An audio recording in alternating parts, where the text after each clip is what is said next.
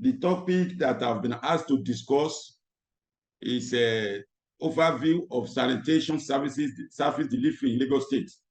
So to do that, we know that this assignment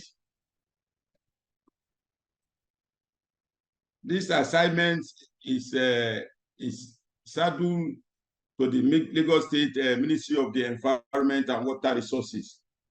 As such, we need to first have an idea of the ministry, how it started. And of course, once it's overview, it has to be chronicle review of activities. And to the best of my knowledge, Ministry of the Environment was first established in 1979 by the government of Alhaji Lateef Jakonde. And without a doubt, we can all believe that has been the season of the foundation of Lagos, with people that actually have an encompassing idea of what it takes to be a city, what it takes to be a state or a country. They consider every aspect of issues that need to be put into consideration and design, and as such, they laid a sound foundation for the state. So with that, Ministry of Environment was thought necessary as at then, so it was created. And as they move into the government, they realized that the only goal that Lagos have is land, because we have more water than the dry land. So as such, there is need to really plan the environment. And as such, the idea of physical planning came to be. So physical planning was therefore joined to the already established Ministry of the Environment. So we now have what we refer to as Ministry of Environment and Physical Planning. And in that Ministry of Environment and Physical Planning under Jakonde regime, we had two offices: Office of Environmental Services and Office of Physical Planning. In 2003, the government disbanded the ministry, separating physical planning to stand alone and with an attachment of urban planning, and Ministry of Environment to stand on its own. So as we move in that same system, there is need for us to give concentration to our drainage service. We have drainage department then in the Ministry of the Environment, but the job is becoming bigger, and there is need for government to meet the challenge of flooding in the state. So an office was carved from the Ministry of Environment, returning it to a twin ministry, or a ministry with twin offices. We have the Office of Environmental Services, and we also have the Office of Drainage Services.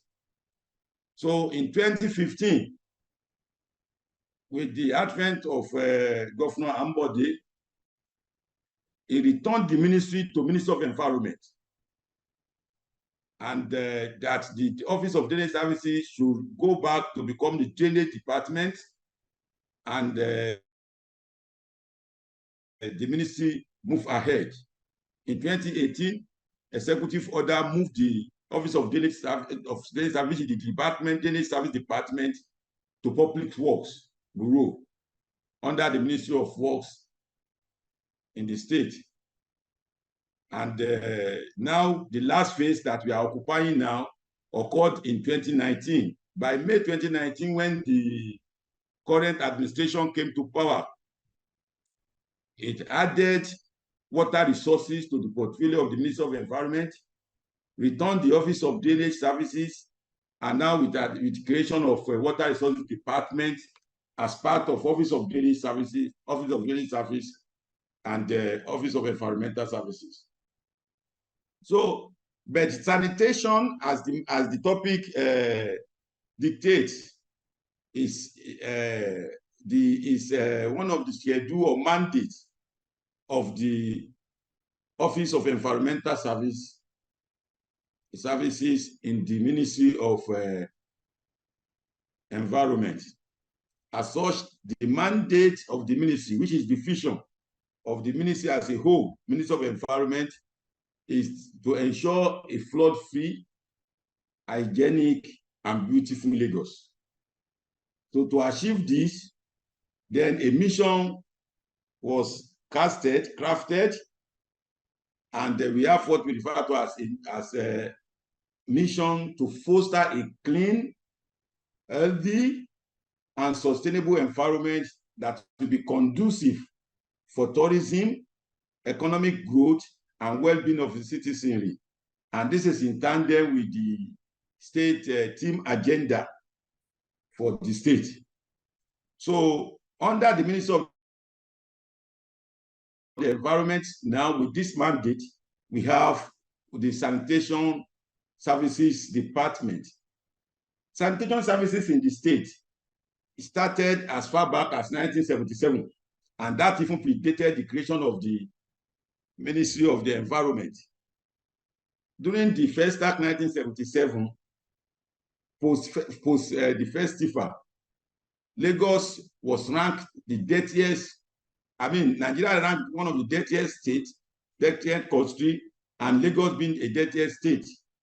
As such, this led to the establishment of what we refer to as Lagos State Refuse Disposal Board to mop up Lagos and handle the waste generation that is increasing as a sort of the immigration of a lot of people to Lagos. Lagos was open as a sort of the effect of the festival. A lot of people that came, not all that are going back, and a lot of people are coming now. Lagos has been showcased and people have seen it to be a bride of the nation. So as such, people are coming. So we now have the refuse disposal board. As it was growing, Lagos is expanding, people are coming more, the disposal board needs to be modified. So as such, in 1981, we have what we refer to as Lagos State Waste Disposal Board, to not just refuse this time around, to take care of the waste, which sanitation is really about by the time we get to that level to define what sanitation is all about. So Lagos State Waste Management Authority came to being in 1991. And this is still, as we all know, constitutionally, issue of refuse and waste packing is for a local government, it's the schedule of local government to handle. But in Lagos has become bigger, and there is much pressure. The rate of growth of the state as a whole cannot go. I mean, the rate of development at the local government level, the capacity at the local government level could not match the rate of growth of the state. So as such, the government looked at it and now decided to have an authority where all the local government will sign off that right for the authority to do on their behalf. And that gave birth to what we refer to as the Lagos State Waste Management Authority. Lagos Waste Management Authority was performing excellently, and every other part of the nation, even the West African sub-region, are looking towards Lagos. How have they been doing it credibly? We have the highest population, and the city now becoming a clean Lagos. So the magic that Lagos State Waste Management Authority is performing, other states want to tap into it. Some are even requesting Lagos State Waste Management Authority to come and be their consultant. Some want them to come and be a service provider to their state, if this could be extended, even to countries like Ghana too. We're also looking at Nigeria. So to be able to achieve that, the law that created Lagos State Waste Management Authority was amended in the year 2006 to remove the word state from it, so that it become a corporation on its own, full autonomy, such that it can enter into business. It can go to Ogun to serve as consultant, Lagos Waste Management Authority, not Lagos State, or go to Kano or go to Ghana to render service as Lagos Waste Management Authority. That was achieved with the adjustment of the law in 2006. And because we are looking at sanitation, sanitation has two legs. And that is, by the time I will get to this next slide, we tell you about the definition of sanitation to the full. We have the solid waste management and we have the wastewater management. So in 2010, an office, a department in the Ministry of the Environment that handles sewage, because that is called sewage department, was converted and upgraded to an agency and now named Wastewater Management Office. So that gives you the chronicle evolution of sanitation services in the state. So for you to comprehend sanitation, as we are saying, to link with all those things, I want to give you this simplest, or this simple, because you can see have anybody to come up with another one that is simpler than this, these simple definitions. We have sanitation to be provision of one, facilities, and two, services.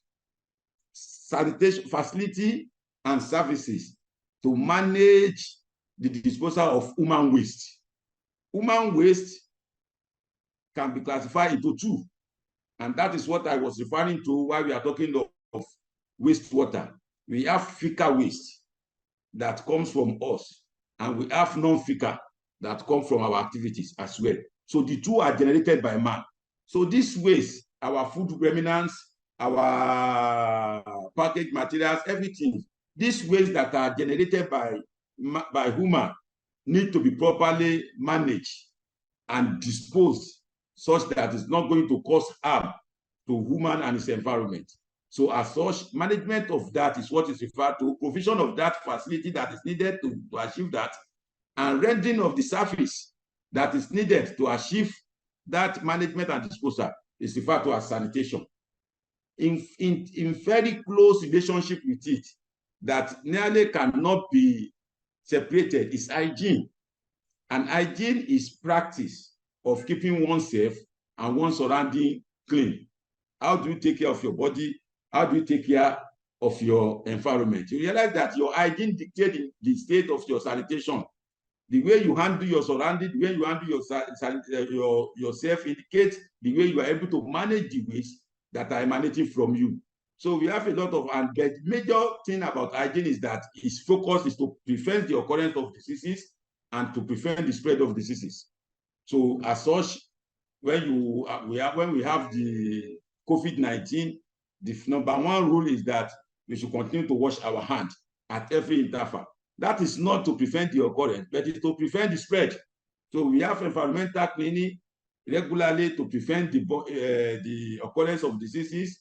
We have a lot of food handling, hygiene, and a lot of things that we need to take care of. The method we are doing it is referred to as hygiene. So sanitation is to get the facility available, get the services available to tap into at any time.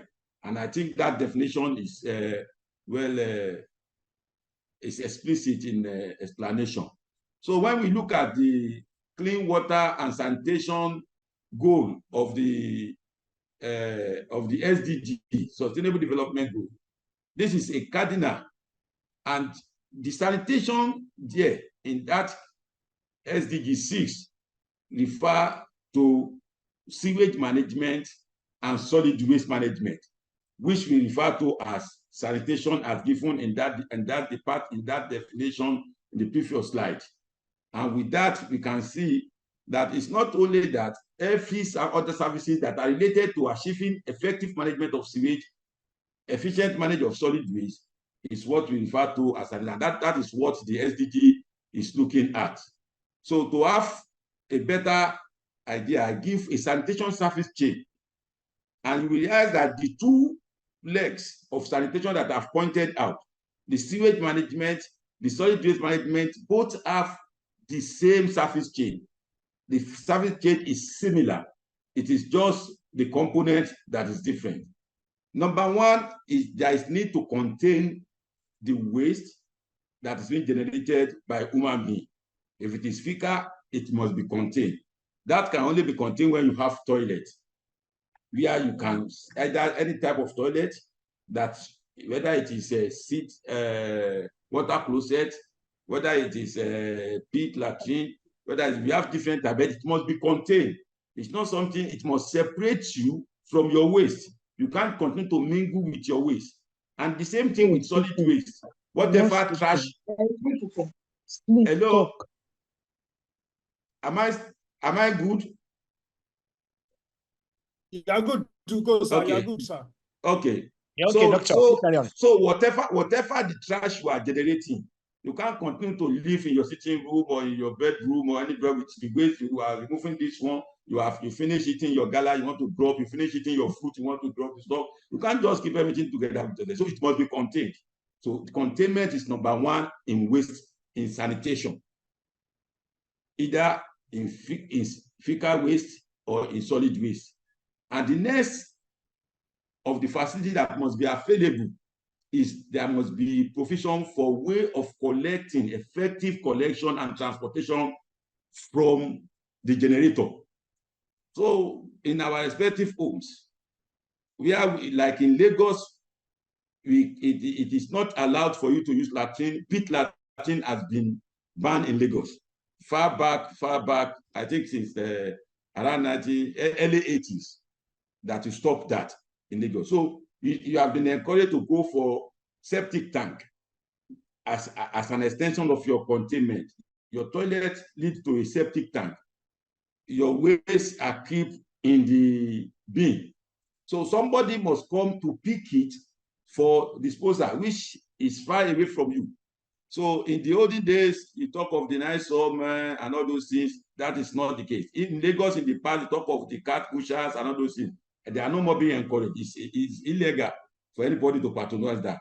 So part of the facility for sanitation that must be available is effective way of collection. And you have trucks coded and well-organized trucks that are taking sewage, and we have the trucks, compacting trucks that are taking the waste. It is still the same value chain. The next from that is taking it to a treatment plant. And with the more so with in the past, as it's been taken during the linear, just take from the containment, go and dispose of into open river, into dishes, bushes around us, gorges. So, but these days, we are shifting from linear to circular. As such, there is need for treatment. In the treatment, you still remove everything that is usable in need, and only what cannot be used again will be disposed of. So we have waste treatment plants, sewage treatment plants. We have solid waste treatment plants, different forms in the chain. And then the last thing is disposal of what we know could not be reused on the two arms or on the two legs of the sanitation.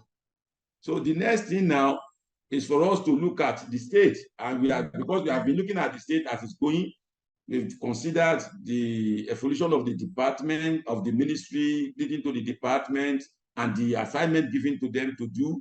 Now we try to look at those legal framework that the state have been going with. As I told you, the first came even before the creation of Lagos as a state. Before the creation of the Ministry of the Environment. We have Edict 9 of 1977 that created the Lagos Refuse Board. We have the Edict number 55 of 1991 that created the Lagos Waste. We have Lagos Waste Management Authority. We have the Environmental Sanitation Law of 2001. We have Lagos State Water Sector Law that back the creation of the Lagos State Wastewater Management Office. And we have ministerial mandate, the last edited 2019, specifying what is expected of respective ministry of government in the state, ministry, department, and agencies of government in the state. Then we have the Environmental Management and Protection Law 2017, although undergoing review, but is still the one that is being applied now, being implemented, that harmonize all laws concerning to environment, of each chapter of it give back to issue of sanitation, taking care of sanitation, sanitation of the two forms, LOMA, LASWAMO, environmental sanitation. All these are all harmonized into the Environmental Management and Protection Law 2017. And recently, we have the Wash Policy 2003 that has just been completed, and it's just to be endorsed, to be signed by the state, approved by the state ESCO. And that's supposed to have been done last week. Hopefully by next week, that will also come to way. All these are, I decided to separate the color. The green color are what are still, that are currently in use, while those that I have put in the brown color are those that have been abrogated by this color. Most of the provisions of those ones have been repealed, and they have been taken care of by the Environmental Management and Protection Law 2017. Just listed for you to see the growth, the move and development as it goes. So now, going by the Lagos State Environmental Management and Protection Law 2017, we have the Sanitation Management Framework based on the different schedule of power given to them. Those ministries, Minister of Environment is the custodian of the law. Its agencies, LASWAMO, LOMA, LASWACO, are directly involved in implementation of the aspect of the law. And we have Ministry of Health, we have Environmental Service Department in the LGAs across the state, as working as cross-cutting MDAs that we are working together in synergy and in collaboration, and on the area of sanitation in the state. So I try to give a preamble, just little glimpse of some of the power as provided of those management frame of the agencies that are listed. Minister of Environment having the overall power, responsible for initiation, formulation, implementation of policies and of environmental programs in the state. Everything about the environment, be it sanitation, conservation, climate change, and all that is started with Minister of Environment as the parent ministry. And then that same law empower the ministry to supervise all agencies that have been saddled with responsibility to carry out respective assignments. So the ministry supervises the department that we refer to as Sanitation Department. It supervises LOMA that handle the solid waste mass aspect. The ministry supervises the Lagos Wastewater Management Office that is responsible for the fecal waste management, and even the Lagos State Water Regulatory Commission that is saddled with the assignment of creating a level playing ground and protecting the customer interest when it comes to issue of sanitation and water. So we have LOMA with the major mandate to collect, dispose of waste from streets, roads, designated public places in accordance with Commission of the Part, and ensure that waste is collected by licensed collectors. That law empower LOMA to engage people to do the service and transport and dispose accordingly.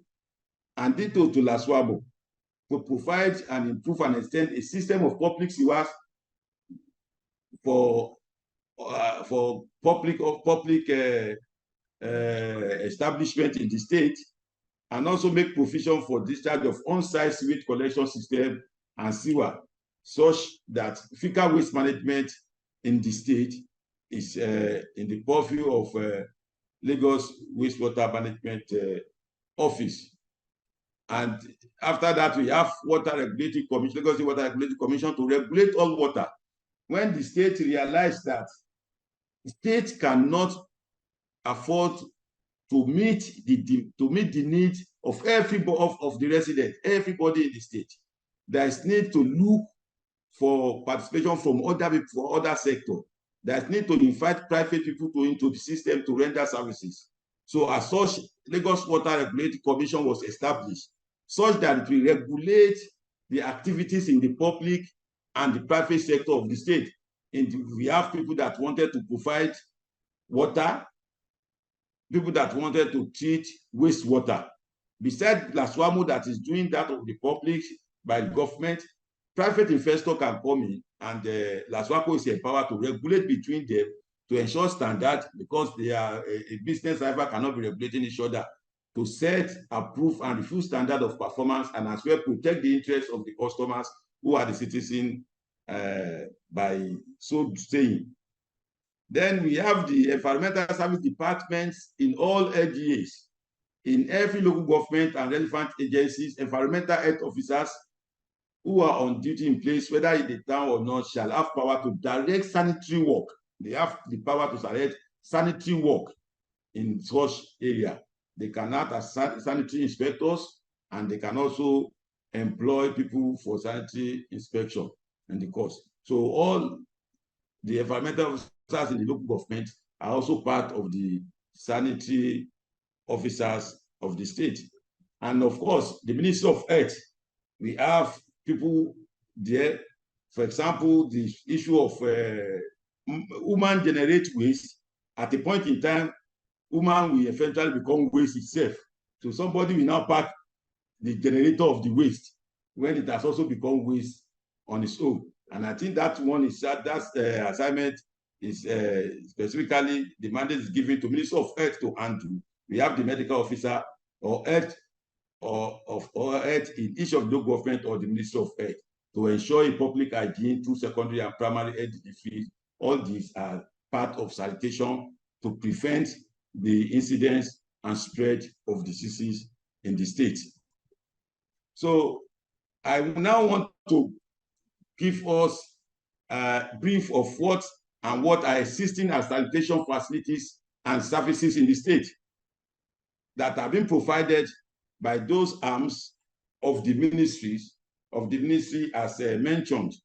So when we come to waste, solid waste management services, we have this Loma is saddled with that responsibility, and part of those provisions, the facilities provided across the state and services include the street sweepers and monitoring captains.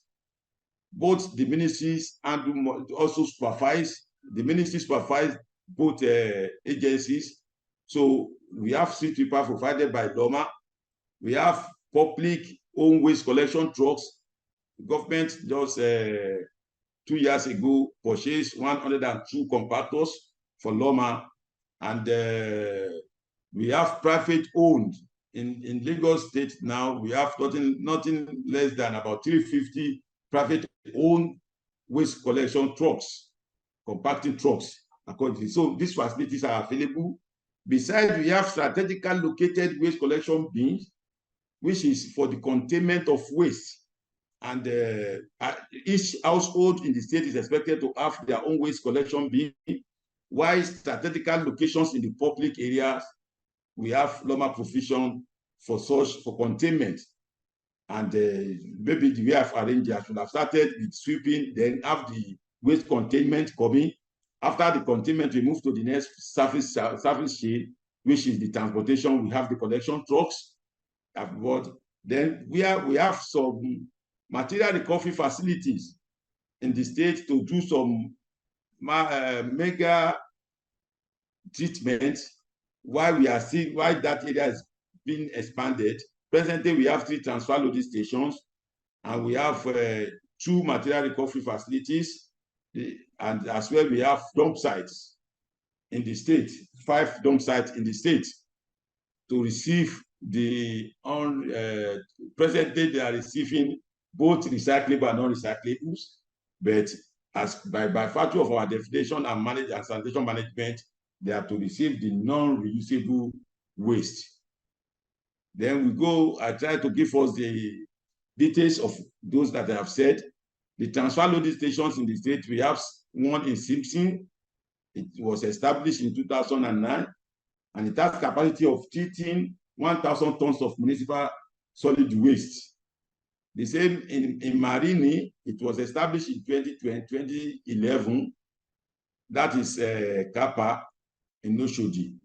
It has 1,000 capacity of 1,000 tons of municipal solid waste with a special provision of incinerator that have 24 tons capacity to treat the medical waste.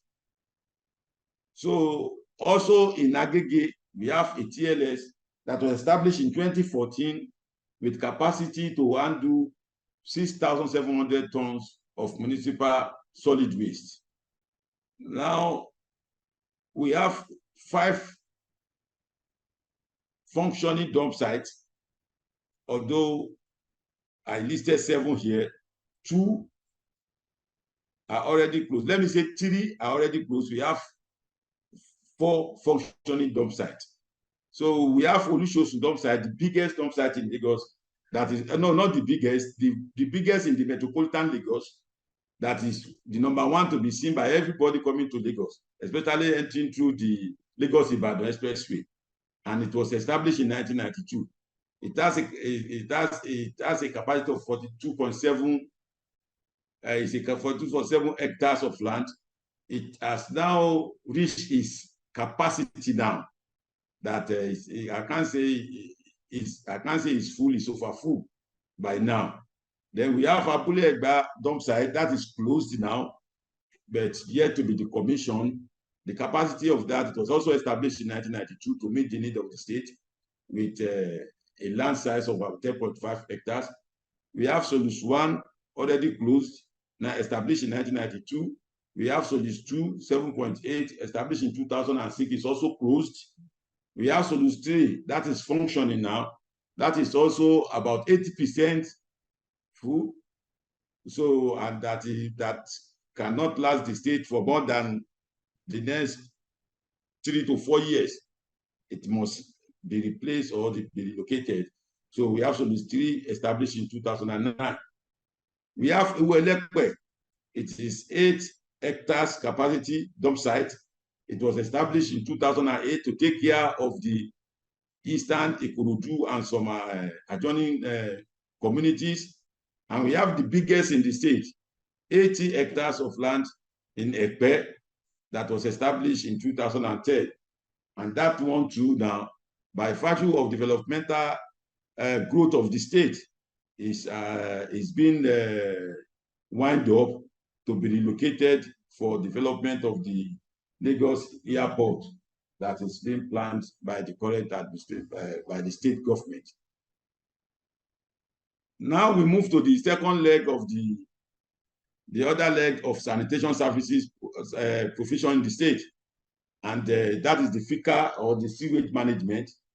As we said, we have community toilets, we have public toilets, we have private owned toilets that across the state. The community are managed by community respectively. We have public that are constructed by Lagos state government, and we have those that are constructed by private owners and that are making their profit for. But the major thing is that the facility is available and the service is being rendered to ensure that the fecal waste generated is being properly contained and taken care of. Then we have organized PSP sewage collection trucks that are being managed, that are being regulated by Lagos Wastewater Management Office. They are registered, they are coded, and they are assigned, just like we have in the case of the solid waste collection trucks. They are assigned and designated to delineated area to work. So once you see the code or the color code, you can know, okay, this one handles this area. And with their phone numbers at any point in time, they can give you address and to collect. Then we have across the state some strategically located preliminary pre-treated sewage discharge points. And also we have built sewage treatment plants, 4 in the currently in the state that are built by government. And we have several approved privately owned sewage treatment plants across the state. Location for the preliminary treated sewage discharge point, we have one in Abeson, we have one in Ojota, we have one in Ajegunle, and we have one in Lekki. And also the sewage treatment plants that were established by the visionary government of Alhaji Lateef Jakonde. We have 4 that are still existing, although not performing to optimal, but are still something that we can still make reference to, and that are undergoing a lot of activities as to resuscitation, upgrading, to be able to meet the need of the state. We have one in Alausa established in 1982, 10,000 to handle fecal regeneration from population of not less than 10,000 people. And that is currently taken care of the Secretariat, Alausa, all of us in the Ministry of Environment and other ministries, as well as far as even the ShopRite is also benefiting from that, the Ikeja Mall. So we have a Ponri established in 1983 with population capacity of 10,000. We have Okeafa established in 1985 with a population capacity to serve 40,000. And we have Abeson established in 1985 to service a population of nothing less than 50,000. And so with this, the expected outcome or the impact of these sanitation services in the state is to ensure that we eliminate open defecation, which is the source of spread of diseases, to ensure a sanitary waste management, which could be a source of disease incidents, then reduction in incidence and spread of diseases where we have. This is, if we are able to make use of these facilities and services very well, it will not ensure, it will reduce the spread of the disease. Then it will to bring about the clean environment, household, community, drainage market, which are the mandate or the vision of the Lagos State government to achieve a safe, healthy, clean, that will support the economic development of the state. So having gave this review of the activity so far, then I believe that areas that we need to look into is to review the state sanitation and hygiene activities to be in tandem with the development, the recently developed WASH policy. The WASH policy is recent. It has been able to address some gray areas that have not been taken care of while the 2017 law was being promulgated. And so those areas have now been packaged in the policy, and which eventually some of it we have to go into the review of the state environmental management law. Then we have to shift from reactive infrastructural development. We realize that what is going on in the state now is reactive. Lagos is expanding day by day. It is expected that we know that Lagos is growing and we have a projected growth rate. And the plan should be, as they are moving, the state is supposed to be planned. Facilities, infrastructural facilities, services that is going to meet should be put in place. Not that it is after development has occurred that we now be saying this is not there, we have to do this, we have to do that. And that can best be done by the civil servants in the state. You have to come up with ideas, put to table, right, put forward to the government. If it is implemented, good. If it's not yet implemented, it will be in the reserve that at any point in time can look into it. Then we have to expand the actors in financing and implementing the sanitation services in the state. We realize that why we are saying that, why some projects are not being carried out, is because of funds. Paucity of funds has always been something limiting the public service. So as such, we have to expand the actors. We have to consider private sector. This is one thing Lagos is known for. We have to tap fully into the public-private participation. We have to consider the CSR. Let all the companies in Lagos give back to the state in the area of sanitation to achieve an effective and efficient sanitation and hygiene state. Then the state needs to work, all the state MDAs, cross-cutting MDAs, as listed, have to work together in synergy in the way of their data gathering. The activities must be integrated. One should be leading to one, and one should be giving back to one.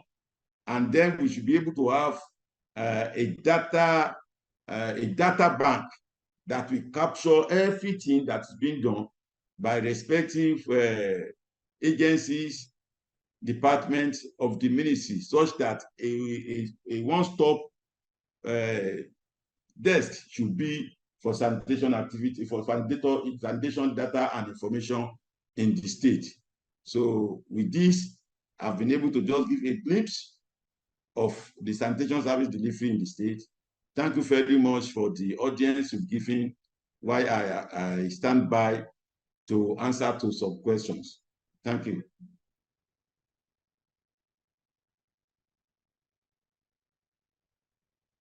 Yeah, thank you very much, sir. We, on behalf of everybody, we thank you for sharing in your words of knowledge about sanitation activity in the state. So the floor is open.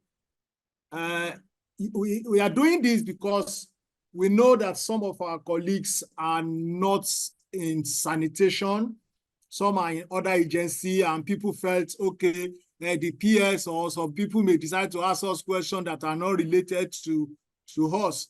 As far as you are a management staff, in Ministry of Environment, whether you are in Loma, whether you are in LASEPA, you are anywhere, you are expected to familiarize yourself with the general knowledge of Ministry of Environment, because first, Ministry of Environment is your parent ministry, and all of us, at the core activity we are doing is sanitation. So whether it is industrial sanitation, whether it is domestic sanitation, everybody is sanitation. So the PS may decide to coin the question, or the people coming from outside.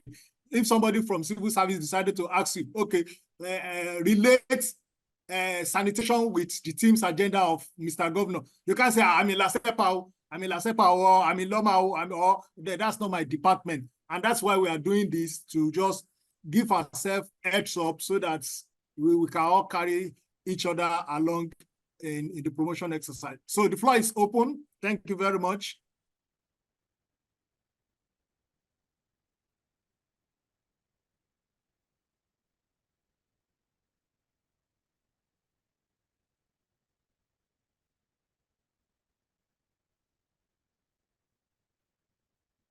Mr. Tokpa, you are recognized, please.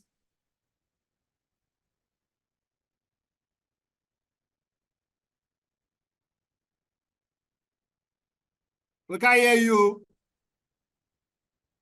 Hello. Tokpa, we can hear you. Good afternoon, sir. Good afternoon.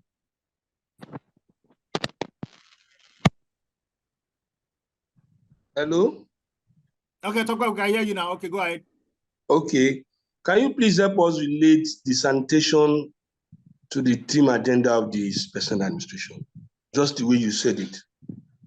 Thank you. Yeah.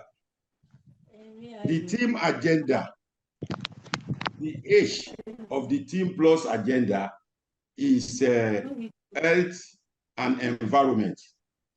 And in the environment that is referred to there, it refers majorly to preventive health. And that is exactly what sanitation is all about. Prevent the incident of disease. Prevent the spread of disease.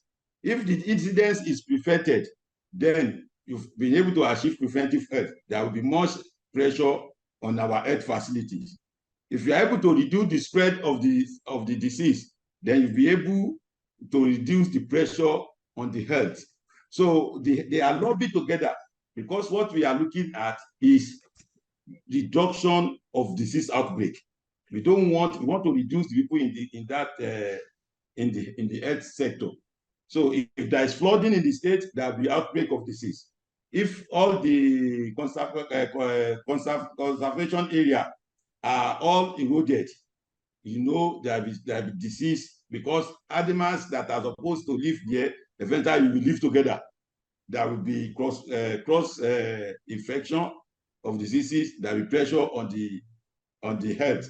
So as far as the team agenda plus is concerned, environment is preventive aspect of health for the team, and that is why they are concentrating on prevention than cure, while the health is the curing of disease outbreak. I think that is a simple way of explanation. Is it okay?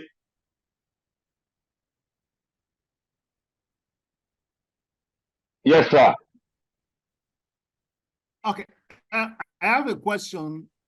The question is on the chat box. It said, please, can you summarize the former sanitation policy with the new one and why the advocacy for another? I can't really, I don't know.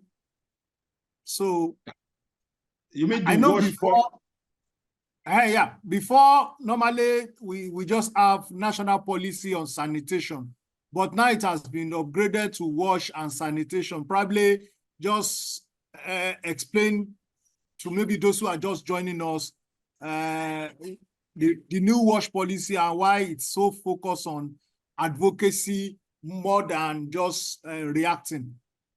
Thank you, sir. Okay. All these things are still the same thing. We are just packaging. What we are doing all over the world now is packaging to move with the trend. You know, when we talk, you talk of teacher, you talk of lecturer, you talk of trainers, so it's just been packaged. So in the wash was is an acronym for water, sanitation, and hygiene.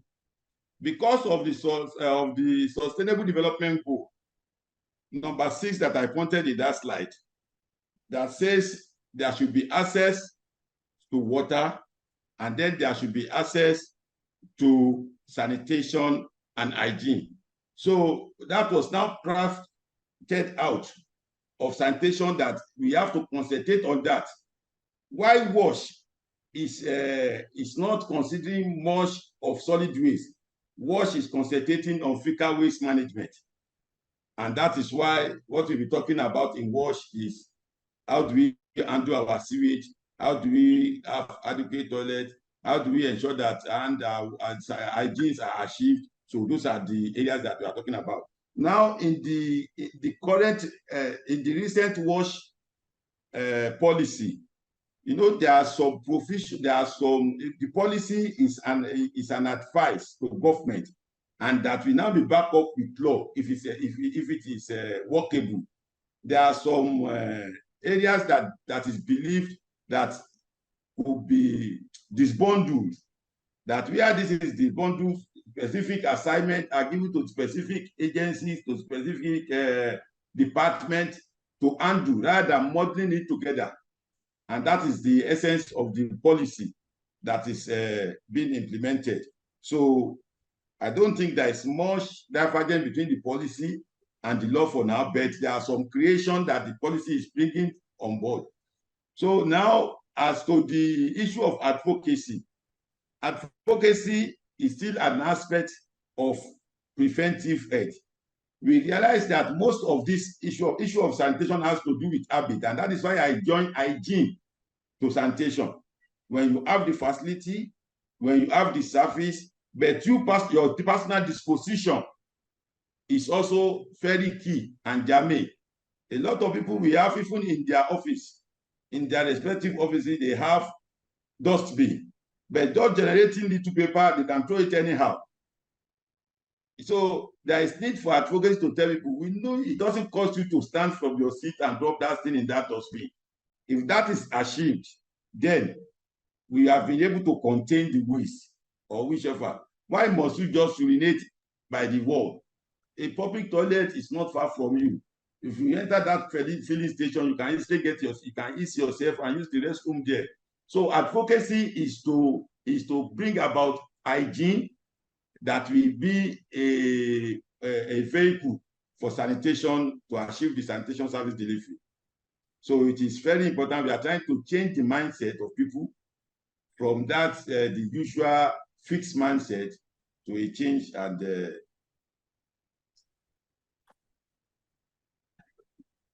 I think about Thank you, sir. Thank you, sir. Mr. Olaoye Stephen, your answer is up. Mr. Olaoye Stephen, so we are. Yes, sir. Yes, sir. Thank you.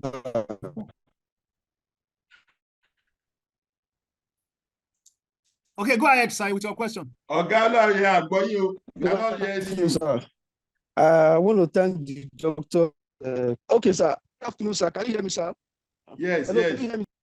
Yes. Okay. I want to say, thank you The network is not good. We are not hearing you. Doctor, for this very. Yeah, just hold on, sir. Okay, I will. Okay, better now, better now. Can you hear? It's better now, sir. Yes. Okay, so I want to thank you once again, sir, for the lecture, and I want to thank the organizer too. I just need you to help me repeat the slide on the mandate of Ministry of Environment and Water Resources, and also the Lagos Sanitation Management Framework. I need you to give me a little a recap on those two subtopics, sir. Okay. Thank you, sir. Thank you, sir. Yeah, thank you. Okay. This is it this? No, sir. The one on no, not this one, sir. The mandate of Minister of Environment. Okay.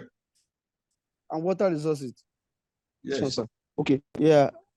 Thank you, sir. Thank you, sir. Okay. Yeah, and this one too. All right. All right. Thank you, sir. I've seen what I'm trying to get, sir. Then the second question I want to ask, sir. Are you with me, sir? Okay. I'm with you. I want to know if this training is a continuous one tomorrow or is a repetition of what we just have today, sir. It's continuous. Another one comes sir. tomorrow. Okay, sir. All right. Thank you, sir. You're welcome. Okay, Dr. Sojinu will take us after Dr. Sanut. So if we don't have any other questions or any other observation, we say thank you, sir. KSA, please, can I please have a word? Yes, sir. Yes, sir. You are free, sir. Mr. Woni, Pastor Woni, you are free, sir. Thank you, sir. I'm trying to is a network issue. KSA, do I have the floor, please? The floor, please. Yeah, you have the floor, sir.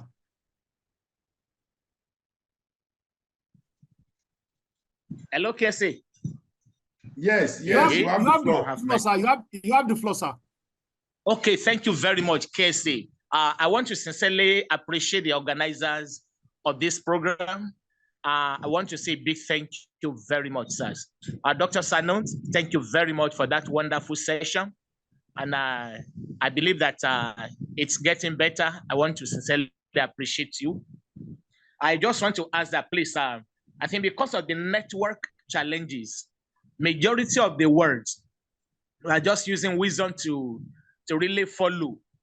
I don't know whether it's because of my own local environment. So I want to please ask if it's possible to get the this document sent to us, or maybe either the recorded one, I think if you can actually have the document, I think it will go a long way to really help us, so that those areas we couldn't get properly, we will be able to go through them again. Thank you again and again.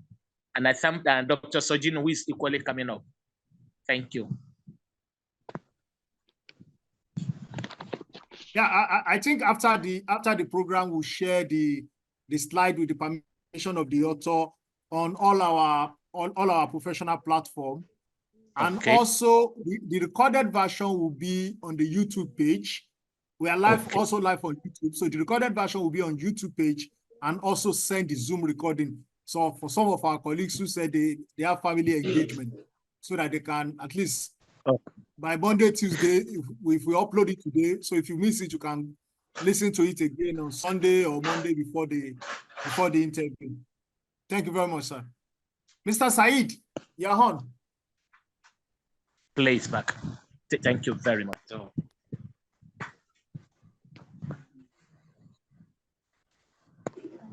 Mr. Said, you have the floor.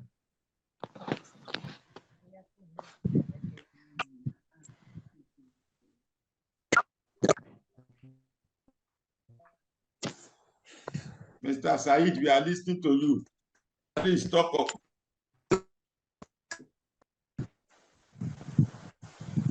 We are not hearing you.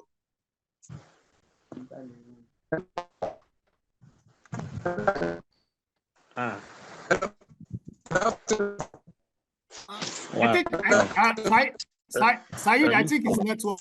Maybe you use the chat. Maybe the chat box. Hello, sir. Hello, sir. Mr. Nicholas. No, Nicholas is talking. Yes, sir. Nicholas, you can go Sir, on. okay, sir. I'm very grateful for the update and the lecture, sir. I want to ask, how can we take care of transboundary dumping of waste, maybe into the lagoon or sea? You know, like what sanitary aspect can we use? Like dumping of waste from other neighboring country into our ocean. How can we sanitize that? Thank you, sir. You see, we have some transboundary laws, agreements that have been signed between states and countries. But in Nigeria, within the state of Nigeria, I don't think we have any such agreement. And for the environmental or sanitary officers, including you and I, to be vigilant so as to be able to trace people, culprits that we find doing that. It is only by monitoring and policing of our territorial area that we can achieve that. In Nigeria, people can move from one state to another unless you have the opportunity of seeing what they are carrying, that one can now use the law of the state to apprehend and treat such. However, internationally, we have a lot of agreements that Nigeria is signatory to on transboundary movement of classified waste. Okay, waste. Okay, sir. Thank you. Thanks. I really appreciate it. Mr. Denelson, you're on. Thank you very much. Okay. Thank you very much, Doctor. Thank you, KSC and Enviro Talk for organizing this training. I've sent my question earlier on the chat group, but I think it's not being noticed. That's why I want to speak about it. Dr. Sanut, please, I would like you to speak a little on LUWASH, especially for the benefit of those scientific officers that are not in the agencies of the Ministry of Environment. Some people are in commerce, some people are in agri, some are in health. So, and they don't have any idea about LUWASH, which is another aspect of WASH that is being talked about presently. So maybe you should just, briefly speak about LUWASH. Thank you, sir. Okay. Just as he has said, we have what we refer to as Lagos Urban WASH, LUWASH. And this is to assist the state government in addressing some critical sanitation, water and sanitation challenges in the state. Presently, we have grants from USAID assisting the government in area of studying to identify the gaps in those areas in the area of urban wash and sanitation, water, sanitation and hygiene in the state. And also this LUWASH is looking at giving some technical support as well as to some extent some infrastructural support. And that has just commenced last year in the state and is going to run for the next 5 years. The support from the USAID is running for the next 5 years. So details of that, I think we cannot just look in for more. Offhand now, I can only just give you that introduction to it. Thank you, sir. And you can as well add to it for the benefit of those of other people those ones that are at hand with you there. We can share. This is a classroom. You have given a brief of it, sir. I think that information is adequate for anybody to respond to any question that comes from there.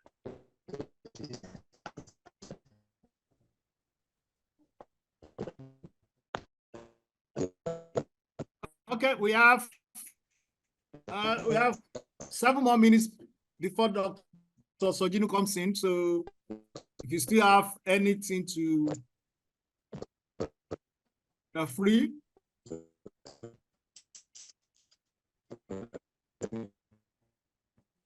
So for people going to 15, 16,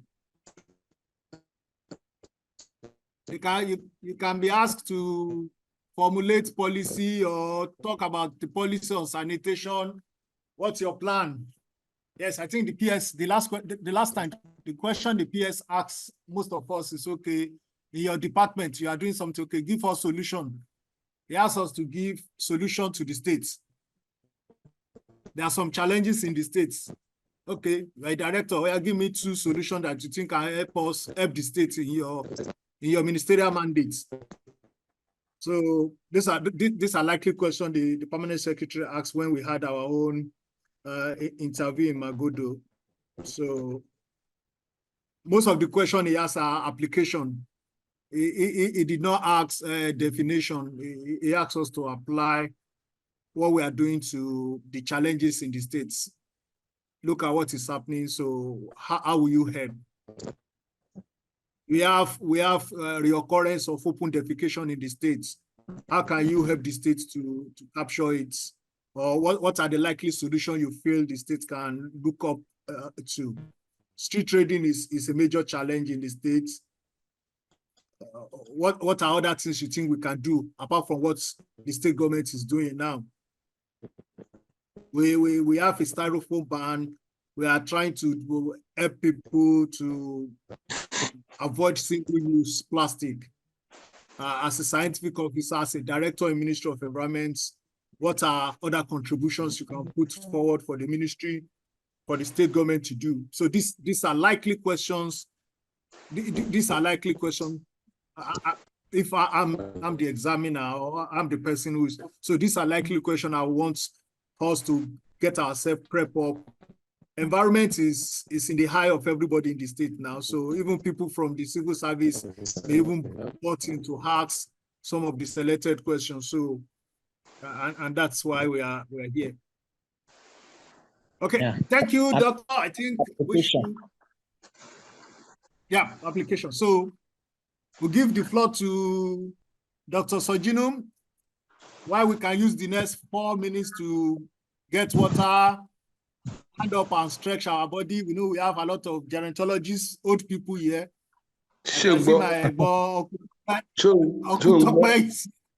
I'm still raising my hand. Why you want to ask question again? Yes, who are the old people here?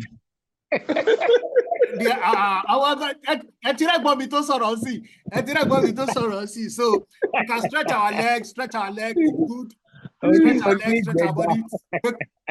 Take water while we wait for Dr. Sojinu to come around. And on behalf of everybody, we express our sincere appreciation to Dr. Sanut for giving us a wonderful lecture on sanitation, the overview. At least for those of us who are not in sanitation department, we have been able to gain 1 or 2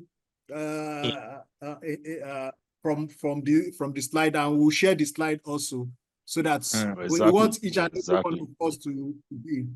So tomorrow, after Dr. Sojinu, the person from civil service will come. We will have civil service rule for 2 solid hours. We'll have civil service rule for 2 solid hours. After that, Mr. Bankole will come and talk about climate change and climate change issues in the States. So we can call it a day. By then tomorrow from, I don't know, maybe we'll start from 4. If we can take nearly all our classes today, tomorrow from 4, I will talk about policy. Pastor Sojinu will talk about policy today, but policy in terms of scientific aspects, but I will just share with us policy, administrative policy, different administration in the states, their policy trusts, their programs, actions, then accumulating on the team's agenda of Mr. Governor. Then the second part will be talk of general communication in the civil service with the focus on explaining executive memo. The purpose is to the executive memo. So what is an ESCO memo? Why do you write an ESCO memo? What are the contents of an ESCO memo? That is what I will take in later part of tomorrow. Thank you, ladies and gentlemen. So we'll wait for Dr. Sojinu to come in. My sister, you were raising up your hand, Ceci. Did I get right? Tokwa, are you still raising up your hand or you are still playing? Yes, So yes, I'm still raising my hand because I was on YouTube.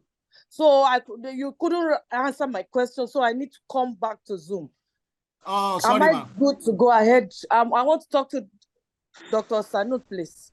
Yeah, I think if it's still on, you can, ma'am. All right. I sent a question to the YouTube. This is about the law that abolished the pit latrine.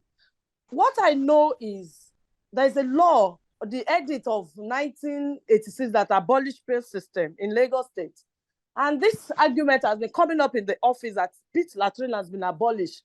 But we've searched all the law and we couldn't even get any law that abolished pit latrine. So I don't know if Dr. Sanut can put emphasis on that or give us more light into that. Thank you very much. Okay, thank you very much. If doctor is there, but if doctor is not there, so it's something I've also I heard about the gist in the week. Basically, the law in Nigeria during the military era, any pronouncement by the military is called an edit. And immediately the civilian comes in, that edit automatically becomes a law. So we have Lagos State compilation of Lagos State laws. Compilation of Lagos State law. I wouldn't know what the section public toilets is, but before we finish, I will look at the section of the law. So yes, it was Buba Marwa, I think it's Buba Marwa who made the edits.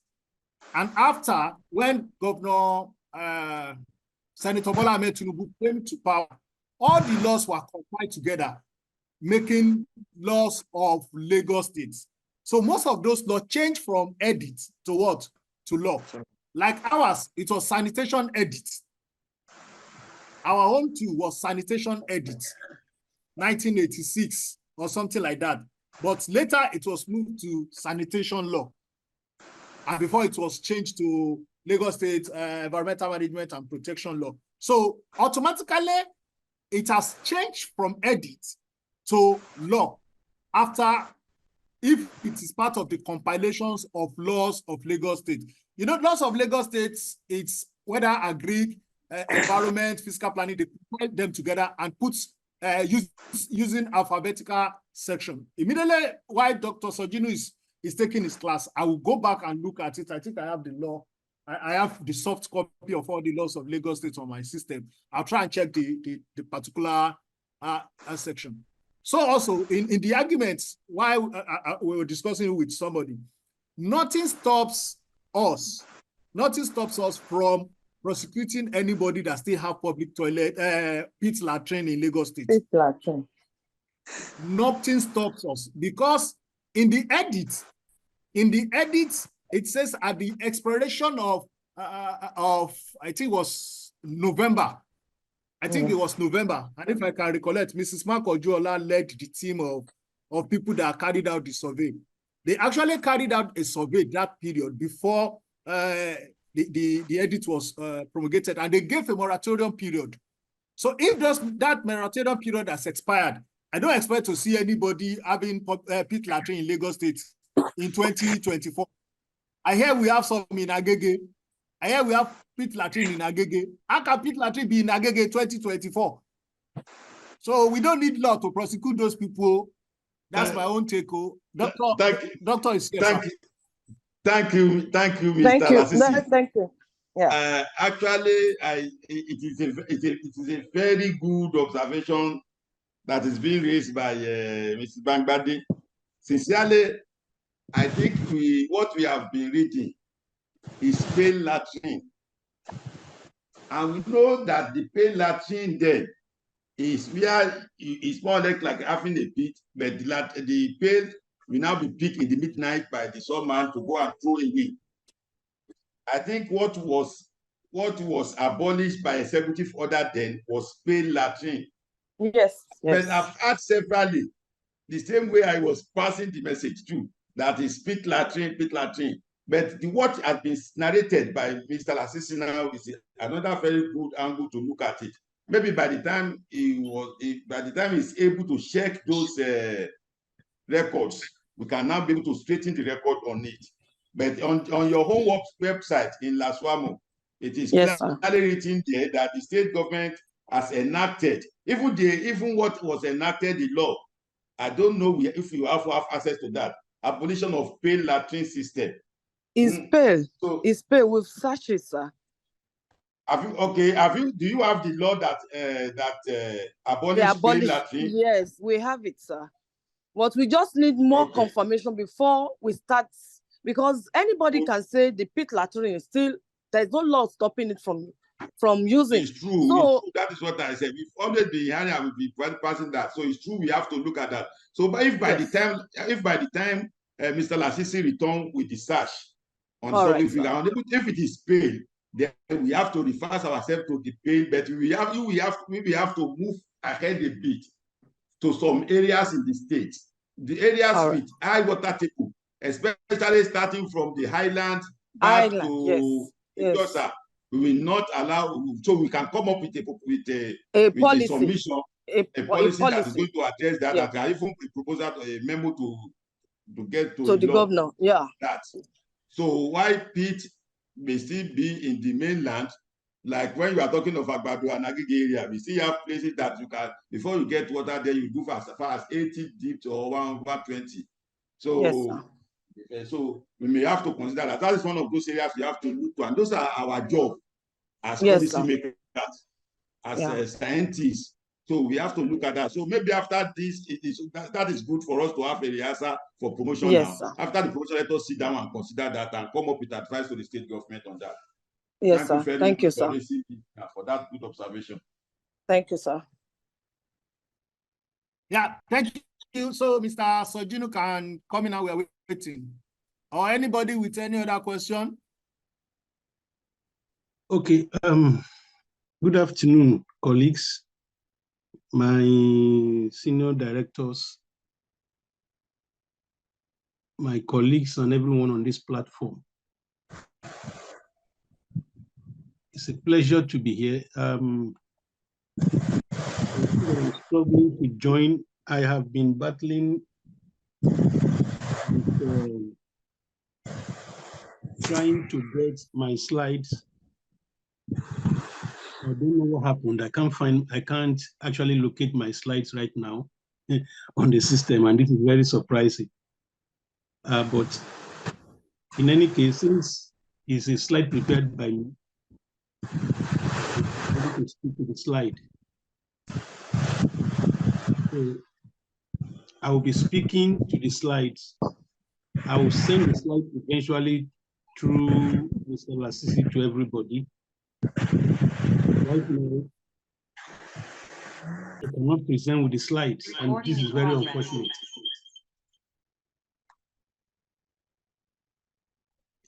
Can we hear me, please? Yes, we can hear you. That's all right, Doctor. Yes, we can hear you. Go ahead. We can hear you. Go ahead, sir. We can hear you, sir. Go ahead. Okay. We can hear you, sir.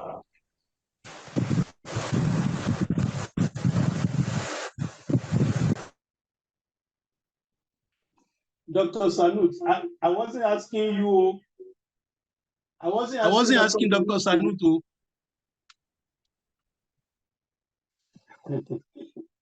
So good afternoon once again. What I will be doing.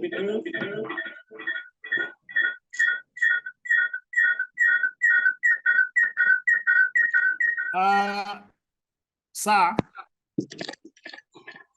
you have to off one of your system. I think your phone is on and your laptop is also on. No, both are on, so you have to off one. It's either the laptop or the phone.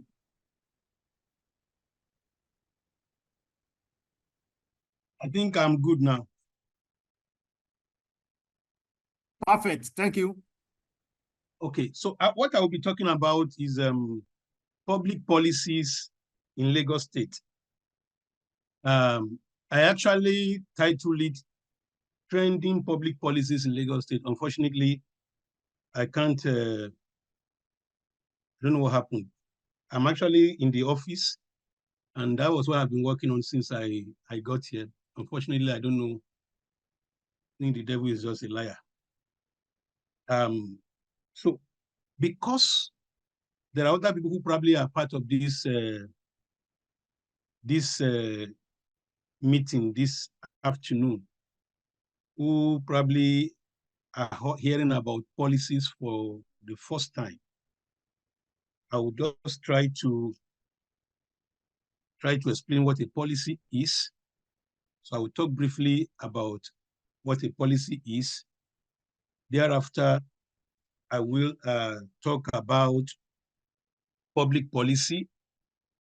Then I will mention some key public policies in Lagos, because this training is actually to prepare us for possible questions during oral interview. It's not the real structured training for job specific. And because we don't know what is in the mind of the interviewer or the interviewers, we can only try to go as far as we can and see whether one or two can be part of what they will ask. And so what we are just doing is to preempt, is more or less like a preemptive discussion on issue of policies. And so I just plead with you to follow me, because I don't have slides to present now, but you get the slides latest on Monday. I will sort that out. So what exactly is a policy? What exactly is a policy? And then what exactly is a public policy? A policy, simply defined, is a set of guidelines or proposed actions that have been adopted to address a particular issue or challenge. You know, when an individual make a policy, he is trying to address a particular issue, and in the policy he or she articulates the actions or the steps to take in addressing that issue. And so a public policy is simply a set of actions or guidelines adopted by government in addressing public challenges, most times social issues. So the difference between a private policy, an organizational policy, and a public policy is that a public policy is by government. So a public policy is actually a set of actions or a set of guidelines adopted by a government specifically to address a particular public problem, a particular public challenge, a particular public issue. And I give an example. Styrofoam pollution, styrofoam blockage of our drainage channels, styrofoam taking over our waterways, our fishes eating, microplastics. And so the government make a policy statement of banning styrofoam. That is a step, an action that government has deemed necessary to address the problem of flooding being caused not just by styrofoam alone, but styrofoam as a major contributor. I give you another example, maybe more than just styrofoam. Lagos State government observed, and the Ministry of Environment observed, that plastic wastes, particularly single-use plastics and styrofoams, are major contributors to flooding in Lagos, because they block our drainage channels. Go and check our canals. They are the major culprits. So Lagos State government came up with what we know today as the plastic waste management policy that highlights step-by-step actions to be taken, highlighting responsibilities for different parties on what to do in addressing, the challenge of plastic waste policy in the state. So that is a public policy. Let's deviate out of environment a little. People are losing their limbs, they're losing their legs. People are even dying as a result of the use of motorbikes across the state. As good as they are helping us to move from one point to the other, the casualty rate in hospitals were increasing. Families were losing their breadwinners. Children were becoming orphans. They were losing their fathers, sometimes losing their mothers, because of the popular Okada riding. So government decided that, look, we'd rather save our people, save the life of our people, than to just allow this to continue. So government made a policy statement of banning the riding of Okada on some routes in the state. So what government saw a problem.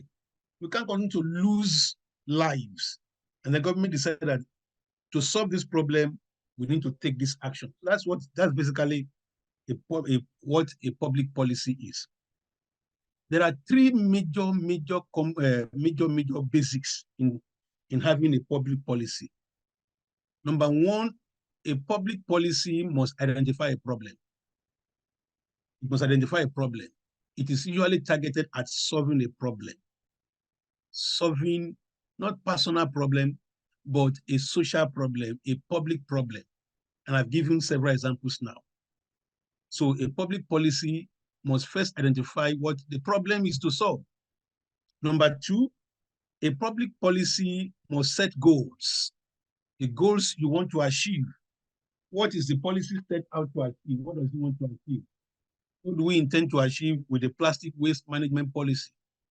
We will have a timeline. In the next 20 years, we want to reduce plastic waste to maybe 70%. In another 10 years, maybe to 50%. Another 20 years, maybe we want to go to 10%. And then maybe we want to achieve a zero plastic waste, in the nearest future. So there are goals that the public policy must set. And then number three, the third one is that a public policy must now have what we call policy actions. Policy actions. What are we to do to achieve the goals we have set, and then to solve the problem we have identified? So I have mentioned three things. There are three major fundamentals for formulating or implementing a public policy. Number one is that it must identify a problem. It must be targeted at a problem. Number two is that it must set goals, smart goals that are measurable. We must be able to measure the goals. We must have a key performance indicators. The key performance indicators that will measure whether we are achieving those goals or not. And that is what happens when you are doing a policy appraiser. You are trying to see if that policy is achieving the desired goal. And then number three is that the policy must have actions, policy actions to be taken in addressing, in achieving the goals you have set, and also in solving the problem that you have identified. So let's look at a few. Okay, I'm sorry about that. I don't know whether it's the network I'm using here or something. So the Lagos State Development Plan 2052 is important. And I'm going to say a few things about it, as we go on. Another policy document that we must be abreast with of course, is our own Lagos State Plastic Waste Management Policy. Lagos State Plastic Waste Management Policy. We also have other policy documents that are not just within our own purview, but that's also cut across some other sectors. You have the Lagos State Transport Sector Reform Policy. You have the Lagos State Electricity Policy, just to mention but a few. These are policy documents that are driving some of the programs and projects of government. So we need to probably get ourselves abreast with what is happening, because when you get into, particularly for those of us who are getting into the management cadre, you need to know not everything, but a bit of everything. And so it's important that you get yourself abreast with some of these documents. But permit me to spend some time to talk to you about the Lagos State Development Plan 2052. Number one, it is a 30-year development plan that spans from 2022 to 2052. It has what we call the immediate terms, goals to achieve. It also have what we call the midterm goals to achieve. The document is a document of the Lagos State government. It's more or less the Bible for development in the state, or if you like, call it the Quran for development in the state. It has four major pillars. And these pillars are the driving focus. In fact, you can call it the four major objectives of the Lagos State Development Plan 2052. Number one is to achieve a thriving economy. So pillar one is thriving economy. Pillar one is thriving economy. And it speaks to the fact that Lagos, will have, at the end of this plan, will be able to have a robust, healthy, and growing economy. Must have a robust, healthy, and growing economy with adequate jobs and strategic investments to support growth. Lagos will have what we call robust, healthy, and growing economy with adequate jobs and strategic investments to support and to sustain growth. So it has four major pillars. I'm talking about the Lagos State Development Plan 2052. That's four major pillars. And it has 447 initiatives. The LSDP 2052 has 447 initiatives. These initiatives are broken under the four pillars. I just mentioned the pillar number one is thriving economy. Pillar number one has under it 162 initiatives. Pillar number one has under it 162 initiatives. And so when you take pillar number one, which is thriving economy, the initiatives to be implemented by government to achieve that particular pillar is 162. 162. So that is pillar number one, or objective number one, as you may want to call it, whichever way you choose to call it. Pillar number two is what we call human-centric city. We want to achieve a human-centric city. Human, Human,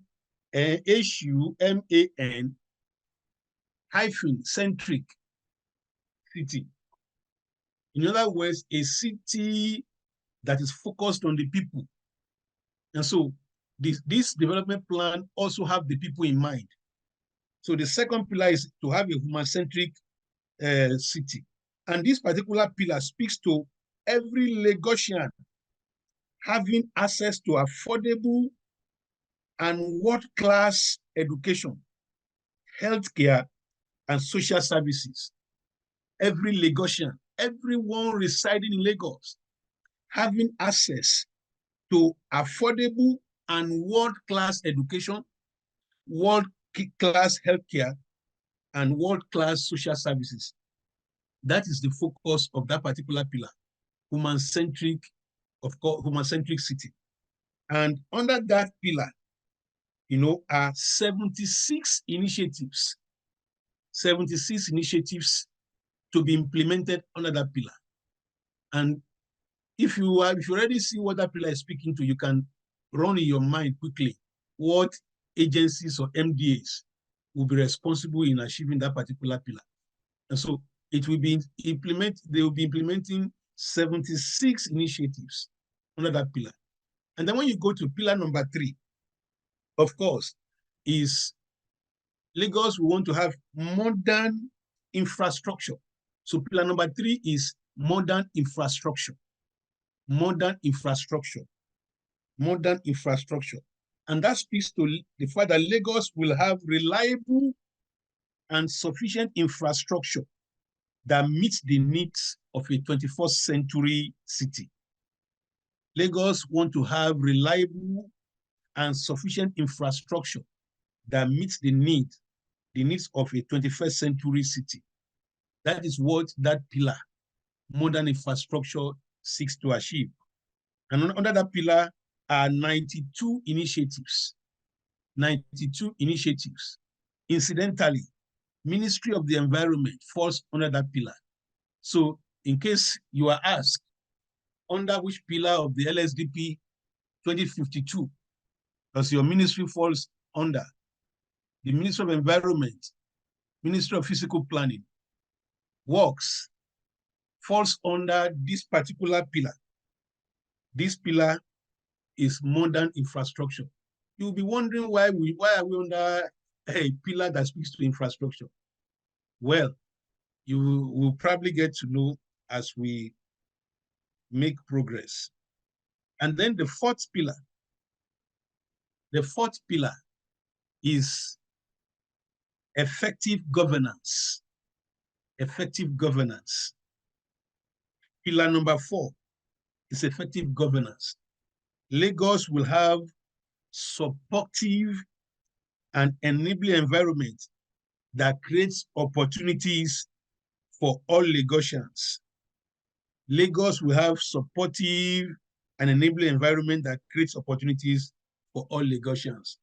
This pillar speaks to all Lagosians having opportunities to excel, opportunities to achieve their dreams, opportunities to fulfill their dreams, So, and it is when the people have enabling environment, when you have governance structure that provides enabling environment, that is when people can fulfill their dreams and aspirations. So the 4 pillars again are, number 1, pillar 1 is thriving economy. It has 162 initiatives. Pillar 2 is a human-centric city. It has under it 76 initiatives. Pillar number 3, modern infrastructure. It has under it 92 initiatives. And pillar number 4, effective governance. And it has under it 117 initiatives. 117 initiatives under pillar number 4. So when you add these initiatives together, it should give you 447 initiatives that are meant to drive, the achievement of the goals, that are set for this, LSDP 2052. So let's come to modern infrastructure and let's speak to environmental protection. Environmental protection is under modern infrastructure in the LSDP 2052. And that is where the environment family, everything about the environment family falls in. Everything about the environment family. The Ministry of the Environment and her agencies, LASWAMO, Lagos Water Corporation, Lagos Water Regulatory Commission, LASEPA, all of the agencies of the ministry falls within the environmental protection sector, and this sector falls strictly under modern infrastructure. But surprisingly, there are two major focus for the environmental protection sector in this development plan. Number one is waste management. Waste management is one focus, and number two is water and sanitation. So the two major focus for the environmental protection sector under the LSDP 2052 they are waste management and water and sanitation. And each of these focuses, the waste management and water and sanitation, each of them have 17 initiatives each. 17 initiatives each. So for the environmental protection sector, we have 34 initiatives. 34 initiatives that that sector is responsible for the implementation. And so you can avail yourself a copy of this document. You can go online and download it, for your personal use to see exactly some of the things we have talked about. And of course, it's important that you have a copy of this, particularly if you are in a management cadre, at this level, you need to have this document, because it is expected that in budgeting, our MTSS and our budget proposals are supposed to be targeted towards achieving, towards implementation of the initiatives that are within our sector. And as a matter of fact,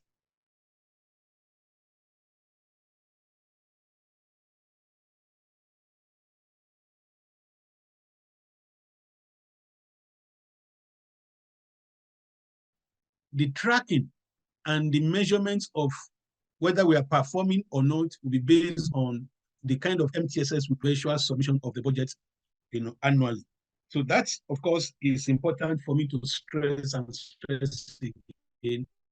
I don't know how many more minutes I still have, Mr. Lasisi.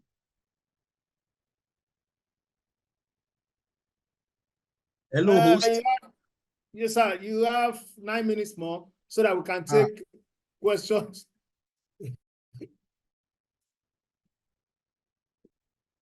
So because the demand that will take us civil service will start by 4 to 6, then Bankole will do. Okay. But if you're available tomorrow evening, you can continue. Now, let's talk about the plastic waste policy.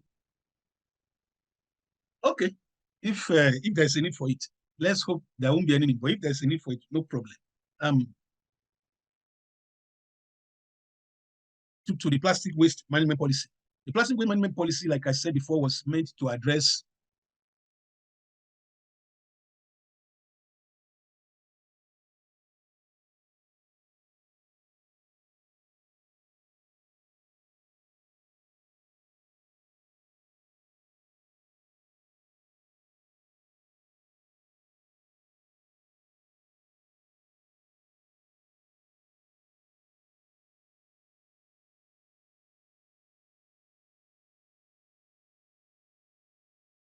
the challenge, and it is important that we understand zooming.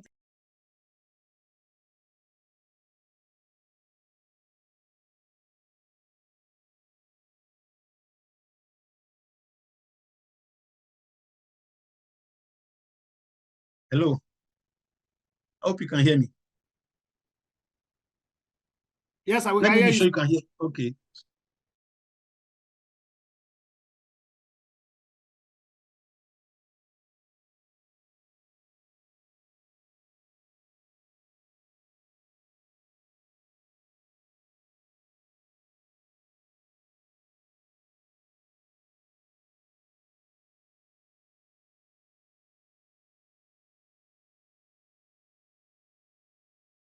My network is misbehaving. By the time I begin to use iPhone like all of you, and we have in this, the management of plastic waste in the state. This policy has gone through ESCO, and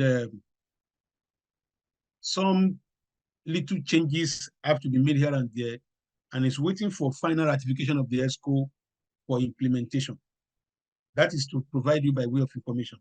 Now, you may be asked to justify the ban on styrofoam. That also was identified as a major plastic waste in the policy.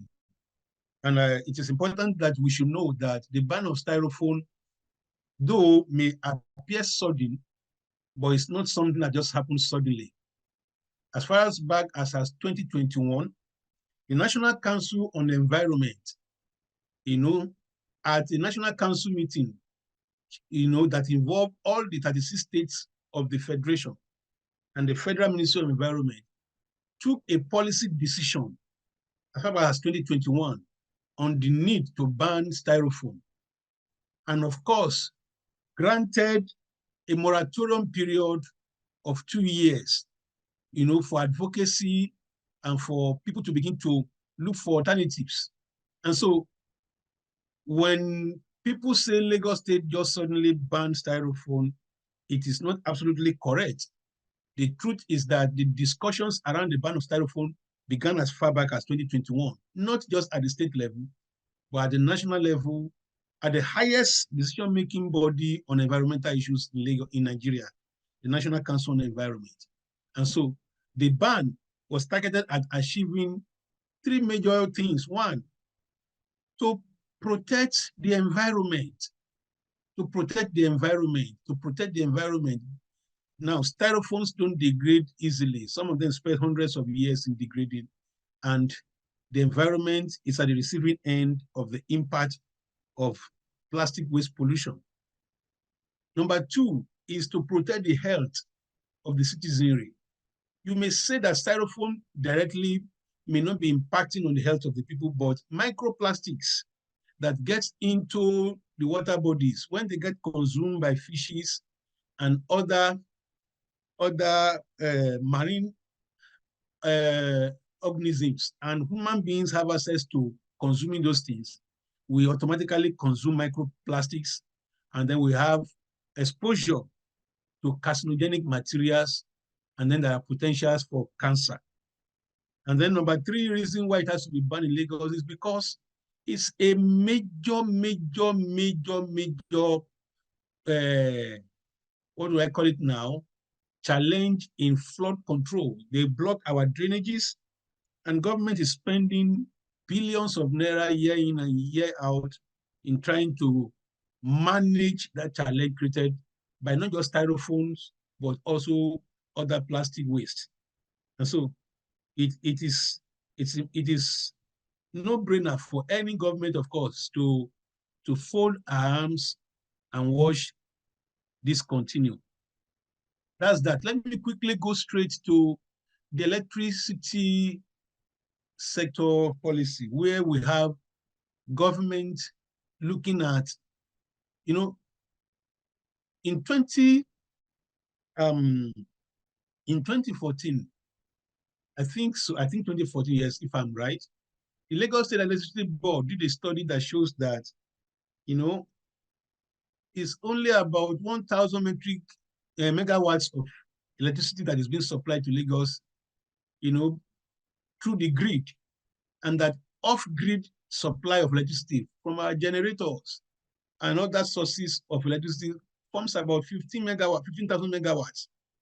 And so Lagos is receiving maybe just about 1,000 megawatts for just about 12 hours in a day.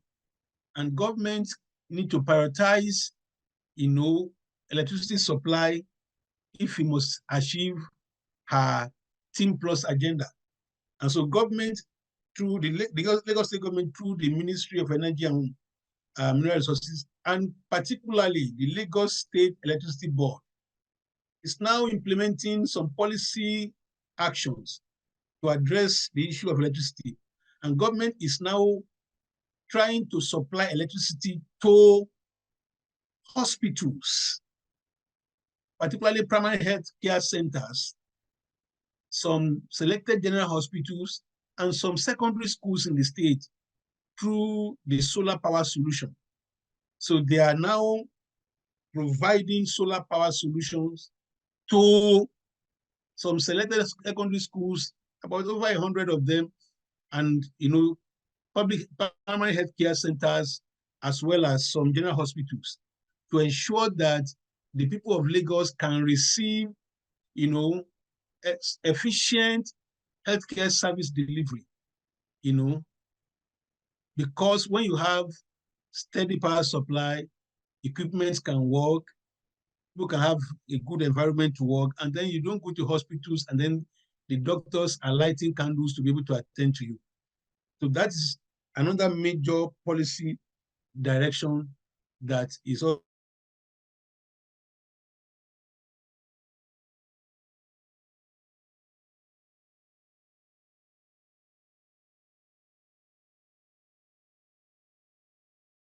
also going on in Lagos. Maybe we should retract back and let me conclude with this. You may be asked, management in waste management in Lagos, Dr. Sanud,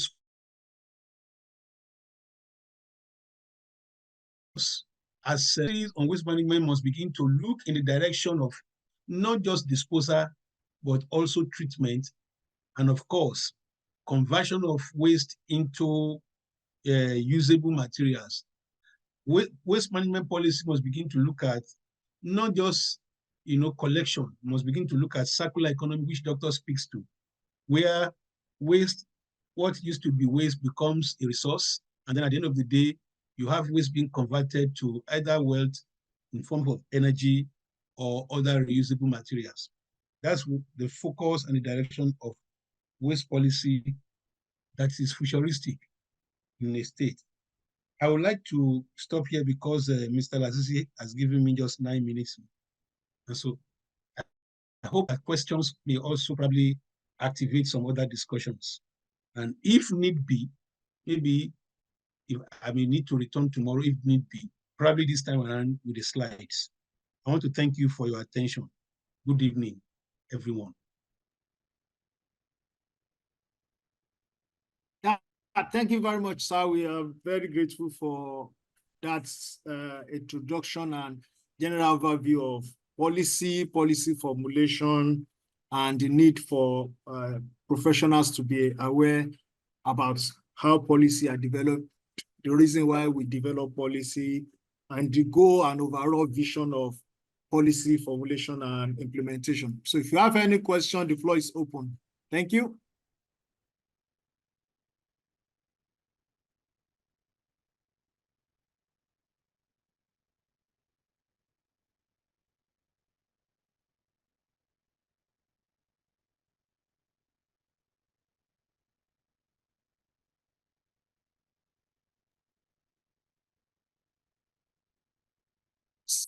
Okay, Mr. Tokpa, you are free. Good afternoon, Dr. Sojino, sir. Thanks for your... Good afternoon, my guy, the top. My guys, good afternoon, sir. I want to ask, sir, for those of us who are going to management, going to the management cadre,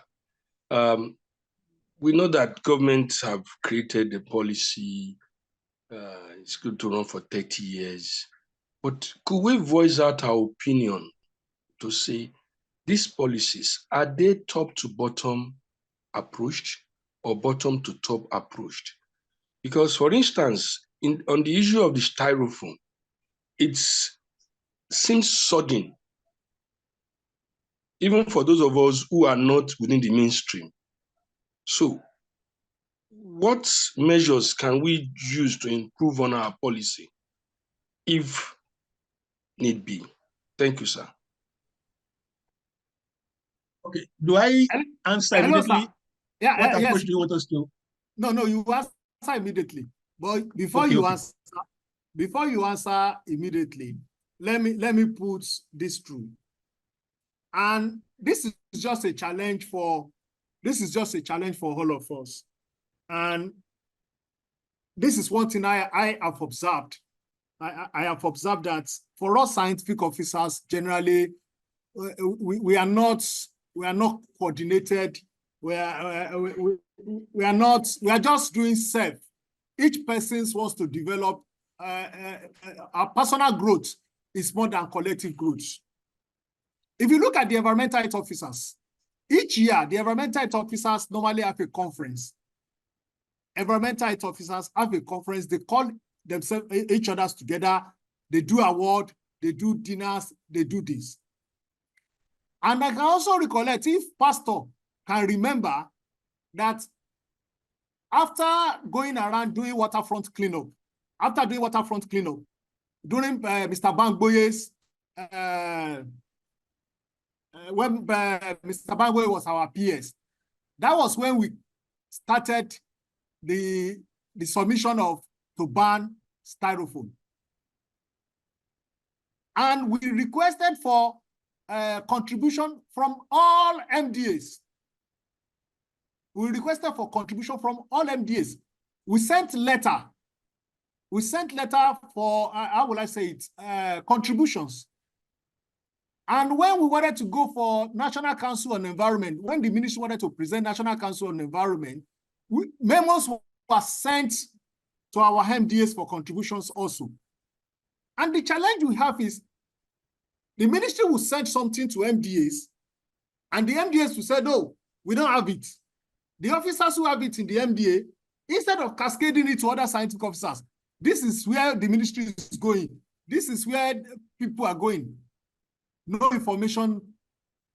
I was at a program where one of our colleagues was telling me that SDG data that I forwarded from our department, signed by Mr. Sojinu, that I have that it was received by all the MDAs, all the agency under the ministry. People said we did not send it to them. So the issue, I can recollect even in management meeting, some of the management meeting in the ministry, when issue comes up in the management meeting, anybody that represents the agency from the management meeting will not go back to the agency and cascade the information. We have the documentation in the ministry. Several times during Mr. Bangboye, during Mrs. Odene, when the issue of styrofoam ban and plastic policy formulation, where even is in that policy that styrofoam will be removed from the state. When people are saying that they'll bring it from other states, and we all agree that let us try the water. So the issue that is sudden, no, like Pastor said, we have been on it. There's a committee set up in the ministry where all our agencies have representatives. So why are our colleagues from all those agencies not informed of what the ministry is doing? That's just my take. I'm not answering the question, no. Thank you. Okay, let me answer the question. Since you have said your own take, let me answer the question. Thank you, Mr. Tokwe. Yes, the policy formulation, unfortunately, that's why it is painful for me. When you see the slide I will be sharing with you, it can either be top-bottom approach, where the top management envisage a problem. They envisage a problem, and then they cascade it down to the people below, and then a policy is formed to address it. That is one.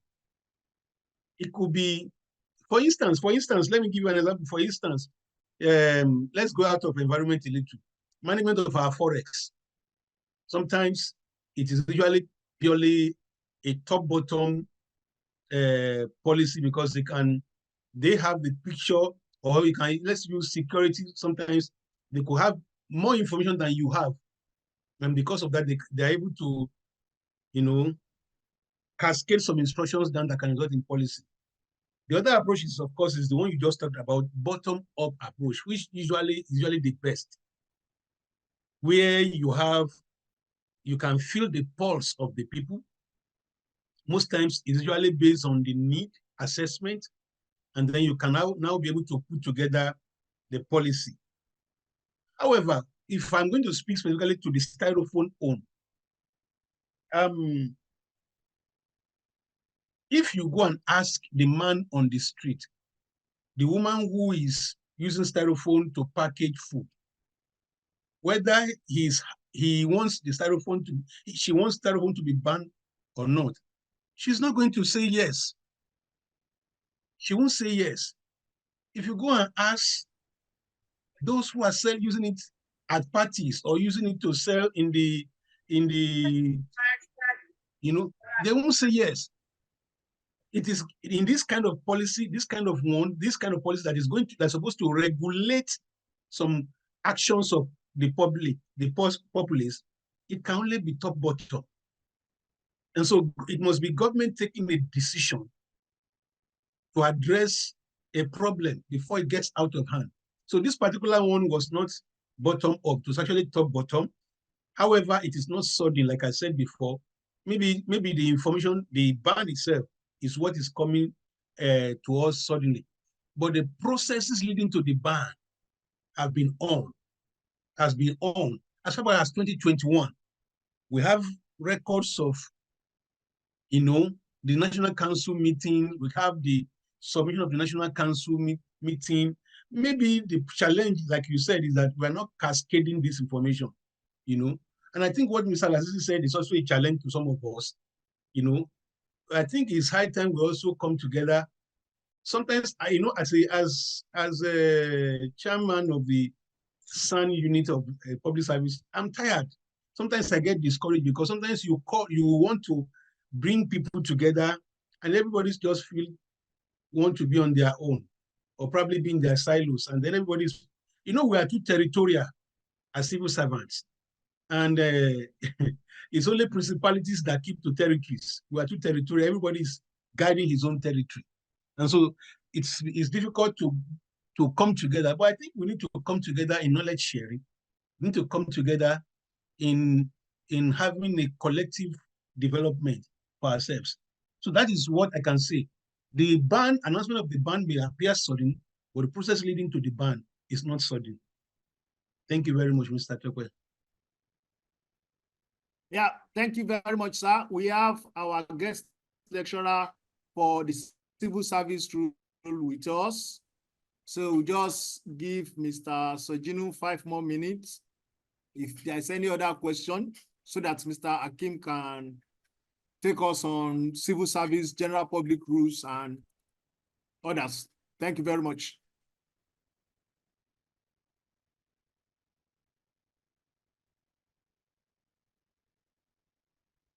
I'm not sure I'm not sure if anybody still have questions for me. It's either they don't understand what I've said or they understood everything. We are brilliant.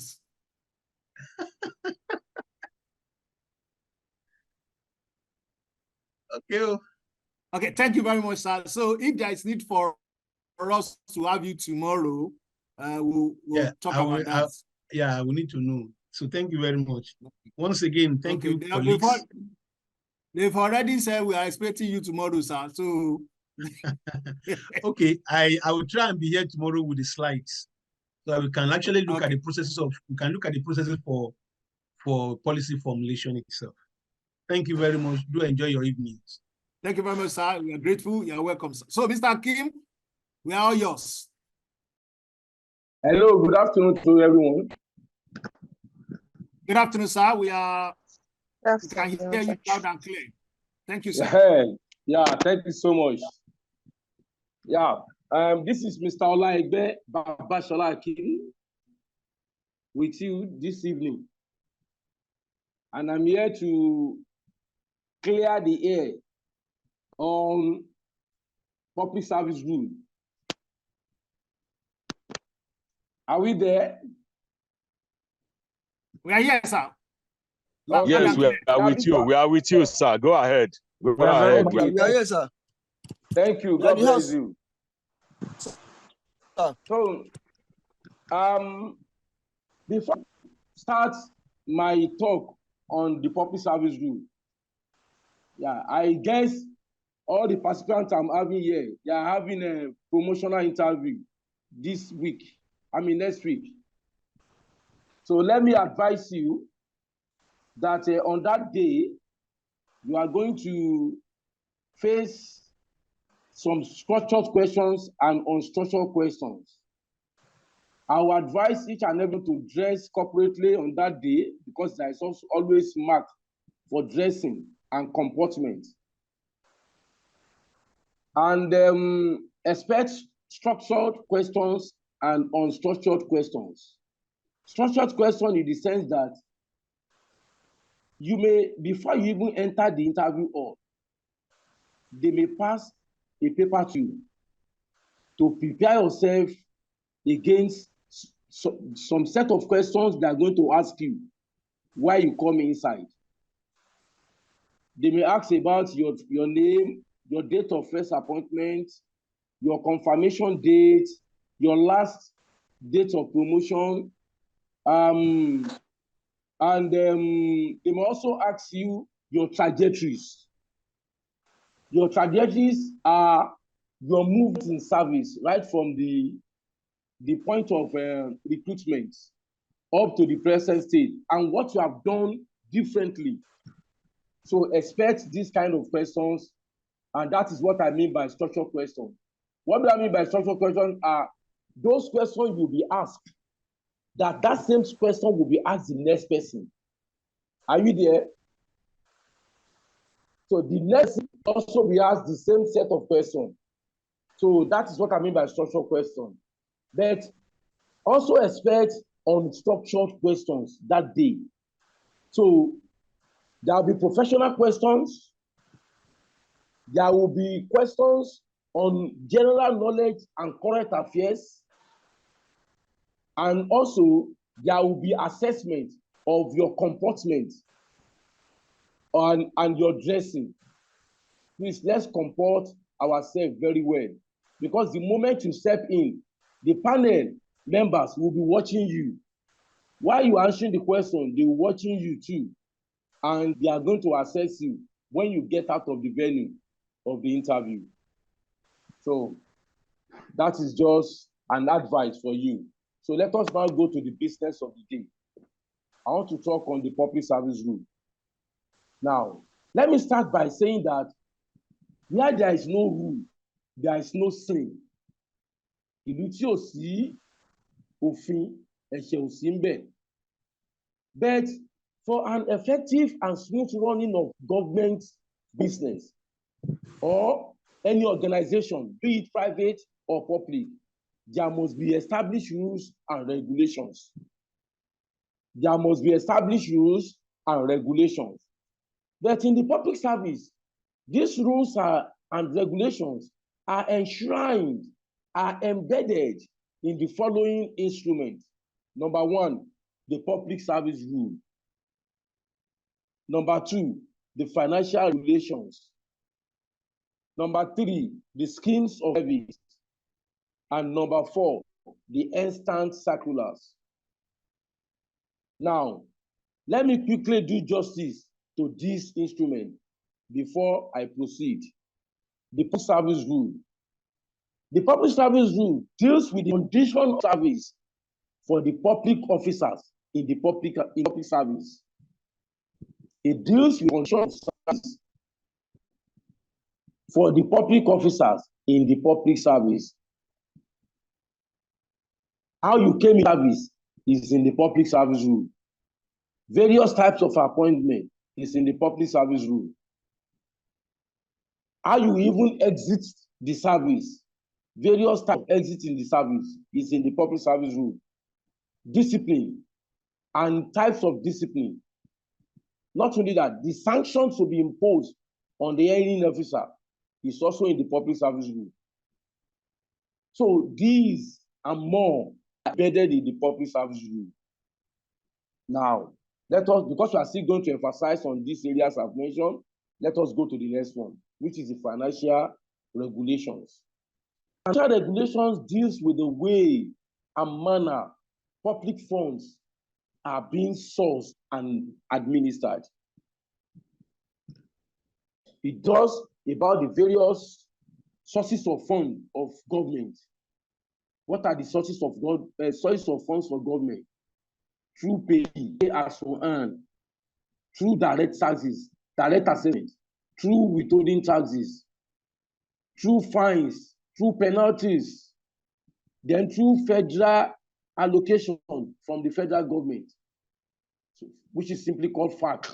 These are various sources of revenue for the government, for the state government. Not only that, these funds can also be administered, can also be spent through capital expenditure and recurrent expenditure. Example of capital expenditures are funds slated for construction of roads, for this red line rail, for this blue line rail, for the yellow line rail that is coming, for building hospitals, for constructing all schools, health centers, and the likes. So these are what you call capital expenditures. We also have recurrent expenditures, and that is money slated for salaries, for running costs you are collecting, and for some other overhead expenses. Now, we also have, like I said, we also have schemes of service. Schemes of service. What do I mean by schemes of service? That is, schemes of service is that instrument that shows the different cadres in the public service. It shows the different cadres in the public service. Not only that, it shows the career movement of officers from the entry point to the terminal point. We don't, when we want to employ people to the public service, we don't just place them at a particular leader. We don't just place them at a particular grade level. Our decision at the PMB recruitment is supported by schemes of service. So officer coming with BSc, if it is admin, if it's somebody that studied biz admin, that studied economics, that officer will be placed on grade level 8. That will be the entry point. And it will rise to grade level 17, which is the terminal point. But for an officer who is having school start, O-level result, GCE result, if that officer is having 4 credit and more, that officer will be placed on grade level 4. So that level 4 will be the entry point, and it will terminate on grade level 7. Then for officer who is having 2 credits or 1 credit, that officer will be, entry point will be grade level 3, which is clerical assistant. And he will be earning his promotion every 2 years till he gets to level 17, which is the bar. So it is the schemes of service that guide us on this placement when you are employed to level. So not only that, the circular, which is the one I just said, the instant circular issue to review, to interpret the existing rules, the existing service rule, because of the fact that we cannot tamper the rule every day. So circulars are issued to review, to interpret what the rules have said. And the Ministry of Establishment and Training is saddled with that responsibility of collating all the circulars issued at a particular year and make it in booklet form.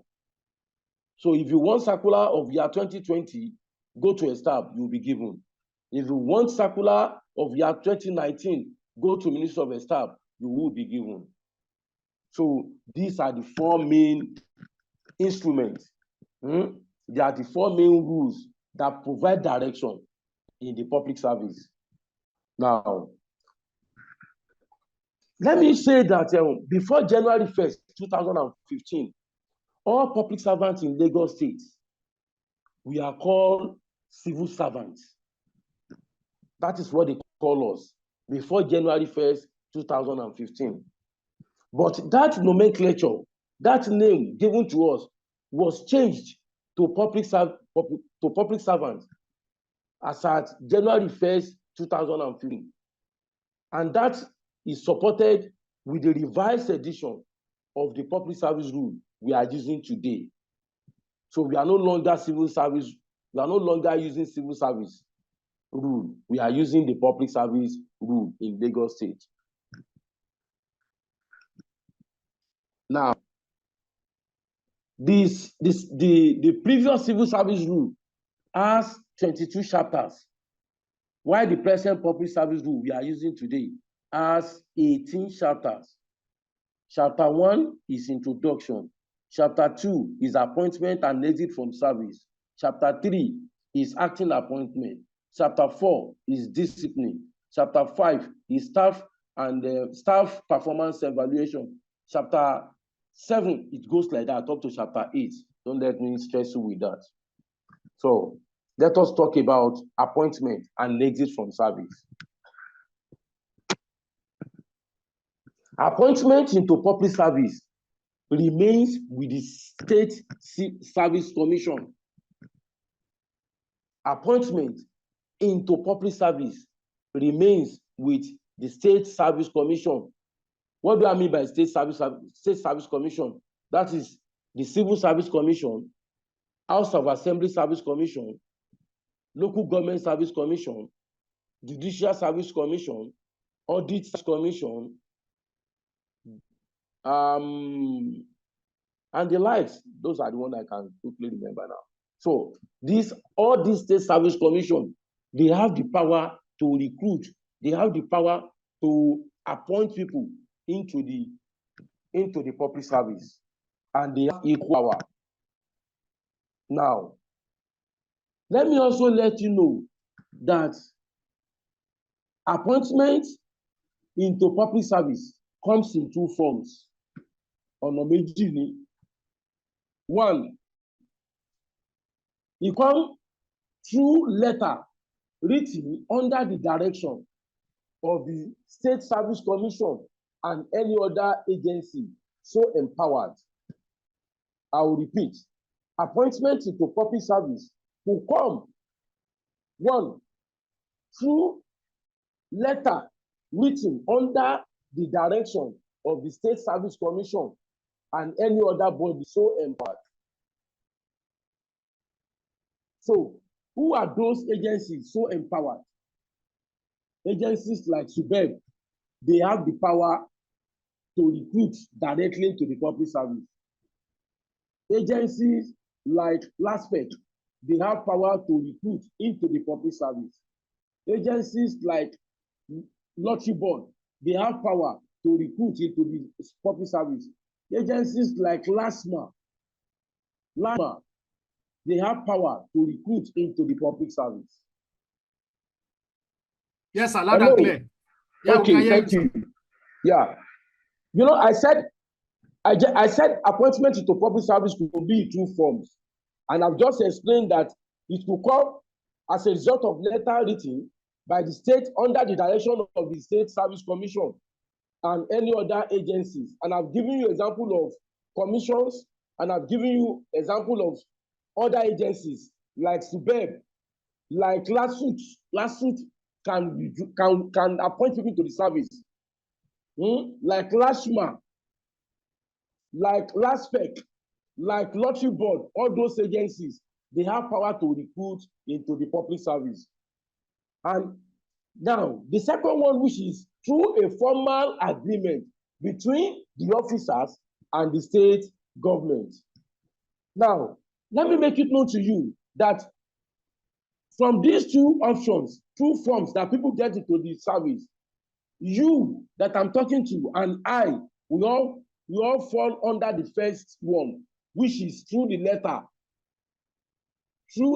written under the direction of the State Service Commission, because we all pass through the selection processes and eventually we are given letter of appointment. We all have a letter of appointment and we have been confirmed thereafter.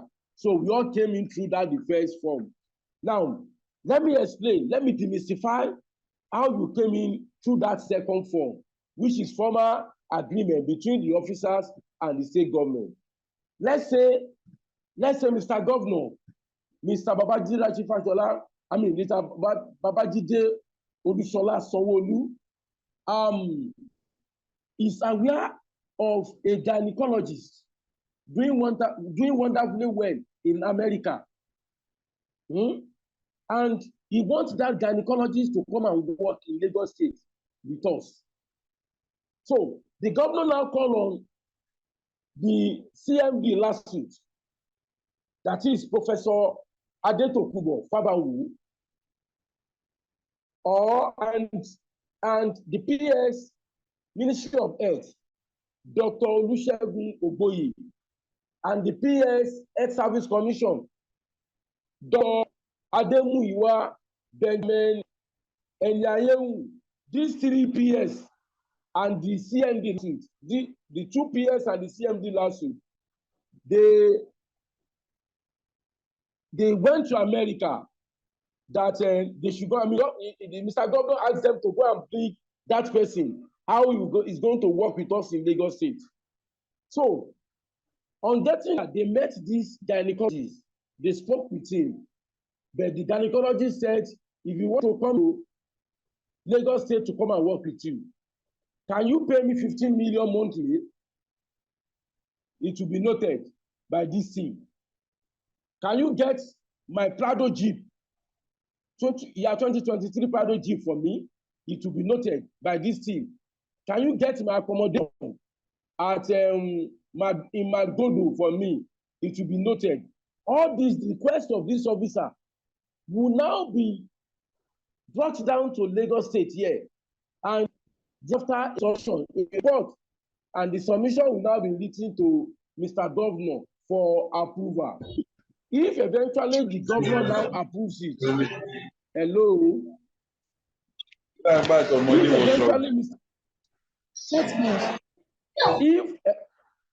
If eventually the Mr. Governor now approve it, then it is binding. It is okay, the appointment will be effected. Ejo, is that the way we are is that the way we are employing to the service? No. Definitely, the first one was the way we came into the service. So that is the two forms of appointment. Now, let us talk about appointment to senior post. Appointment of officer from the level 7 and above is vested on the State Service Commission. Meaning, and any other body empowered, just as I've explained before. Meaning that all the senior officers were in the public service were employed the Civil Service Commission and any other commission. Appointment to junior posts.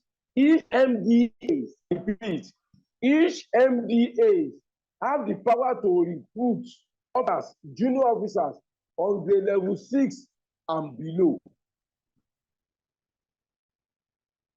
They have the power to recruit officers of the level 6 and below. So meaning that if your office, if LASPA, for example, want to employ a cleaner or a day-night watchman, it doesn't concern the Civil Service Commission. They can effect that appointment in that office because those officers, those cadres are junior posts in the public service. I hope I'm communicating. Now, I want to talk about incremental dates. Incremental dates. You might hear this word, incremental dates. Now, let me do justice to that now. An officer's incremental date shall be 1st of January or 1st of July. Every one of us in the public service, our notional date or our effective date, meaning that incremental date can also be called effective date or notional date. And our date comes in two ways. It is either 1st of January or 1st of July. How do we came about it? Let me explain that. All officers employed between January 2nd of a particular year, let's say this year, January 2nd of this year, between January 2nd and July 1st of this year, they will end 1st of July dates. I'll repeat, if you are employed in January 2nd, between January 2nd and July 1st of a particular year, your notional date, your incremental date, your effective date will be 1st of July. Why those that were employed between July 2nd and January 1st of next year will end January 1st dates. They will end January 1st dates. So, if I am employed in May, what will be my date? My notional date. My notional date will be 1st of July. 1st of July. Yes. If I'm employed in October, what will be my notional date? 1st of January. 1st of January. 1st of January. 1st of January. God bless you. It means you are really following me. So those are the 2 dates, and that is why. Oh yes, we are with you. Yeah, that is when we collect our promotion letter. They will say this officer is hereby promoted from this level to this level. They will not say notionally 1st of July or 1st of January. So that is how we derive that notional date. Now, there are some issues that can make that notional date change. One of the issues is conversion. Let me explain. If an officer's nationality is 1st of July and he came in on grade level 8 and he has been using that date official month, C9, 10, 12. Are you with me? So let's say the person now sought for he went to school and he now wanted to be converted. So and you know conversion, before your conversion can be effective, there will be PMB conversion. PMB means personnel management board meeting conversion. So let's say the conversion now hold in the month of August, and the commission sat on that meeting, on that conversion meeting that they had in the month of October. Ladies and gentlemen, that conversion is going to bear the date of the sitting by the commission. So that 17, that is July 1st, that officer has been using will now change to 1st of January because of the date of sitting of the conversion. Am I communicating? Yes, sir. Yeah. The next one I want to talk about is seniority. Seniority. Everyone will believe and agree with me that grade level 14, senior that of grade level 12 in service. Grade level 17, senior that of grade level 15 in service. Now, but what the public service rule is saying here is that seniority among officers is determined by the date of first assumption of duty. Yes. Certified by an authorized officer. So what the civil service rule is saying here is that in a situation where 3 officers got their letter of employment the same day, let's say, for example, Mr. A, Mr. B, and Mr. C, they got their letter of employment the same day. Fine. And they are all BSc holders. They are all BSc holders, and they collected their letter the same day. How do we determine the most senior? How do we determine seniority among them? Is this. Let's say Mr. A, when he collected this letter, he said, we thank God. I know they are going to give me the employment. Having gone through Femi Gbajabiamila, having gone through Senator Wasiu Eshinoku of Lagos Central, having gone through Senator Idiad Adebule, the senator representing Lagos West. I know they are going to give me this employment. Okay, on that note, he said, what is today's date? Today's date is 17. Okay, well, Mama Loni March 1st, Jare. I will appear in Alausa March 1st.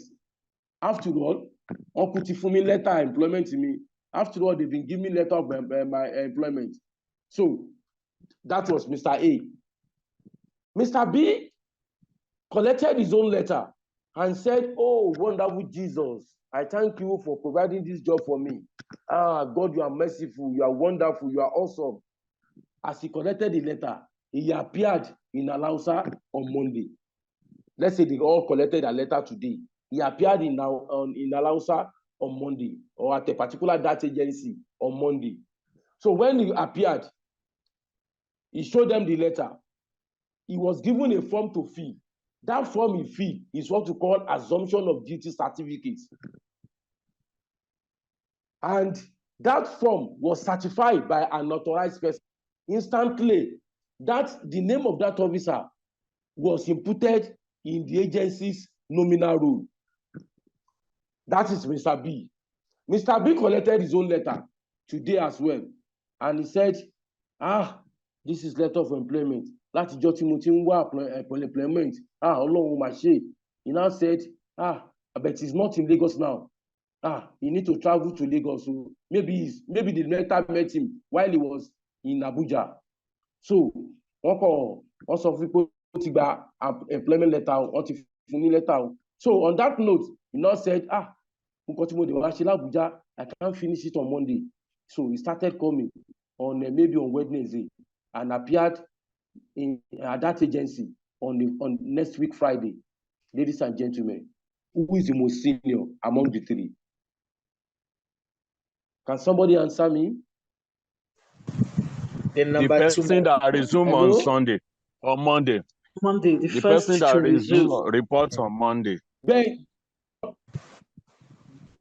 God bless you, Mr. B, who is the person that resumed on Monday. So that person is the most senior. That is what the public service rule is saying. Thank you.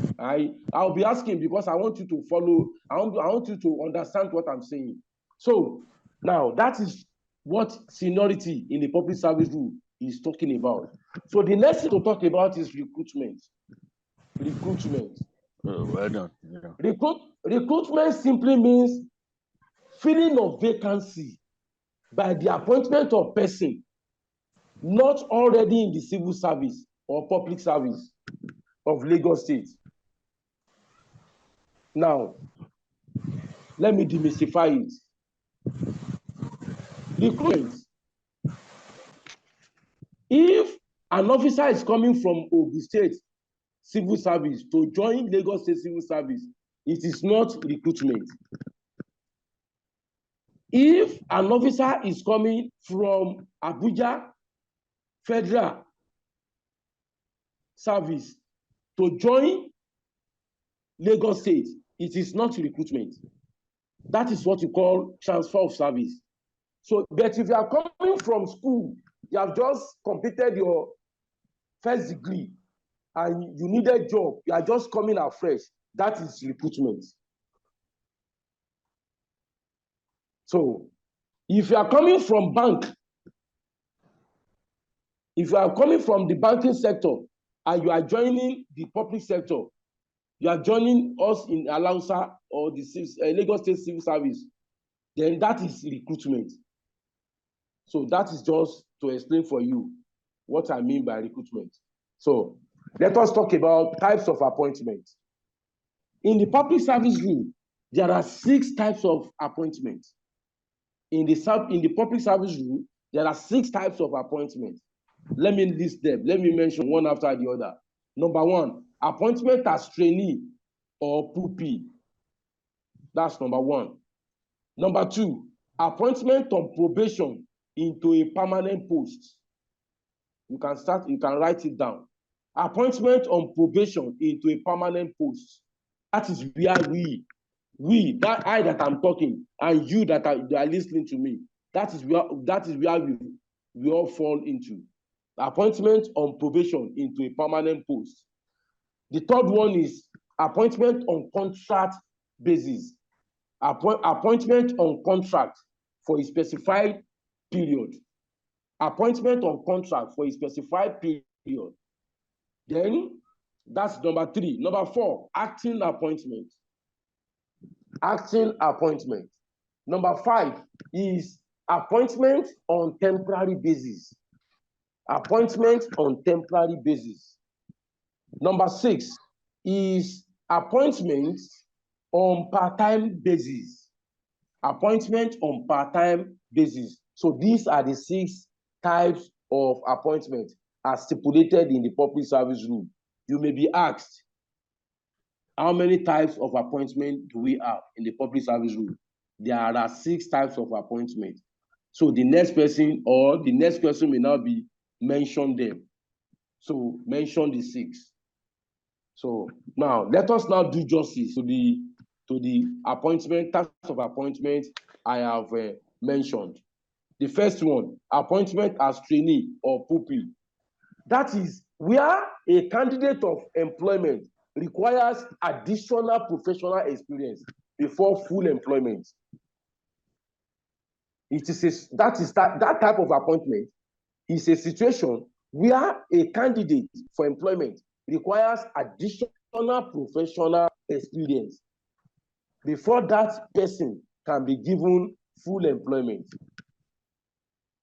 Example of that is these house officers at the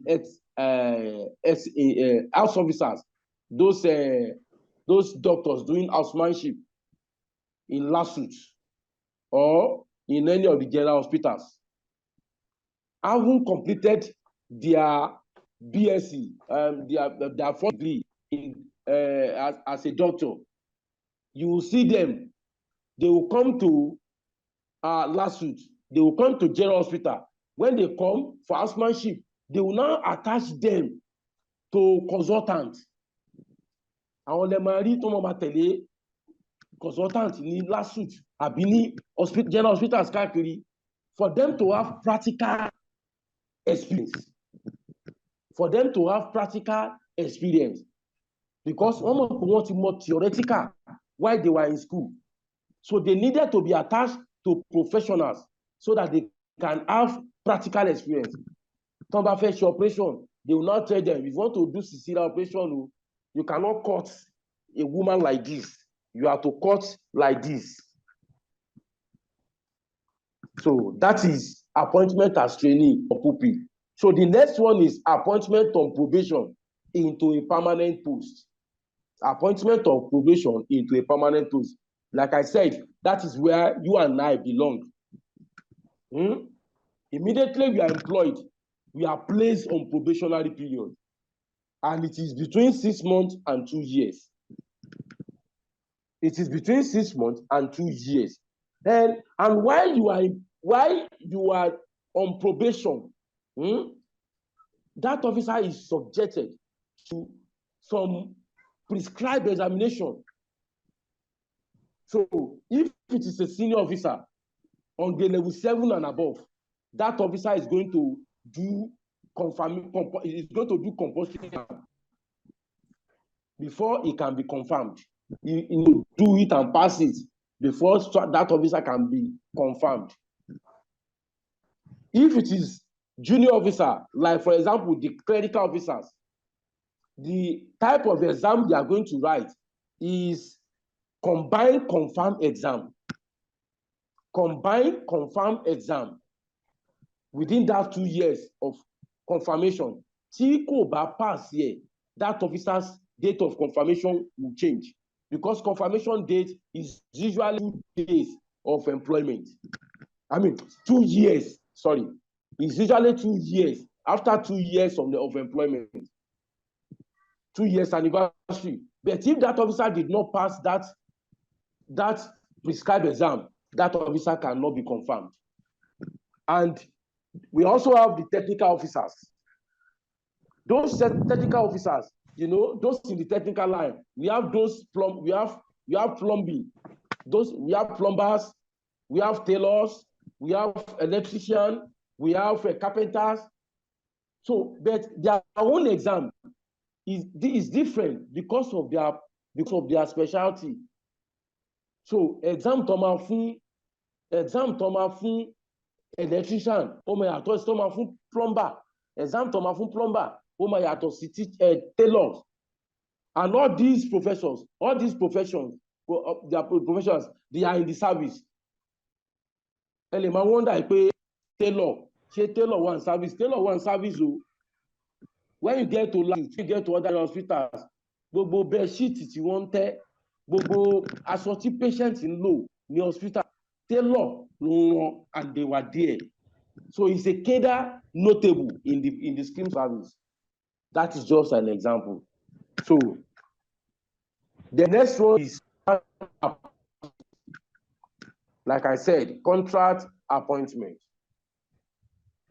Contract appointment is an engagement of person into an established office for a term of 2 years. For a term of 2 years. Now, and Sherry, contract appointment, even public officers that are exited can be called back on contract basis. And it is usually, like I said, it is usually a term of 2 years, meaning, and it is renewable ones, making total of 4 years. Making total of 4 years. Tó bá ṣe first 2, that is a term. Àtúwá fún lórí ọ̀fẹ́, another first 2, that is another term. So making total of 4 years, the only look as a on contract basis. But there are situations where you see people spending 5th term, 6th term, 7th term. Ó máa ń ṣẹlẹ̀ bẹ́ẹ̀. Example of it is that, let's say we have an ophthalmologist. Okay, let's say we have 3 ophthalmologists in Lagos State. An ophthalmologist, àwọn ni wọ́n máa ń ṣe operation ojú. They are experts that do surgical operation for eyes. Now, let's say we have 3, and those we are using that we have in Lagos State, because of their real skill, because of their expertise, because of their experience, those 3, they have already existed. So we call them back on contract basis. Now, wọ́n ti lo first 2, which is total of 4 years. Tá a bá ní kán máa lọ, who is going to continue the job? So tí wọn bá tí rí àwọn èèyàn tó máa fix ẹ̀ up, so that nǹkan tó máa ń wà láti pé wọ́n lo 6th term, 7th term, 8th term tó máa fi lọ bẹ́ẹ̀ nìyẹn. I hope I'm communicating. Now, not only that, contract appointment is in the interest of the service. It's usually in the interest of the service. You don't just award contract appointment. Because according to example I gave, it is because of the real need. That's why that ophthalmologists are invited to come back and still work after their retirement. Not only that, let me also make it known to you that of all the appointments I have listed, all the 6 appointments, it is only contract appointment and part-time appointment that an officer that is older than 55 years can be allowed to take part or can be given that appointment. All other appointments, if you are 55 years and above, you cannot be given appointment. For example, appointment on probation to a permanent post to 55 years, they can't give you that appointment in the public service because you are too old to be employed for that, to be given fresh employment for that age. Now, how can contract appointment be terminated? Contract appointment can be terminated in 3 ways. One, it can be terminated by the state government. The state government say, wow, sir, you have done a lot, or ma, you have done a lot, for a total of 2 years, and renewable ones, total of 4 years, you can be going. It will terminate. It cannot be terminated by the officer. Officer, I know they say, well, please, I will only be engaged for the first two, just for a tour of 10. I'm no longer interested. I need to go to Canada and stay. So, the officer, he don't believe more. Then the third one is by the finish of the time. But after that period, though, I'm no longer involved in contract appointment. So those are the 3 ways of terminating contract appointment. So the next one is acting appointment. This type of appointment is mostly enjoyed by the top management officers. Acting appointment is different from holding forth for PS. When the PS is off for maybe a sick leave of 7 days, or a sick leave of 2 weeks, and the most substantive officer is now to act for PS, that is not acting appointment you are talking about. You are just holding forth. You are just standing and standby for PS for that period. If it is acting appointment, that appointment, even if it is pronounced by Mr. Governor, that appointment must be gazetted.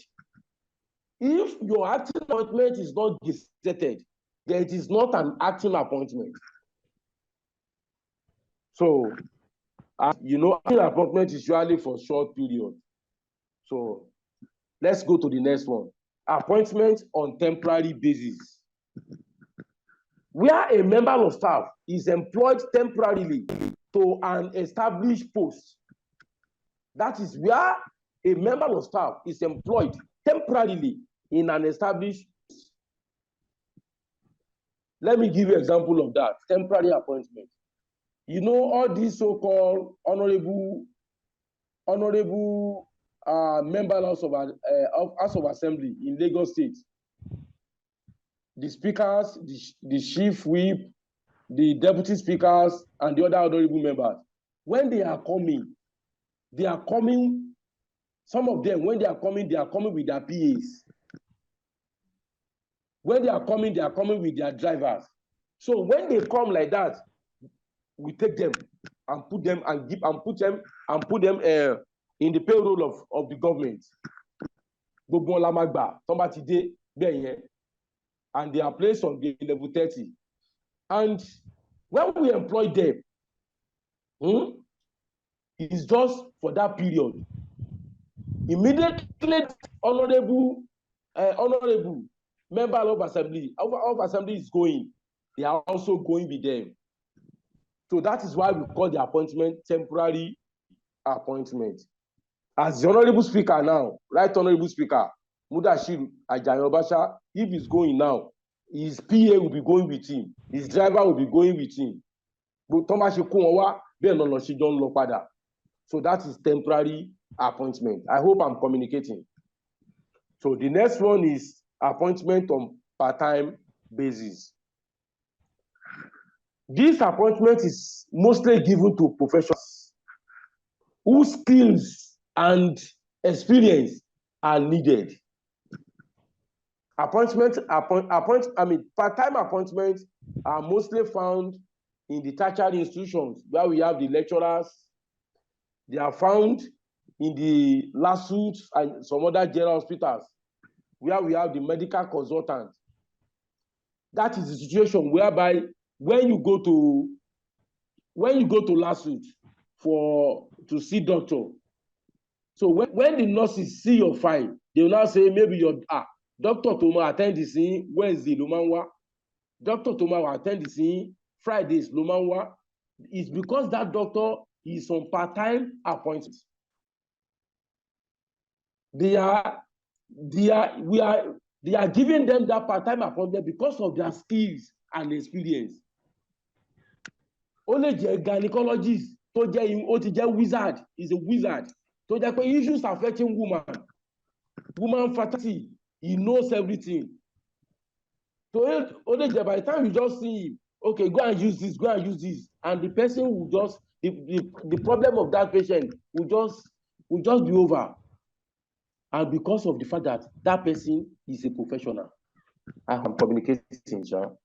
So the next one, secondment. I want to talk on secondment. Secondment. I hope you have heard about the word secondment before.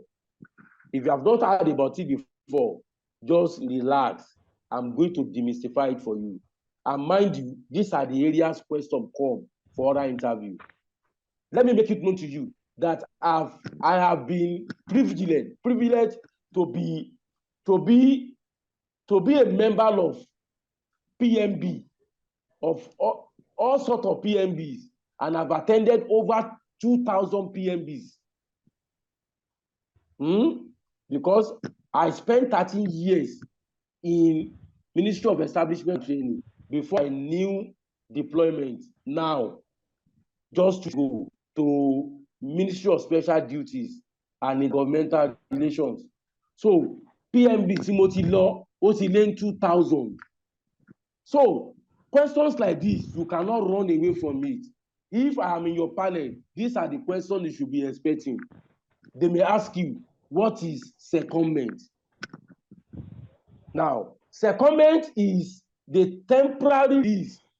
That is the key word. You may write it down.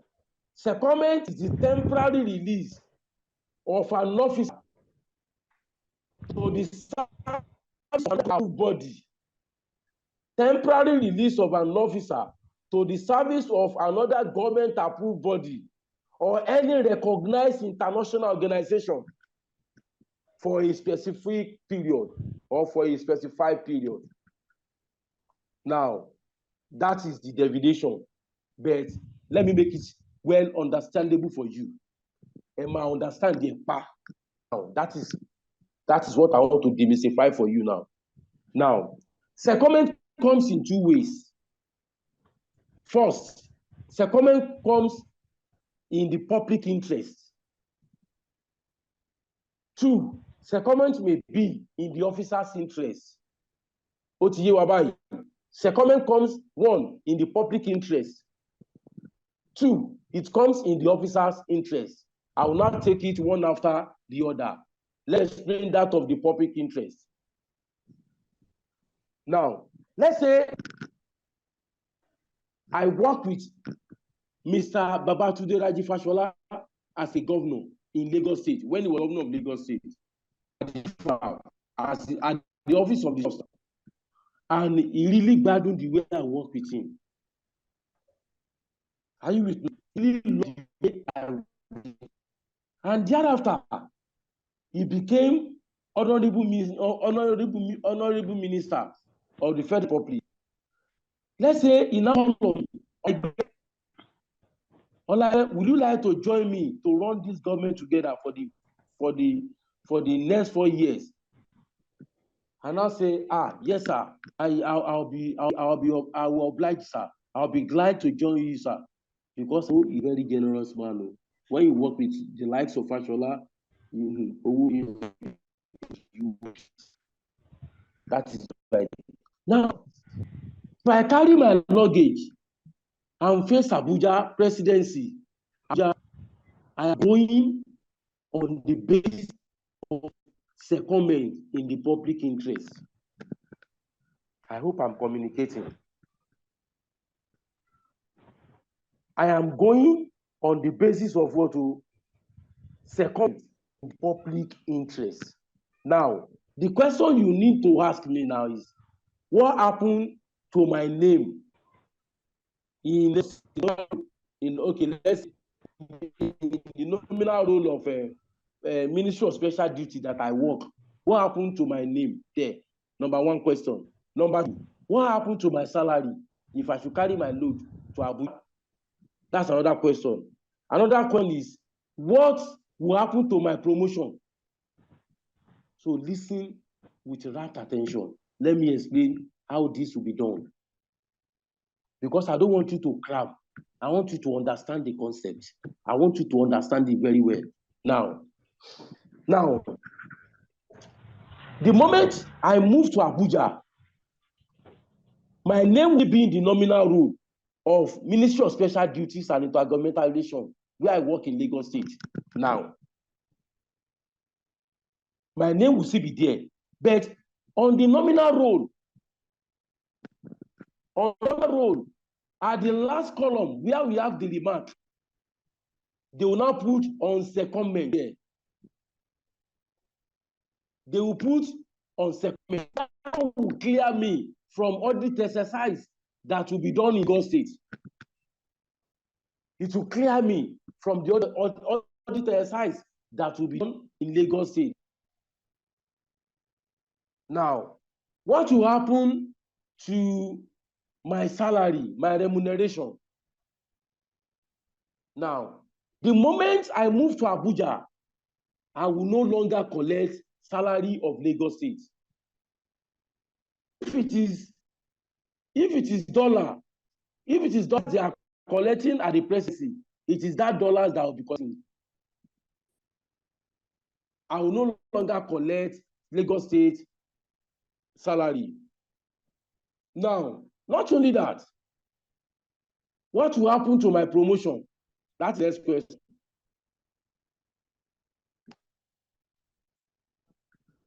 My promotion, let's say, we are preparing for promotion now. Let's say this year is my promotion. I may not need for promotion. Because so I do a promotion, I may be with the Honorable Minister.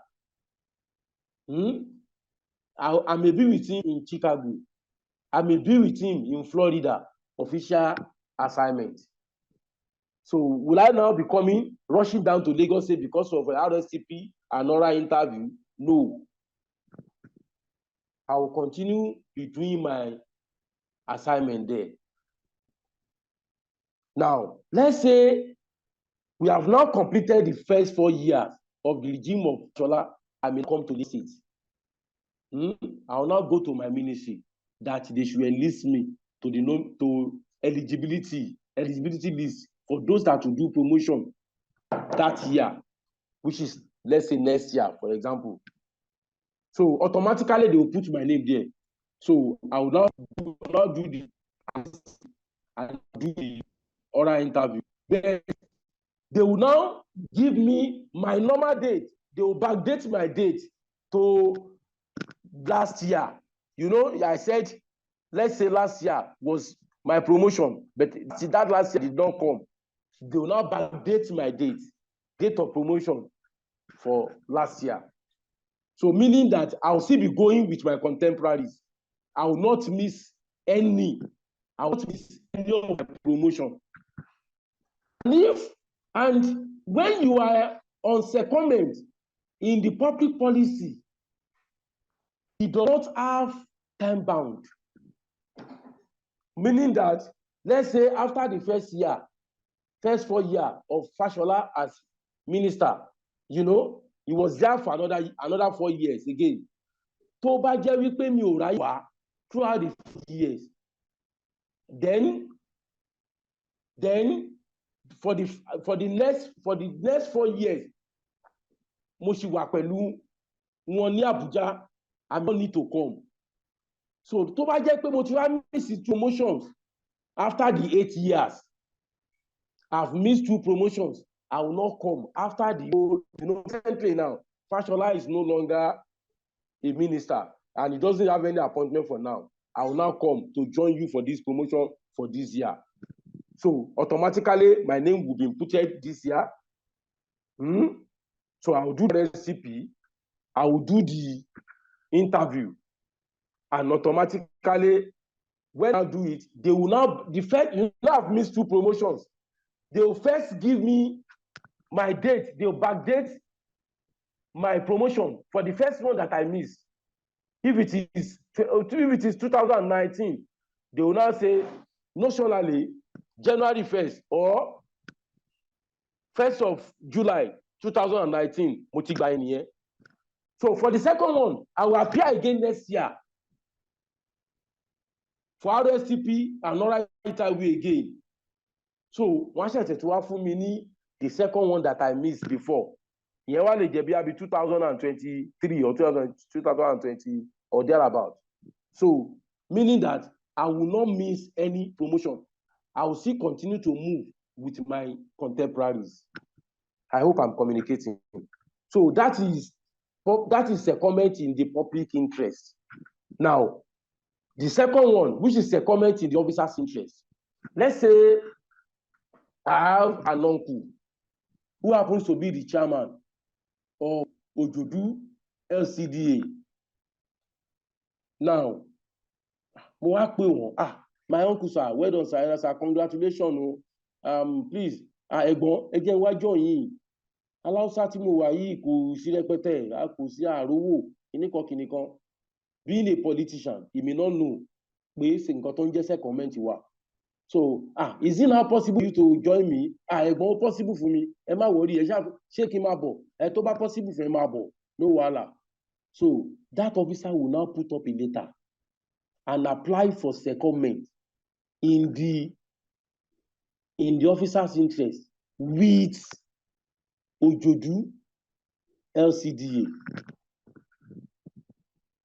So that officer will attach his letter of appointment. He will attach his letter of confirmation to that letter, to that is application. He will attach his last promotion to that application. He will also attach the SPADEF. His SPADEF. If it is 2 years he has committed, you will attach the 2 years SPADEF to it. And that officer will be invited to face a PMB. So it is at that PMB, they are going to recommend that officer. And their first recommendation will now be for 2 years. So meaning that if you are granting secondment for officer in the officer's interest, first year will be for 2 years. Now, let's say after that 2 years, Ọlọ́run ti ṣe, mo ti ra mọ́tò Venza. Ọlọ́run ti ṣe láàrin 2 years yẹn, mo ti ra property ní Magodo, mo ti ń gbé Magodo. Gbogbo ẹ̀ ti ń lọ okay. You know, I will not want that gestures to just stop like that. So, when that secondment that I got approval for 2 years, when it's getting to 1.5, tó bá ti ń kù 6 months, that 2 years, tó bá ti kù 6 months, I will now put up another letter for extension. So that letter, they will now approve it for me for 1 more year.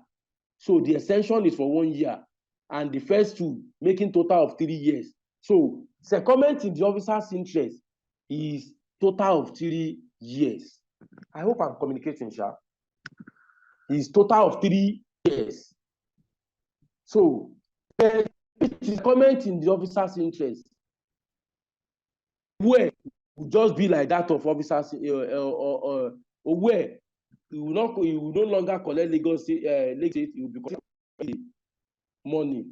Then 2, his name will be temporary. His name will still be there, but promotion, promotion, if it is in the officer's interest, that officer will come and do his promotion. It will not be like that of officers from public interest. To jẹ́ wípé promotion bá dé, ó máa wá gbà later. So that is a comment in the officer's interest.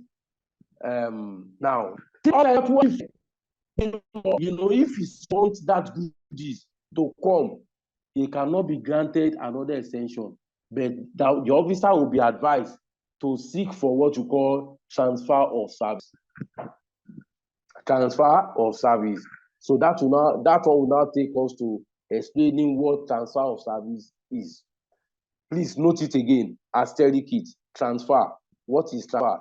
Transfer is the permanent release of an officer from one scheduled service to another. Transfer is permanent release of an officer from one scheduled service to that is transfer. Now, for transfer of service to be effective, to be valid, 3 conditions must be met. 3 conditions.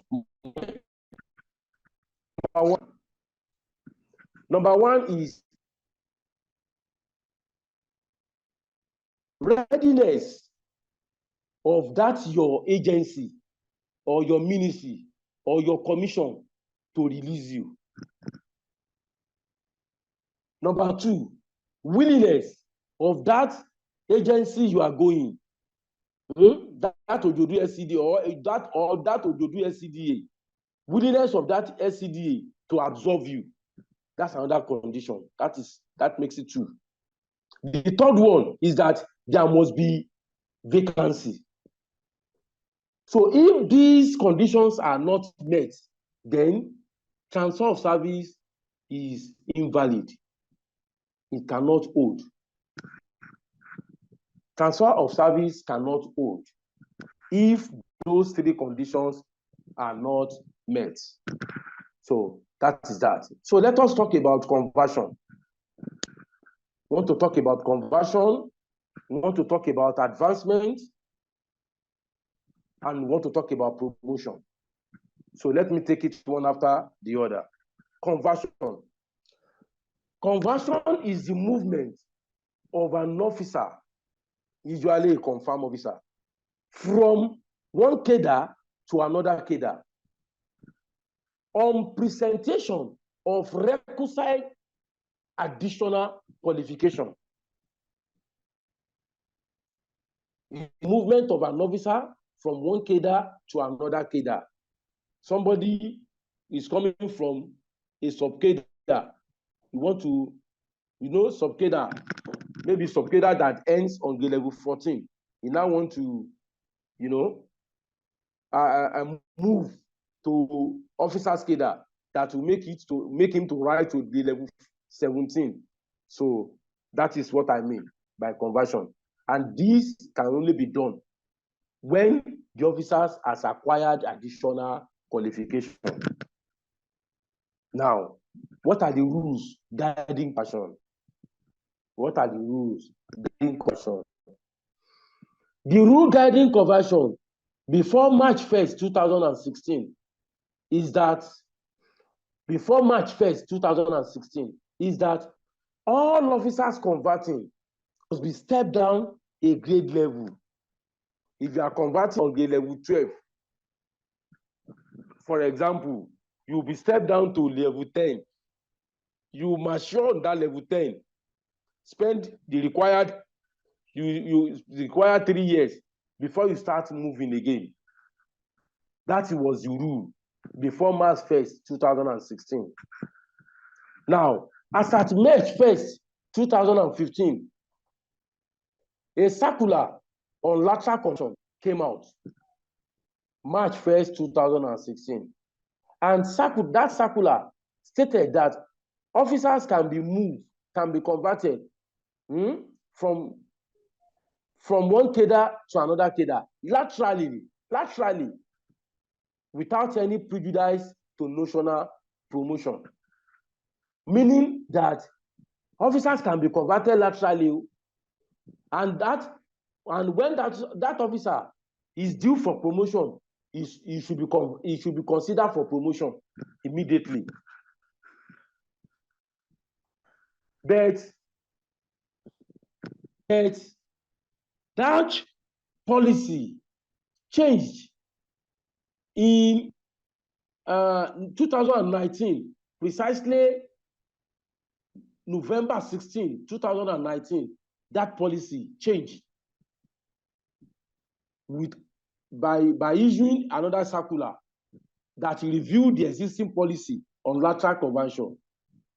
That circular now says that officers can be converted laterally. Fine, he agree that you can be converted laterally. But that officer must mature on that grade level before he shall be considered to move for the next grade level. Meaning that after being converted, maybe the level 13, you are now converted to officer's cadre grade level 13. You will now mature. You will remain on that 13 officer's cadre for the next 3 years before you can be considered for promotion. I'm committing. Now, the next one, part of the policy is that no officer will enjoy 2 career movements within a year. Meaning that officer that has been converted cannot be promoted the same year.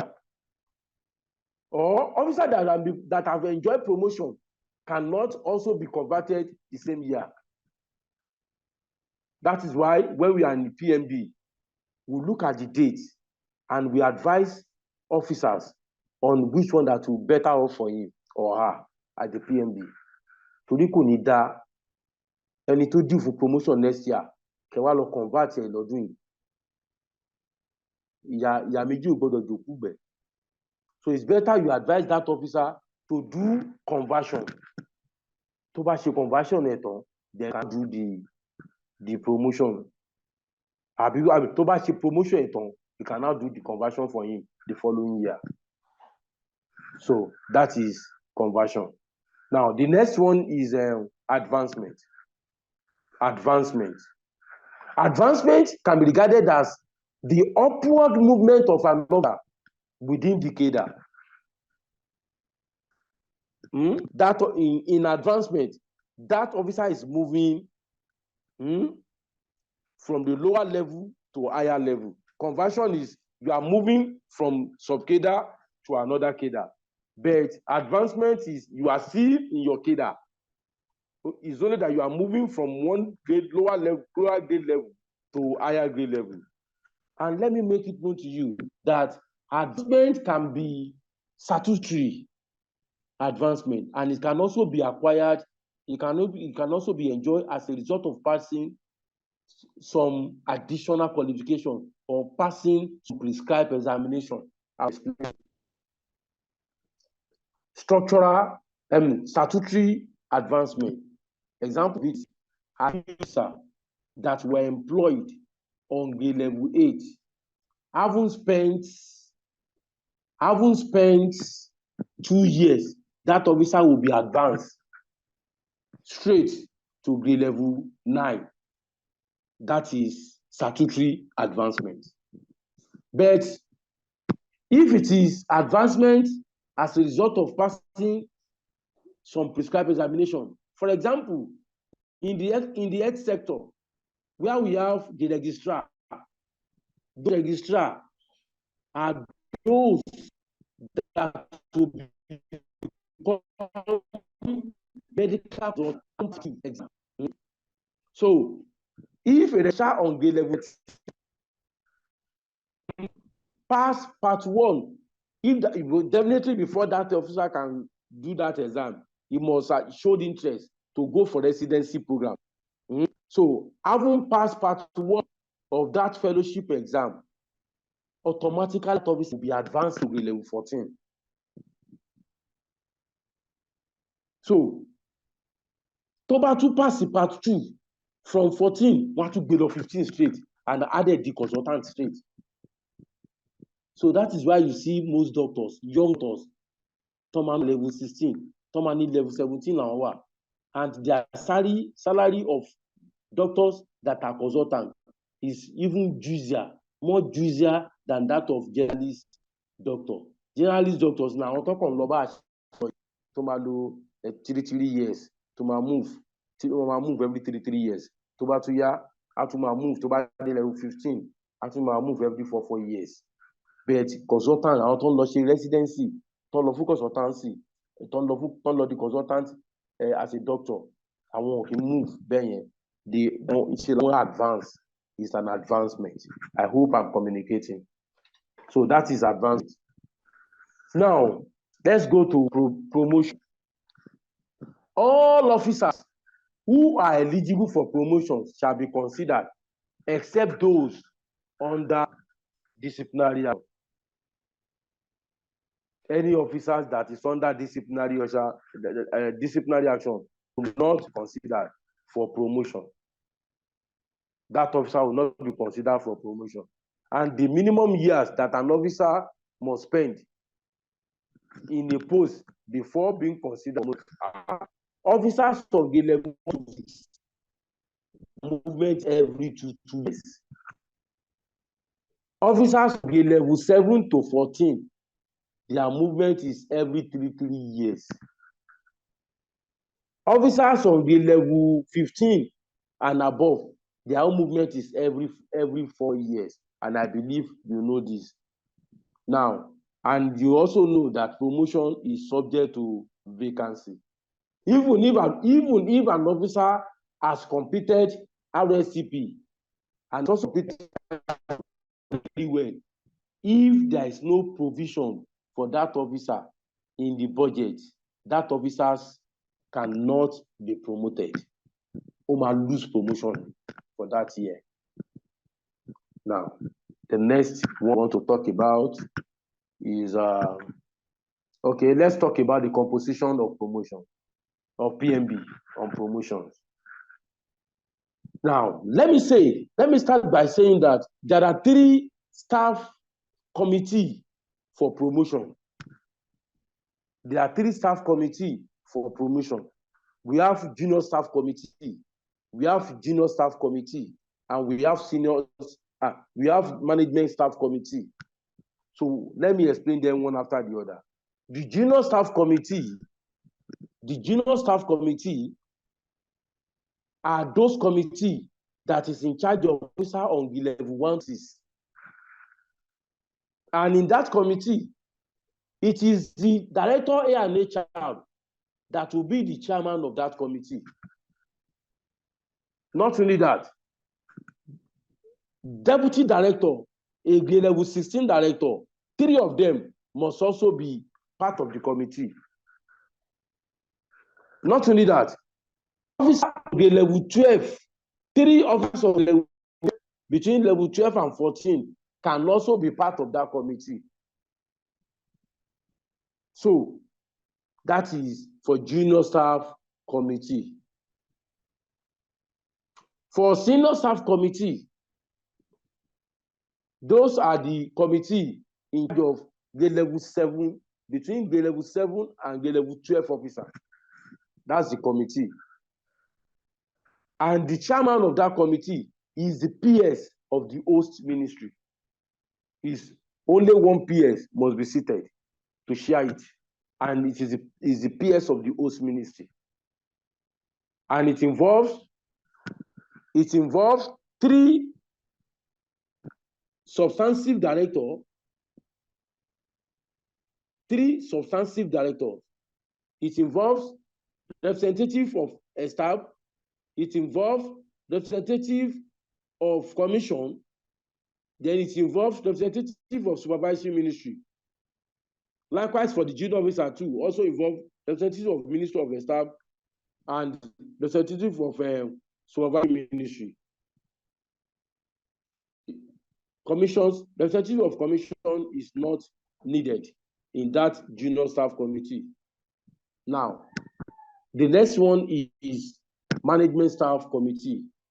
Management staff committee is to look into officers on grade level 13 and above. Grade level 13 and above. And it involves the composition of that committee. Minimum of 3 PS must be seated. Minimum of 3 PS must be seated. Minimum of 3 PS must be seated. Why I say minimum of 3 PS is that in some cases you can see 6, 7, 8, like in PSO, you see 7, 8 PS.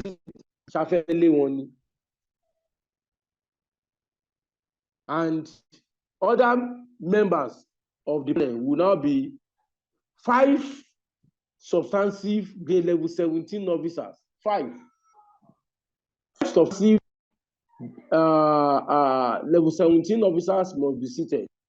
Representative of commission will be there. Representative of staff must be there. Representative of PSO must be there. Representative of supervising ministry must also be there.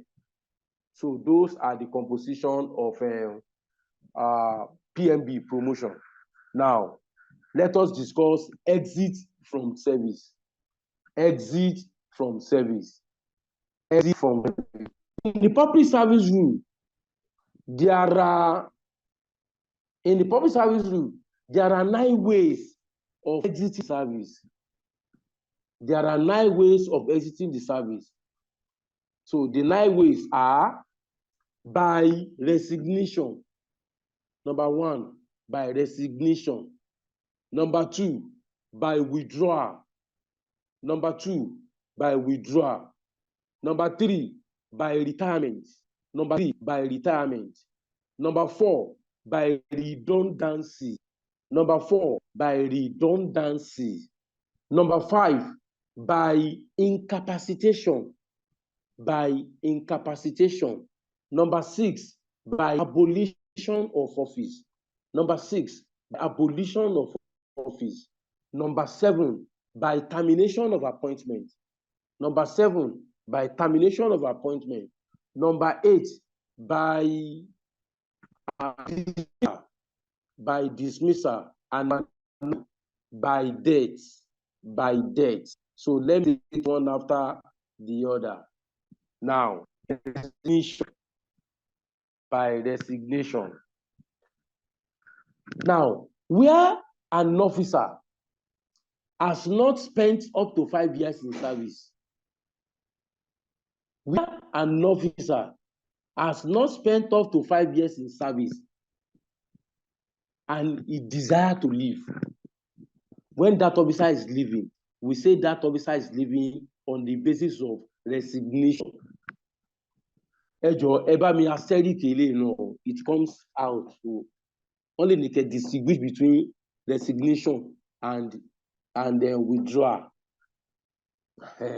Please, and listen with that attention. You will understand it. Now, resignation àti ìgbà síṣẹ́ ó ti ń ṣiṣẹ́ lọ, ó ti lọ́dún kan, ó ti lọ́dún kejì, wọ́n ti confirm ẹ̀, ó ti lọ́dún kẹta, but kò tí pé ọdún márùn-ún service. Maybe one of the children of that officer now ó ṣe visa lottery bó ṣe win nìyẹn. Wọ́n wá ní ìyàwó wa sọ pé dádì wa ẹ máa bá wa lọ ní àwọn àfẹ́kẹ́ dúró lé o, àfẹ́ fi yín lẹ̀. So that officer will put up of letter. That is what is expected. That is what is expected of the officer now. The officer will now put up letter of intention to leave. 1 month intention. He will give 1 month notice of intention to leave, or pay 1 month full salary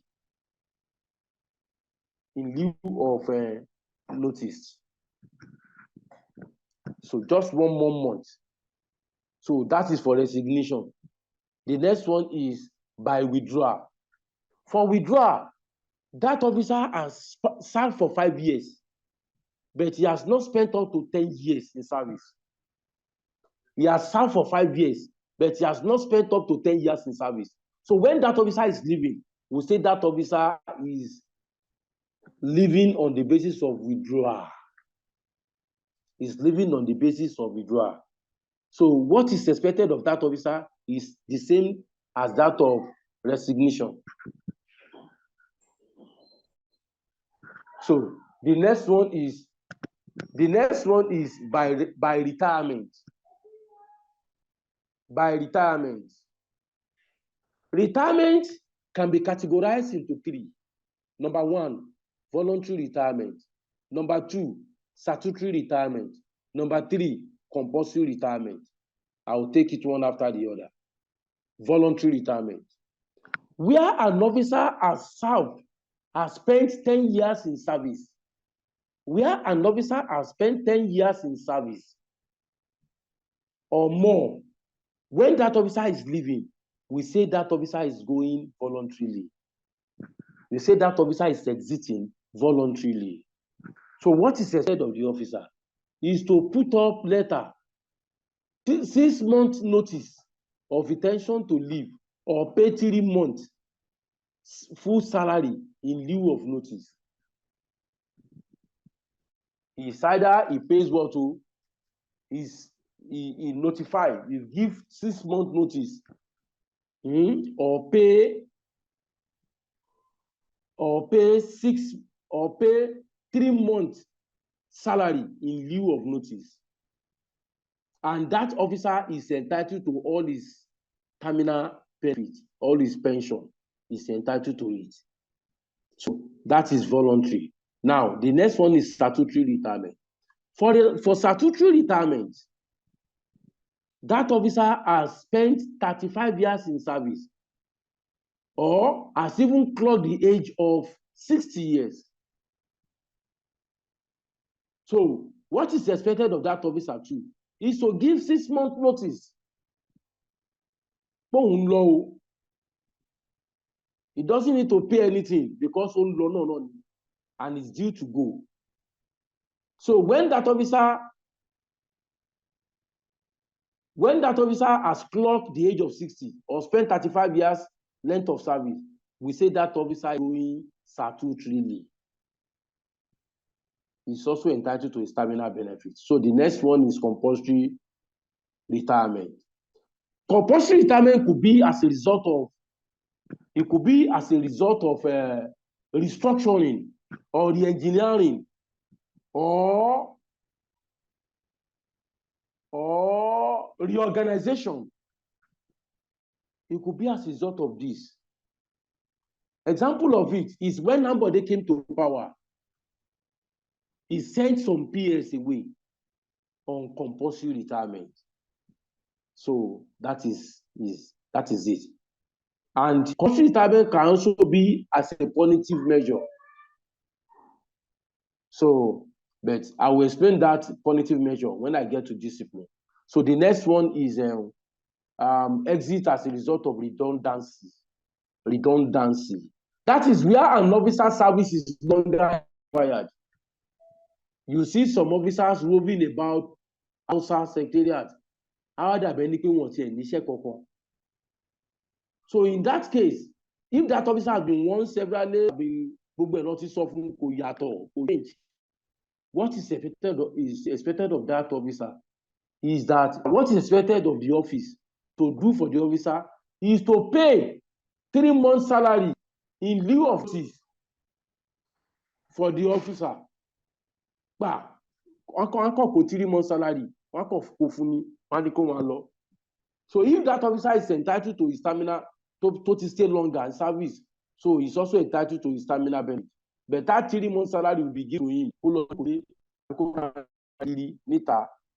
instead of doing better job. Now, next one is by incapacitation. Incapacitation is as a result of illness, that is on ground of health. The officer to need health challenge. It could be a kidney problem or any cardiovascular ailment. This is heart problem. What is office to try? Office to follow our colleague, office not to dawo, but that person is not feeling well.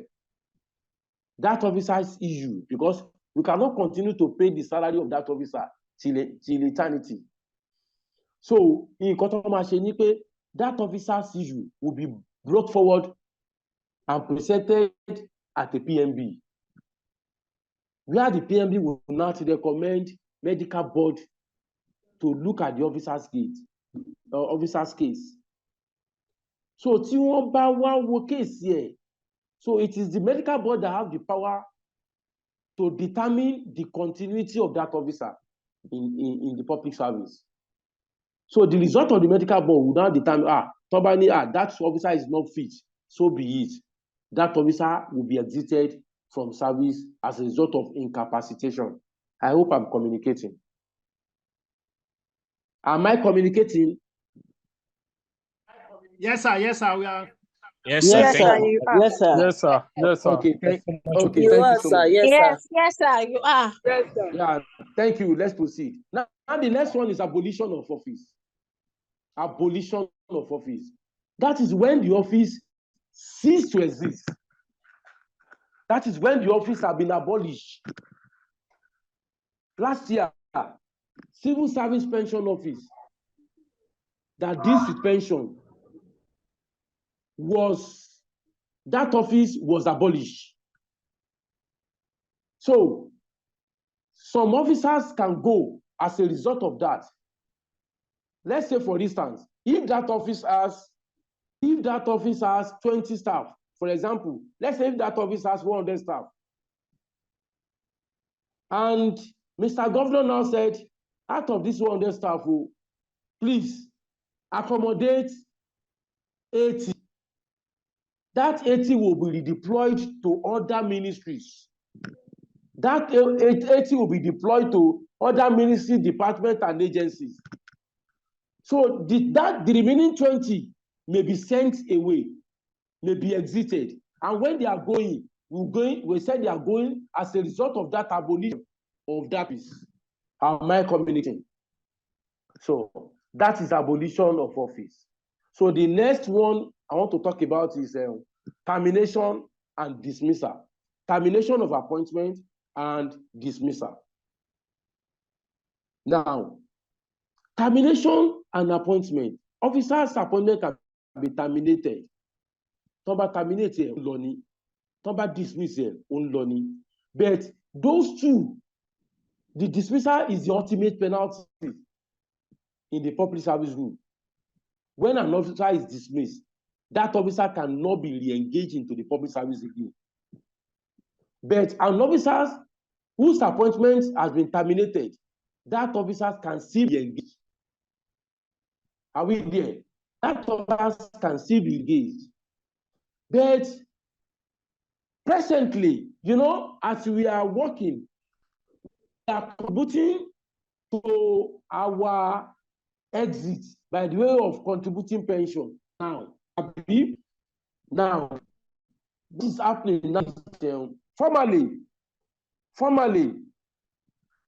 that contributing pension that we are contributing, that we see a lot every month, you will see EE, and you see some value in front of that EE. You will see ER, and you see another value there. That EE is the employee's contribution. Why that ER is the employer's contribution on monthly basis.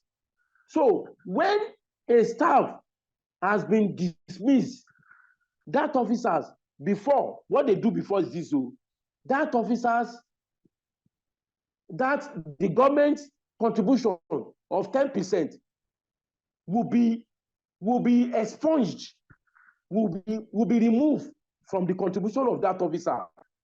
So an officer that is dismissed will only receive that of an officer that is dismissed will only receive his contribution. But when an officer's appointment has been terminated, that officer will collect the two. Will collect that of the government and he will still collect that of his own. But the latest findings I gathered is that for termination,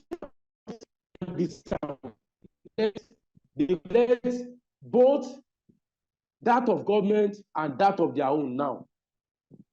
But the difference is that when the two officers are living in the government quarters, that of officer whose appointment was dismissed, whose was dismissed from service, the moment he's given his letter of dismissal, that officer is expected to vacate the government quarters that day. That is dismissal. But by amnesty, by mercy, by clemency, they will extend the stay of that officer till the end of the month. But if it is termination of appointment, that officer will be given 3 months grace. That officer will be given 3 months grace to vacate the government quarters. So those are the two differences between termination of appointment and dismissal. So the last one is by death. By death. Death is inevitable. But àdúrà tèmi ni pé àtèmi tí mò ń sọ̀rọ̀ àtẹ̀yìn tẹ́ ń gbọ́ mi à ní kú sí service.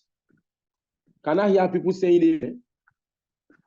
Amen. Amen. Amen. In Jesus' name. Amen. Amen. Jesus. So, a máa fi ọwọ́ wa ìgbẹ̀gbọ́ wa. Àmín lórúkọ Jésù. So let us discuss this. Let us discuss discipline now. Let's discuss discipline. Now, it is the duty of every public servant to be acquitted with the disciplinary rules and regulations in force. Meaning that ignorance of the rule or the law is not an excuse. So that is why training like this should be continuous. So there are do's and don'ts. That is why we have the public service rule for you to open and read and digest, so that you will not fall victim of any, you will not breach or violate any section of the rule. Are we there? Now, let me also make known to you that it is Civil Service Commission and all other civil service commission that has the vested power to discipline any officer. They are, like I said in the beginning of this session, so they are the one to discipline us. They are the one to even give us letter that we should exit the service by way of discipline or sanction or punishment for discipline. Now, and note that any public servant who fails to appear before a commission invited without any reasonable excuse of breach of discipline. Bí ìgbà tí èèyàn dáràn mọ́ràn ni kí wọ́n ní wọ́n fún lẹ́tà kó appear before the board, PMB disciplinary, kó wá sá lọ àbí kó má wá. It's just that that person is making his case worsen. Now, that one will not take general inefficiency. General inefficiency is a series of or inability to decide duty effectively.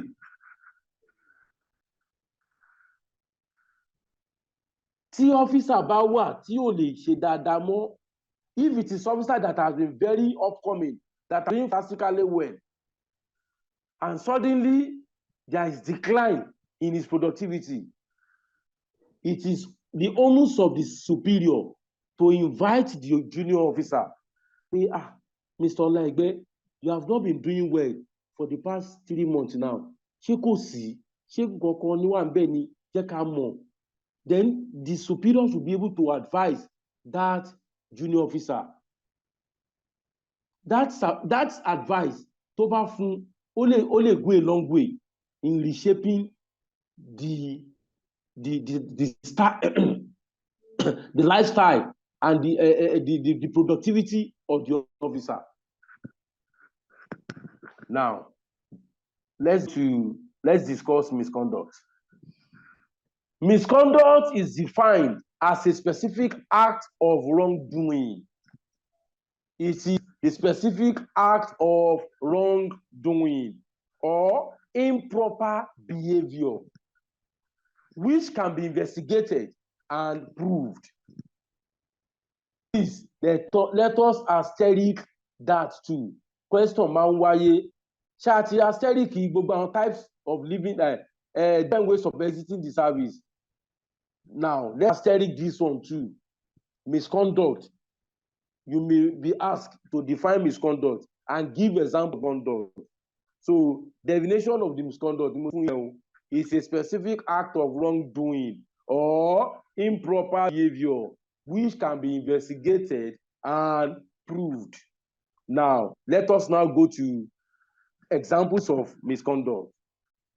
Now, for the purpose of the interview you want to face, I have developed acronyms that will make it easy for you, that will make it easier for you to remember when you are being asked.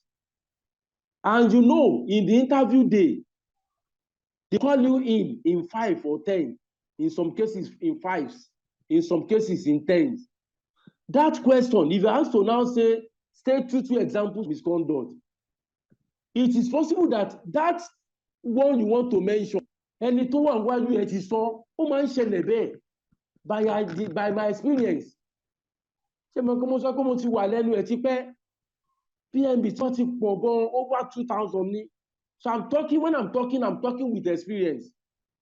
Ẹni tó wà lẹ́gbẹ̀ẹ́ lè ti dáhùn nǹkan tó fẹ́ sọ. And for you now to reboot and quickly think of another one, o lè má rí sọ mọ́. But with the acronyms I've developed, you will get it. Oh yeah, everybody, write the following acronyms. Divided flame. In capital. Divided flame. So that D, the first D, stands for dishonesty. The second one, I, stand for insubordination. Insubordination is a misconduct. V, you know I said divided flame. V stands for violation of oath of secrecy. Violation of oath of secrecy.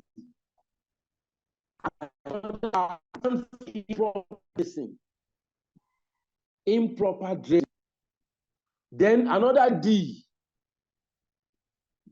drunkenness. Drunkenness. Ẹlòmíì fẹ́ni jáyẹ ó máa kó sápò lọ sọ́fíìsì ni.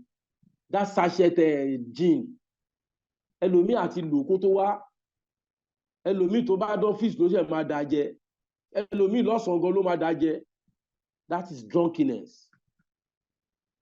So E, engaging in trade or business.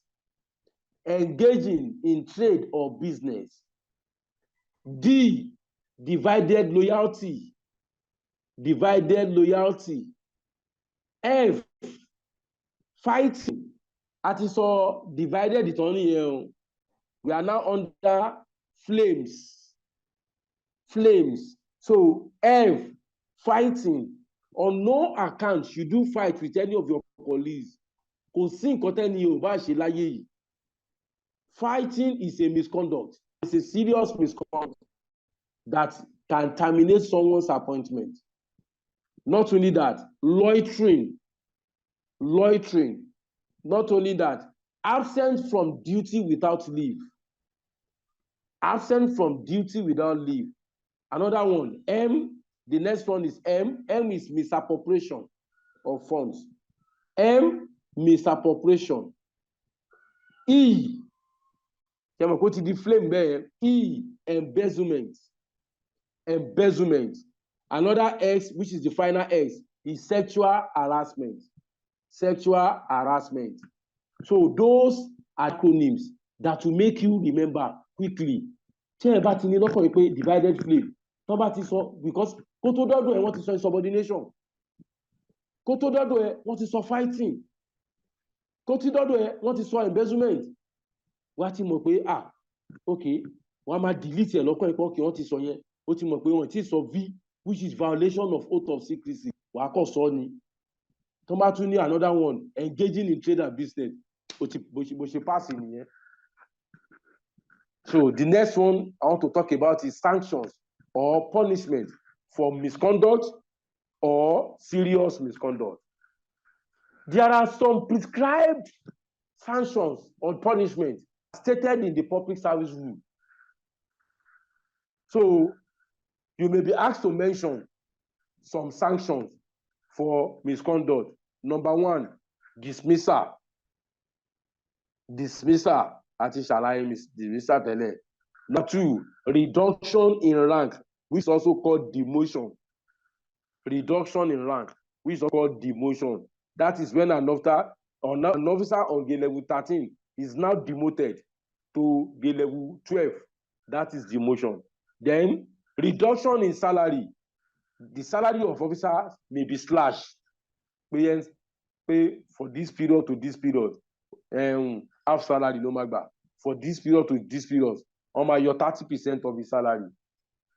Not only that, withholding or deferment of increment. Withholding or deferment of increment. The next one, surcharge. Surcharge. Bóyá wọ́n jí owó ní account office ni o. Officers mẹ́ta dẹ̀ ló wà ńbẹ̀. Wọ́n wá sọ pé kí gbogbo àwọn mẹ́tẹ̀ẹ̀ta ló máa dáwó padà. That is surcharge. Then next one, reprimand. Reprimand is giving someone last warning or final warning or serious warning. The next one, suspension. Suspension.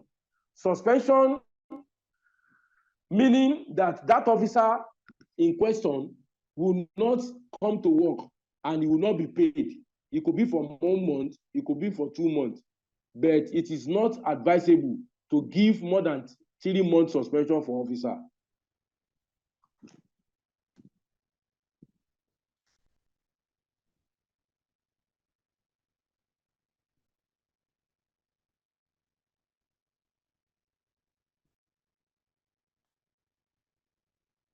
Hello? Hello, are we there? Yeah, okay, we can hear you now. Sir. Yes, we can hear you, sir. Yes, sir. Yes, sir. We can hear you, sir. We can hear you, sir. Thank you. Okay, thank you so much.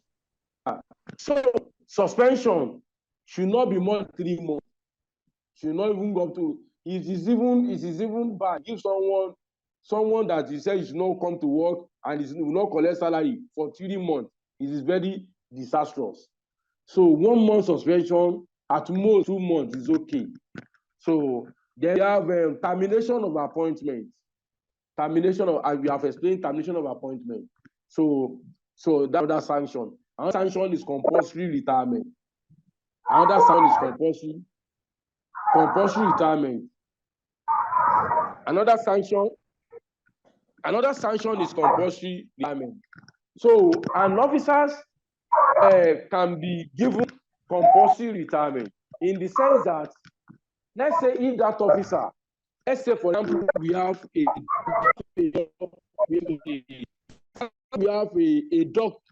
teacher.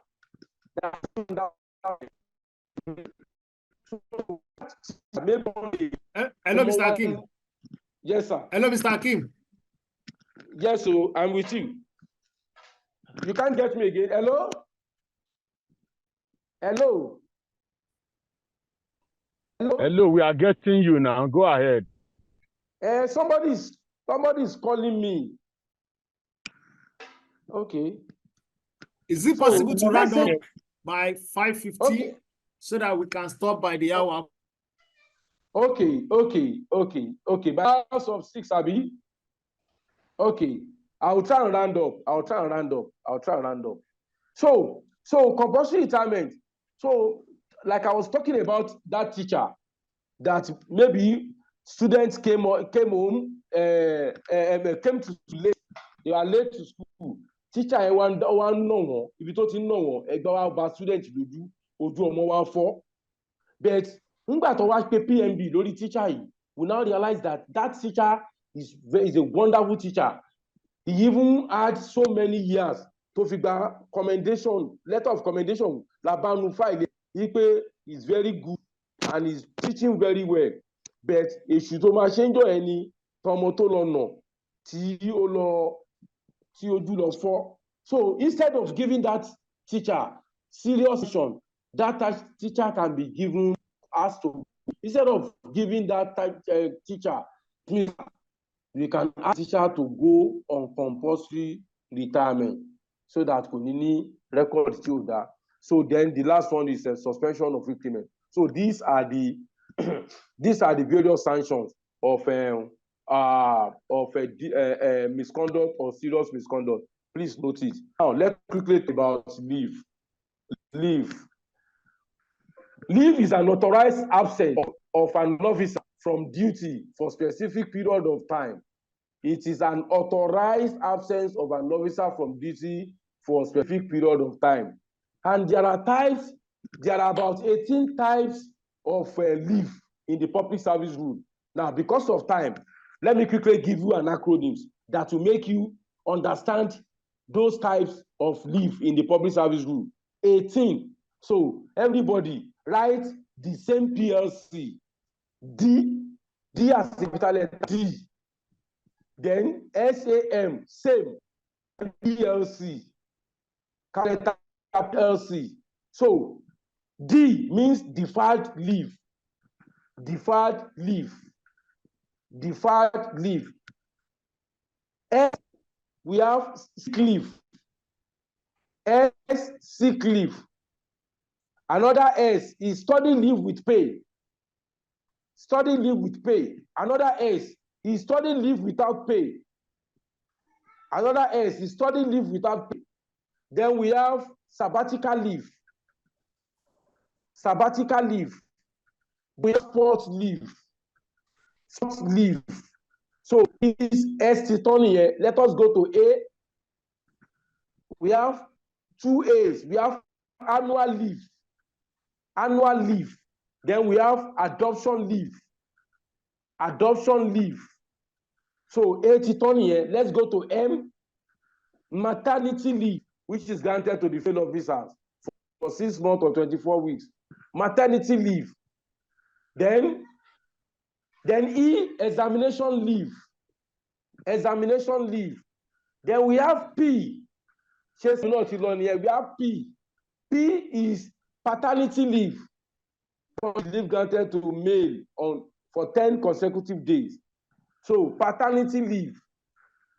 Then another P, pre-retirement leave. That's the leave you go before your retirement. Pre-retirement leave. Then another P, proportionate leave. Proportionate leave. Then L. Let's go to L. Where we have leave of absence. Leave of absence. Then we have leave on grounds of urgent private affair. Leave on grounds of urgent private affairs.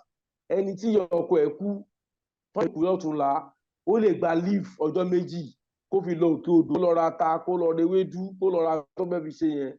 But àwọn officers mi ò mọ̀ pé leave yẹn wà. Tí ó bá ṣe irú nǹkan báyìí dé o. Then leave for cultural and sporting activities yẹn náà wà. Leave for cultural and sporting activities wà. Then we have leave to take part in trade union activities. Leave to take part in trade union activities. Irú chairman association of senior civil servants nísìn, ó wà ní UK báyìí. And that is why they organize that tutorial that they used to do at the auditorium. Then lastly, we have casual leave. Casual leave, which is granted for 7 working days. So, ladies and gentlemen, because of time, and let me draw the curtain of the my lecture there. Question now because of the time. Thank you. God bless you and success. I wish you so. Thank you. Thank you very much, sir. On behalf of my colleagues, we really appreciate your depth knowledge about public service rules and the way you have broken it down to each and every one of us. Thank you very much. God will continue to bless you and God will continue to bless you. Amen. So, thank you. For people that have questions, thank you, sir. Ceci and Mr. Agbola, thank you. Thank you so much, sir. You're welcome, sir. Hello, sir. Hello, sir. Yes, I'm with you, man. I'm with you. Yes, I couldn't get the last acronym for leave. The reception, the network is so bad. I couldn't get the last acronym for leave. Okay. I will say it again. It's D D as in D. D for dog. D. Same. SE. PLC. Yes, that's it. Thank you, sir. You welcome. Any questions? Sir, good evening, sir. Yeah, thank you. Good evening, sir. Yes, I want to also thank you for the detailed explanation. It's Thank you very, so much, very sir. it's well appreciated. Thank I you so just much, want to seek a clarification, sir. Okay. When you are employed into the service, you will be given a letter of appointment. Yes. It has a date on it. Now, when you resumed at the place you are posted to start the work, you will be given an assumption certificate, which also has a date. Now, in filling your record of service or any other form, and they ask date of first appointment, which date of first appointment? Good. That's a fantastic question. Now, in that scenario you give me now, the officer's date of assumption of duty will be considered, because it's possible for you to have a letter, to receive a letter, and you don't resume a month or 2 months. Am I communicating? Hello? Very well. Very well. So it is the date you actually resume that we considered. So date in Mama Lolo as your date of first assumption, as your date of first appointment. Yes. Date in Mama Lolo. Then in the situation where you don't have your assumption of duty certificate, so date of the letter alone. So that is it. So other questions. Hello? Yes. Yeah, thank you very much, sir, for the wonderful session. Yeah, thank you so much. We sincerely appreciate you. When you were explaining, sir, that sir. where maybe 3 people, you painted a scenario that 3 people got the letter of appointment. Yes, same day, yes. Okay, sir. So they got the letter the same day. Yes. And one of them happened to be outside the station. It wasn't around on time. The other person decided I will come in at the beginning of the new month. That's the incoming month. Exactly. And then another person went to resume immediately. Good. So the fellow who went to resume immediately becomes the most senior. But I noticed that you didn't remember to mention that, provided the 3 of them are on the same grade level, they are placed on the same grade level. Okay, I said it. I said they are coming with BSE. He said it. I said they are coming with BSE. So definitely they will begin on the same level. Okay, I actually missed that information. Thank you very much. Okay, sir. You're welcome, sir. Appreciate you, sir. You're welcome, sir. Next question. Please feel free to ask questions. Only please. Okay. Mr. Hakim. Sir. Because Mr. Olaigbe.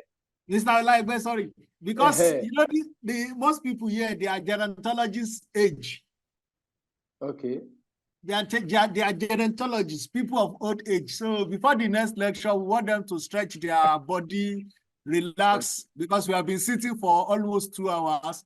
So medically, we want them to stand up, stretch themselves before we come for the next class. Up to 5 hours. So before we start the next class, so anybody that has any question, you can post it on the chats. We can help you with the relevant section to answer your question. Thank you very much. We thank you so much, sir, for your contribution and everything. So we start the next class in the next 10 minutes. By 6:10, we start the next class. So we can relax, take drinks, take water, If you want to take Goro, take Goro. If you want to take High, take. Yeah, thank you so much. Bye-bye. Thank you all. It's nice. It's nice. It's nice being with you at this time. Thank you. I appreciate. Thank you so much. Yes, Yeah. Prevention, if you need materials to read, my materials at the gate of the secretariat. You see my name written there. I have 2 materials that I wrote. I have 2 books that I wrote, one on public service rule and one on general knowledge and current affairs. Hello? Yes, sir. Yeah, Yes, sir. We are going to Yeah, so you can that man that sells book at the gate has it. Then the books are correct are questions and answers, likely questions and the answers to be asked. So they are straightforward things. So have a wonderful weekend, sir. Ma. Thank you very much. Thank you. Thank you, sir. God bless you all. Wish you all sir. success. Amen. Bye bye. Yeah. Thank you, bye bye. sir. Yeah, you're welcome, sir. Bye bye. Okay, my gerontology group, we can go and relax, exercise your body, and while we resume back. Do we go offline and come online back? You can come, but if network will not be bad. But the Zoom, this thing will be open. It will be there. Okay. It will be there. Okay. So just come back and log in back. Okay. Thank you very much. So, Thank you, Nafisi. Thank you, Thank sir. you. Our doctors in the house, we appreciate all of you. Colleagues, thank you all very much. We appreciate you all. Mr. Bankole will start by 6:10. Mr. Bankole will start by 6:10 on climate change policy in Lagos State. And Okay. That's right. Thank you very much. I appreciate it. thank you. Yeah. Lasisi, are we ready? Yeah, we are ready. Yeah. We are ready. Okay. I may have to share my screen, but let me say good evening, colleagues, senior colleagues, and my friends. I don't know where to start, but good evening, sir. Good evening, sir. I'm supposed to be talking on climate change. So what I've decided to do, because I'm sharing my screen. Can you see my screen now? Yeah, we can. Okay. Yes, sir, we can. So I'm just going to go through the basics of climate change so that if the question comes, we'll be able to answer.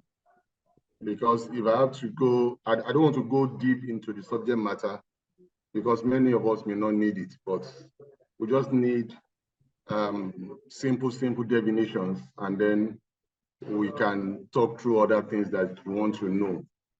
So just give me.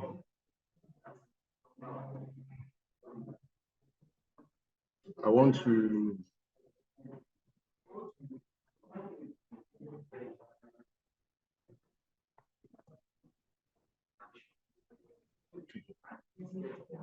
So once again, good evening, friends. Here I have, like I said, I'm going to be going through the basic definition of what climate change is all about, because many a times people mistake climate change for what's it called now? We mistake climate change for weather, and then that does not help us when we are defining climate change. So I'm sorry, my system is giving me some issues here.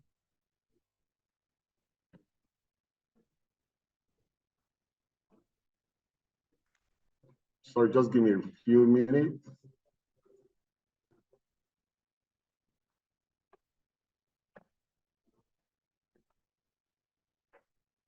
So basically, what is climate? Sometimes is almost similar to weather. but it's different from weather. Climate change is different from weather. Weather is a change. Can you still see my screen, or is it blank? We can. Okay. But I'll prefer you making in this full presentation mode. I'm trying to, sometimes this thing just gives you a lot of problem. Okay. Just let's wait, let's give it some few minutes.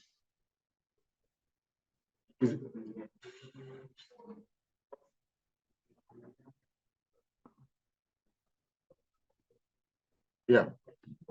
So we're on the full screen now. So let me go to the first slide.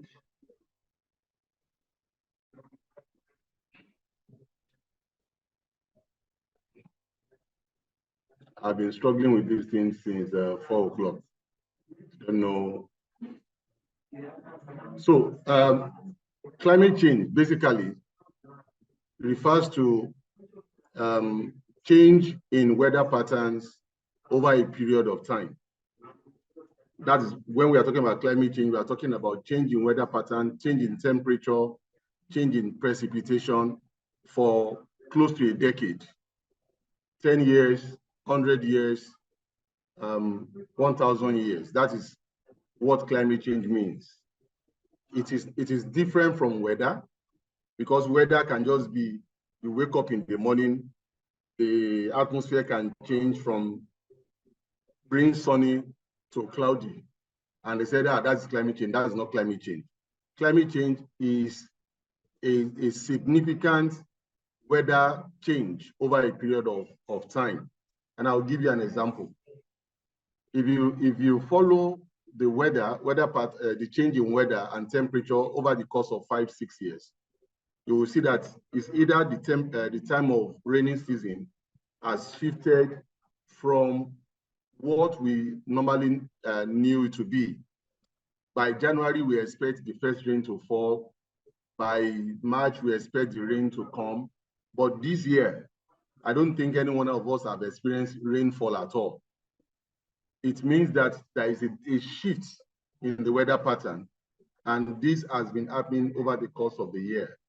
Last year was determined to be the hottest year in history, but I think this year we are going to have it's going to be even hotter than last year. So whenever you are asked about climate change, define climate change, or what do you understand by climate change, all you just need to say is that it is a variation in temperature, precipitation over a period of time. And then another thing that we also need to know, we talk about it, but many people don't understand what it means. And that is the greenhouse effect. Greenhouse effect is different from global warming.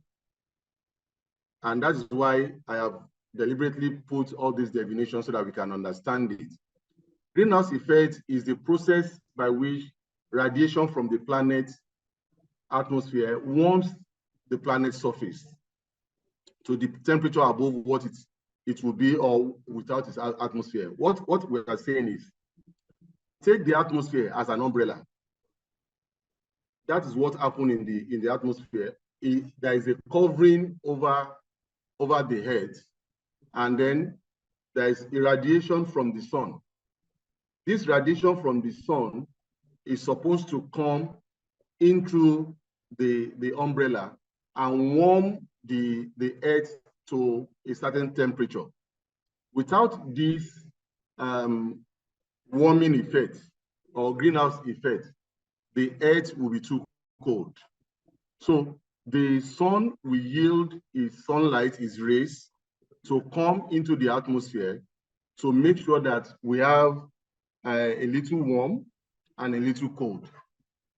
Depending on the amount of radiation that comes from the atmosphere, it determines the amount of temperature that you are going to record here on Earth. Let's assume that sun refused to give out radiation. what you are going to have on Earth is a total, complete cold season. But it has been done in such a way that radiation comes from the sun, which is another planet, and enters into the Earth's surface to cause a greenhouse effect, a warming effect here on the Earth. And then you also need to know that for this greenhouse effect to happen, we need carbon dioxide and methane. These are greenhouse gases that are very, very important to us. What they do is they trap the heat coming from the sun and then be releasing it bit by bit. The right amount of carbon dioxide, the right amount of methane will cause greenhouse effects. But what we have now is what we call global warming. Global warming is a long-term increase in the average surface temperature of the Earth. And what causes this? The carbon dioxide or the greenhouse gases have been, the concentration or the amount of these gases have increased. So therefore, they have attracted the radiation coming from the sun. Let's say hypothetically, if the normal greenhouse gases that's supposed to be on the atmosphere is 5, and now you have increased it to 100, what it means is that all the 100 will attract this heat, and then they will dissipate the heat back to the Earth. And that's why we're having global warming. And this global warming is the one that we are experiencing now that we call climate change impact and whatever. And I need to also state here that what causes global warming, or why are we experiencing global warming, is because of our activity from the fossil fuel, from deforestation, from burning of waste, burning of tires, and all those stuff. Those activity, even landfilling, or as we call it in Lagos, dump sites, it increases the numbers of carbon dioxide, the numbers of methane, the number of water vapor in the atmosphere. And when these gases are increased, the amount of heat they will trap is going to be increased, and then the amount of warmth that you experience on the Earth is also going to increase. Now, these greenhouse gases I'm talking about that causes global warming, what are they? We have about 7, but the major ones that we need to consider ourselves, that we need to know, is carbon dioxide, that is CO2, methane, CH4, the nitrous of oxide, that is N2O, the oxide of sulfur. We also need to know that one, and then fluorinated gases, the hydrofluoro gases. These are the greenhouse gases that causes global warming, and they are increased in the atmosphere by our action. Another thing that we also need to know when we talk about climate change and global warming is what we call carbon footprints. Carbon footprint simply means the amount of greenhouse gases that you are emitting directly or indirectly. Directly can be through burning. Indirectly can be through your production activity. So carbon footprint means that every one of us are responsible for the increase of these gases. So when we talk about carbon footprint, it means that, okay, what are you contributing? What is my carbon footprint? What is your carbon footprint? What are those activities that I'm doing? I have a generator, petrol generator, diesel generator. I have a car. I don't give my waste to Loma. I burn my waste. All this increases your footprint. Again, to also calculate carbon footprint, sometimes we have to look at your food pattern. Do you consume food, meat? Because meat is another what is this English now? Meat consumption increases the number of greenhouse gases. And somebody may want to ask me, how can meat consumption lead to greenhouse gases? The production of producing the meat is what we take into consideration. The meat will consume the grass. Normally, the grass is supposed to be a carbon sink, but the cows, the ram, the goats, they will eat this grass. And when we calculate the footprint, it means that we are increasing the amount of carbon dioxide that will be trapped in the atmosphere. In climate change, when they ask you a question, what are the actions you take in climate change? There are two basic actions that we talk about. And the first one is mitigation. Mitigation, by the word itself, the English definition, is what you do to prevent. So when they ask a question, for instance, climate change can be reduced in what way and what way? The first answer is mitigation. Mitigation action will prevent the emission of greenhouse gases.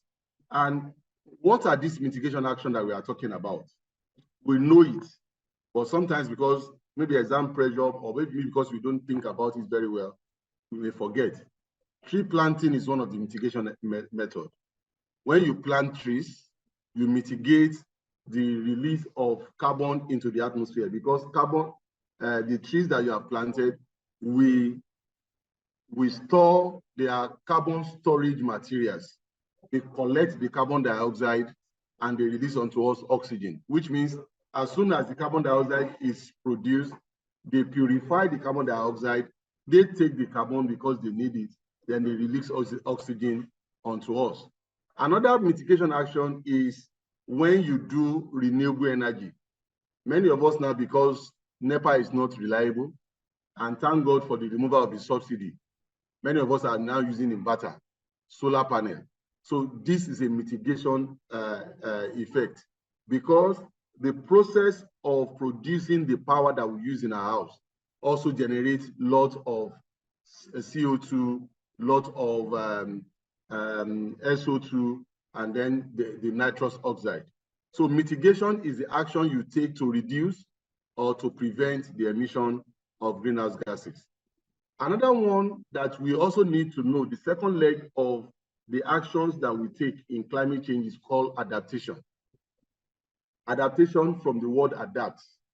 That is, as individuals, as society, as an ecosystem, we adjust what we do so that we don't impact the climate, we don't impact the atmosphere.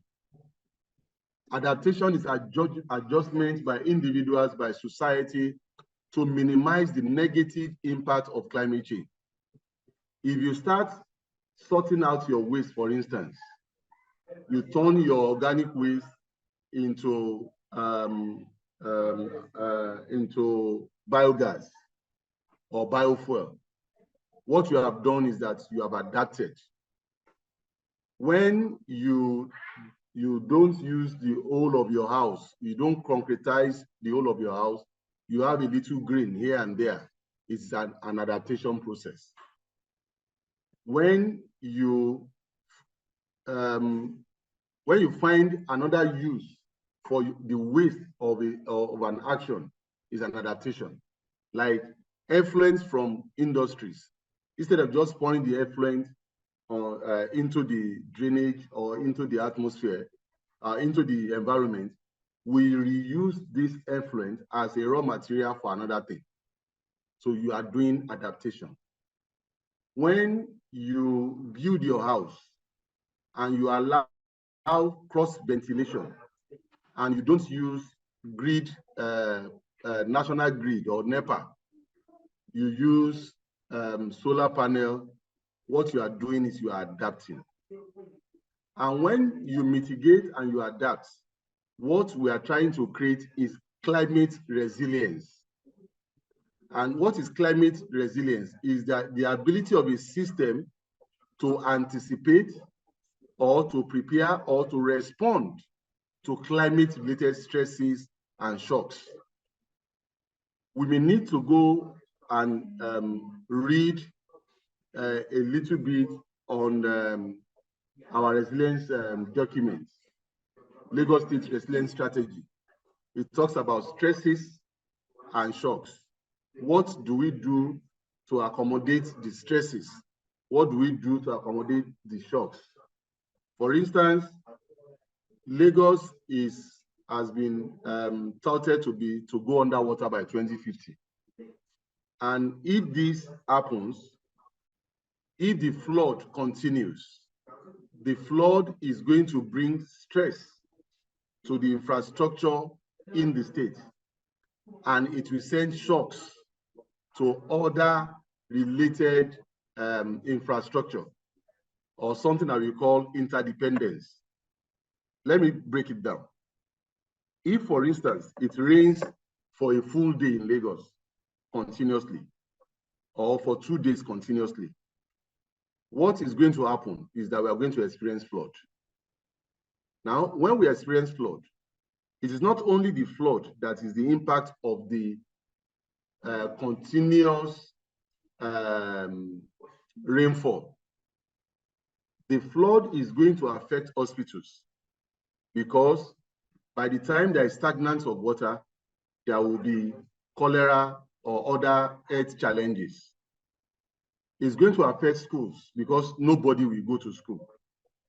It's going to affect markets because nobody will go to market.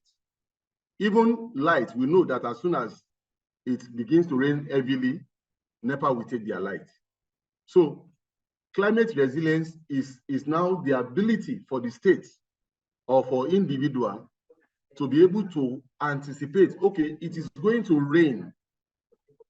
Do I do rainwater harvesting? It is going to rain. Should I clean the drainage before time? That is what we call climate resilience, to anticipate, to prepare, to respond. Another word that we can use for respond is early warning signs.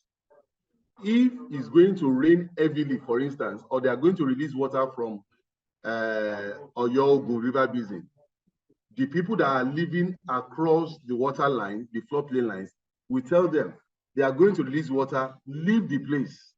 Because if they don't, the stress and the shocks is going to be affected, and it's going to affect their life.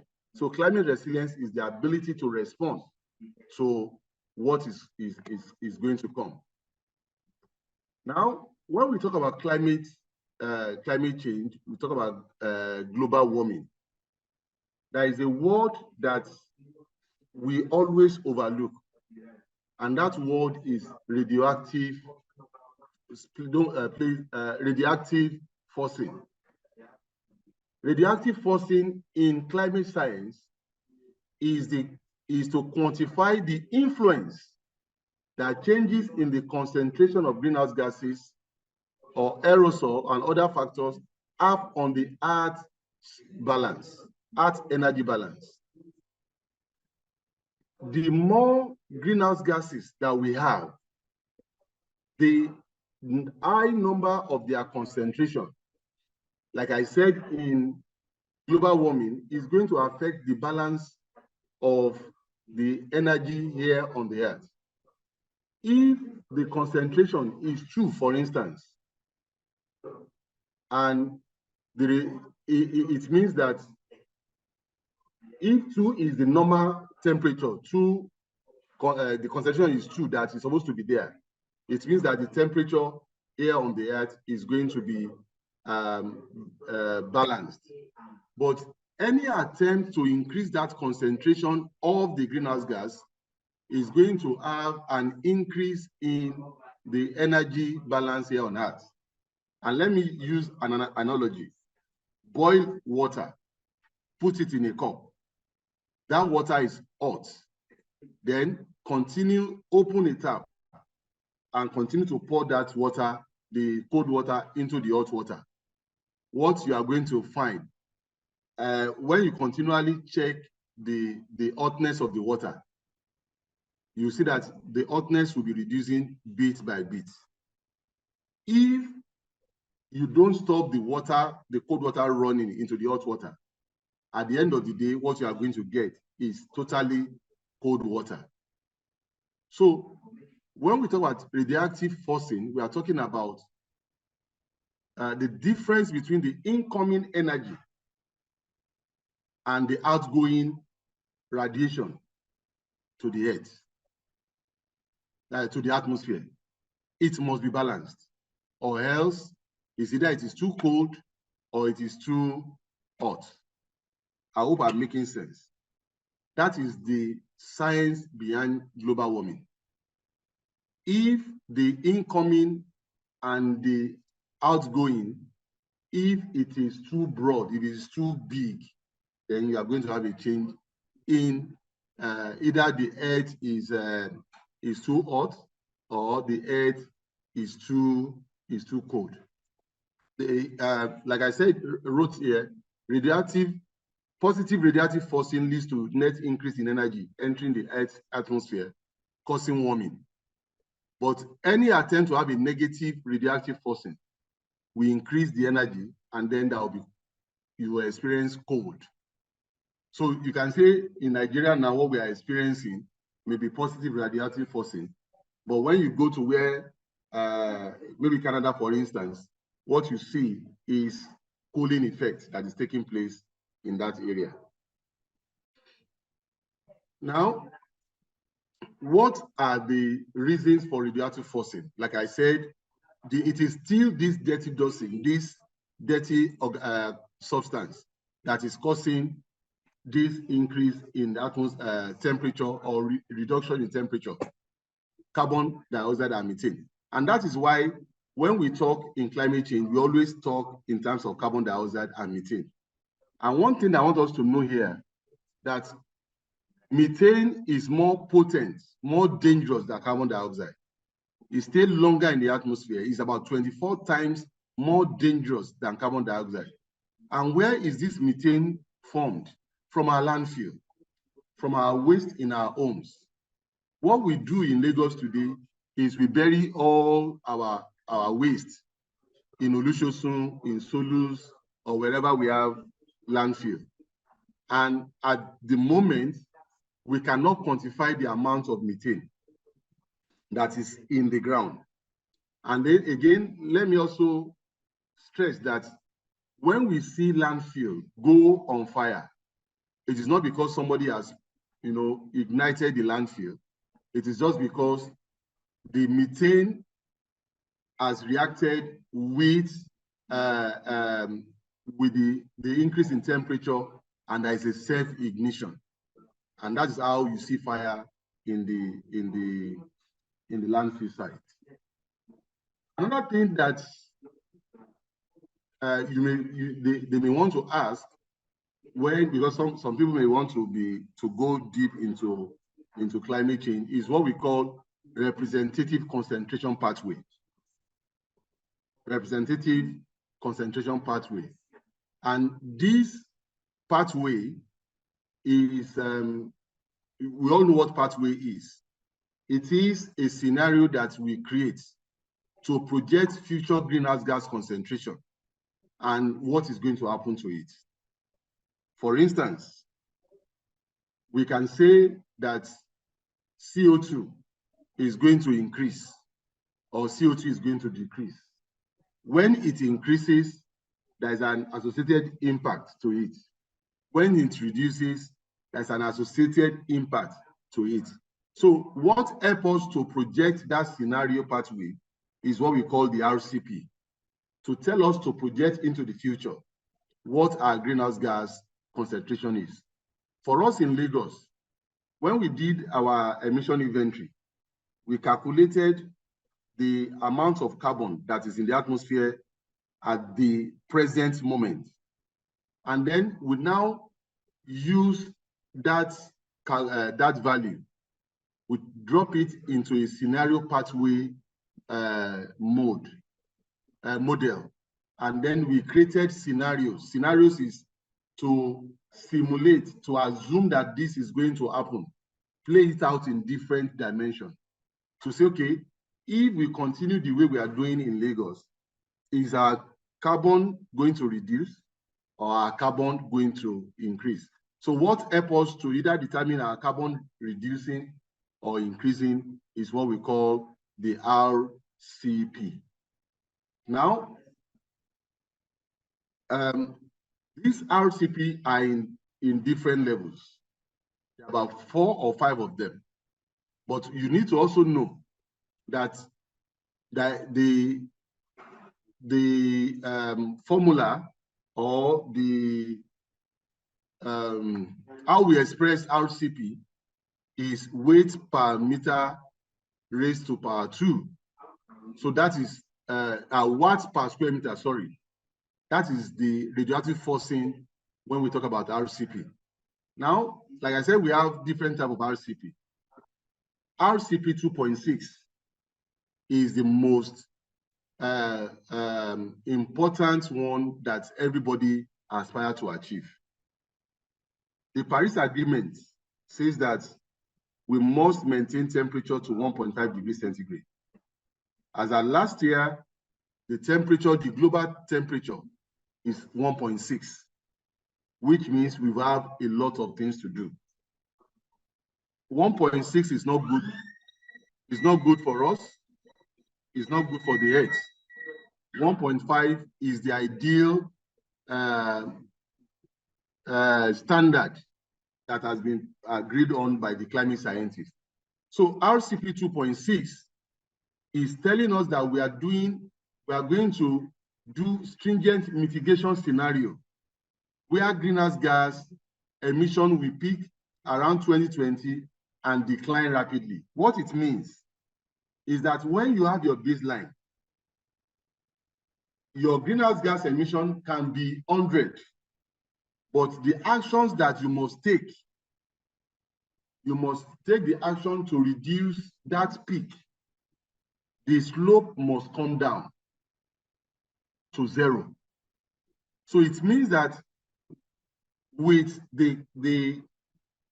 our results here in Lagos, what the government needs to do is to do serious mitigation.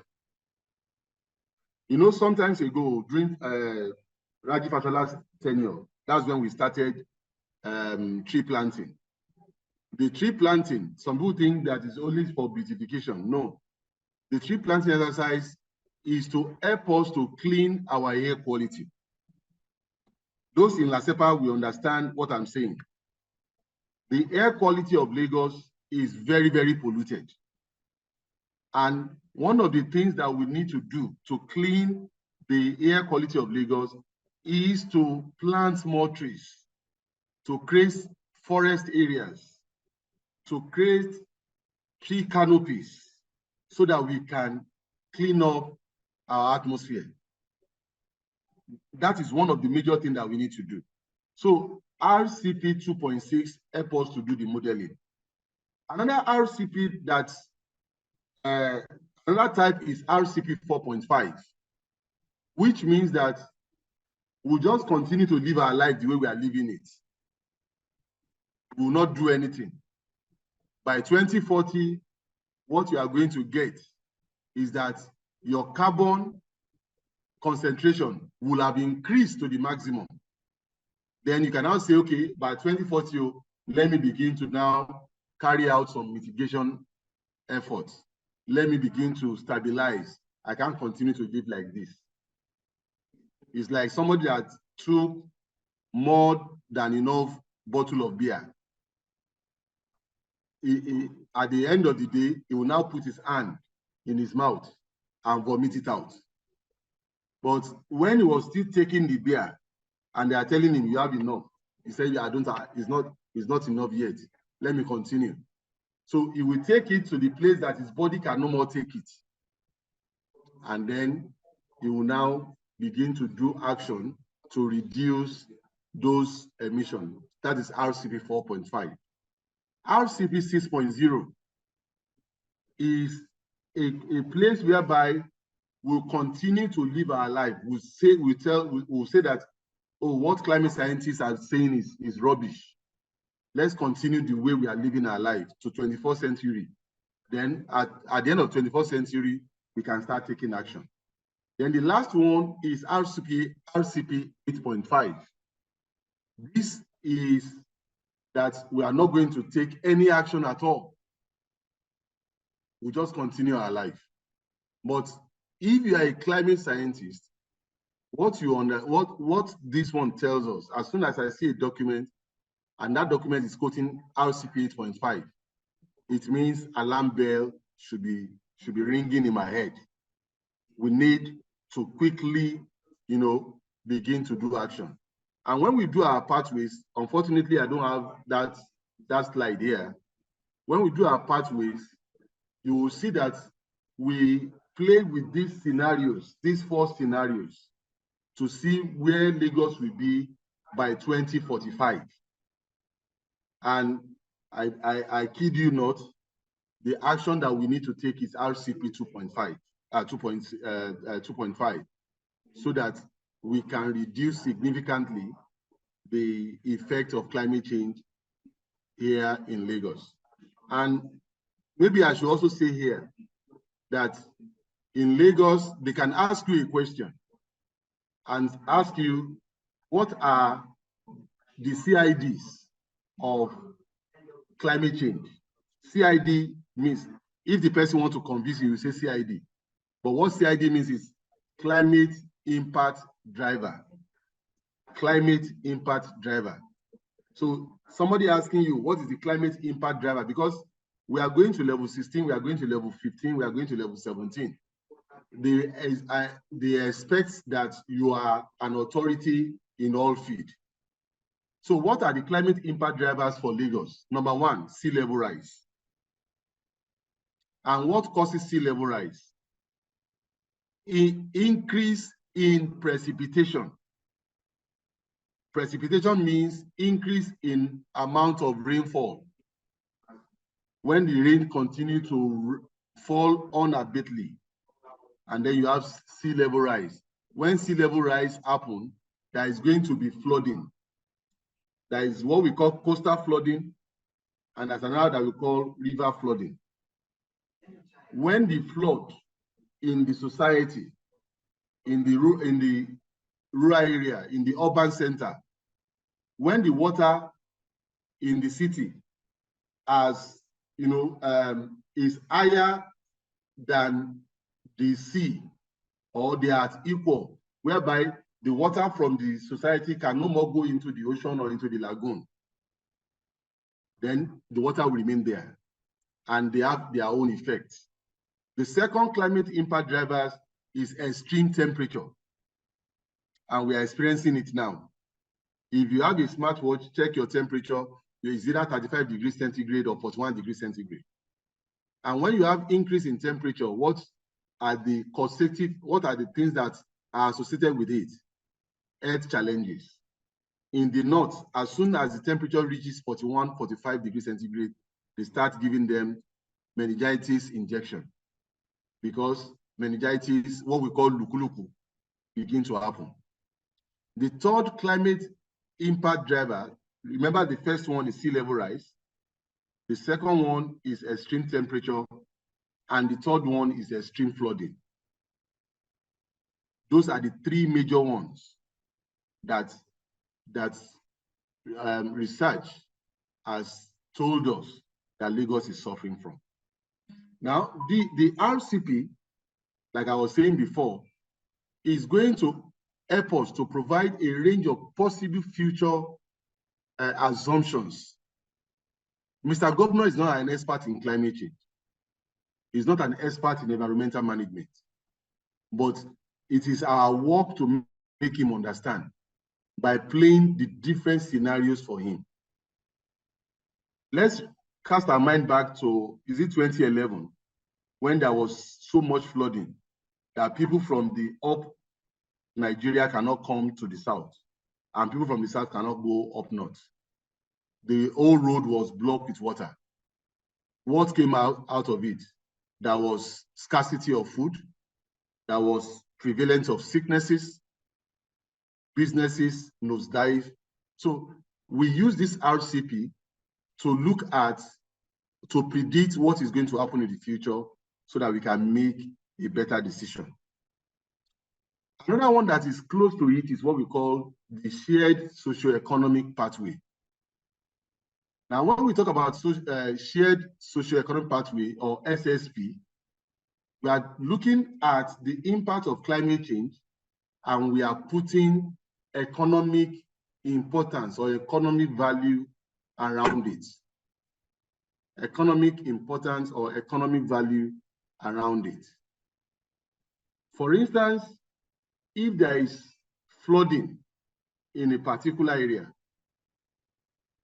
SSP will be able to tell us that we are going to lose XYZ amount of money, or we are going to gain XYZ amount of money.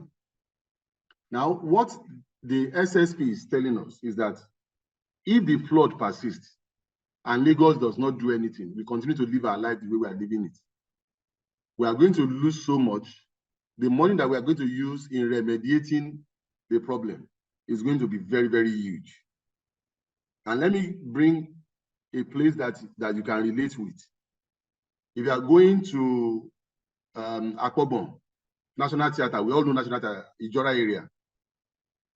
The water body around Ijora area, you can take a look at it. And from a scientific point of view, you will know that that water is dead. It's dead economically, it's dead socially or physically. That I don't think that there's going to be any living organism surviving in that area. So SSP tells us is a scenario that helps us to assess, the economic, socio-economic importance of our action. And SSP also are into about 4 or 5 types. The first one is what we call SSP1. And SSP1 means sustainability. And this is one of the best. The best thing that we'll need to do in environmental regeneration is to ensure that there's environmental sustainability. So SSP1 is talking about sustainability. SSP2 is middle of the road. You are neither here nor there. 50-50 action. If you cannot do sustainability, let's do 50-50 action. SS3 means regional rivalry. Then we begin to bring inequality, bring conflict and regional competition, like what we do in Nigeria today. If you do something in the Southwest, Southeast, we say we are marginalized. If we do something in the South, in the North-South, Northwest, North is there is a competition. So SSP3 is talking about uneven economic growth arising from climate change. So this is not a good option for us. The fourth one is inequality. This is what's up. Inequality means that we will do actions that will favor only the wealthy people or the elite and leave those that are not wealthy. In climate change, climate justice, what climate justice talk about is for you to be able to do to everybody equally and not separating one gender or one social class from another.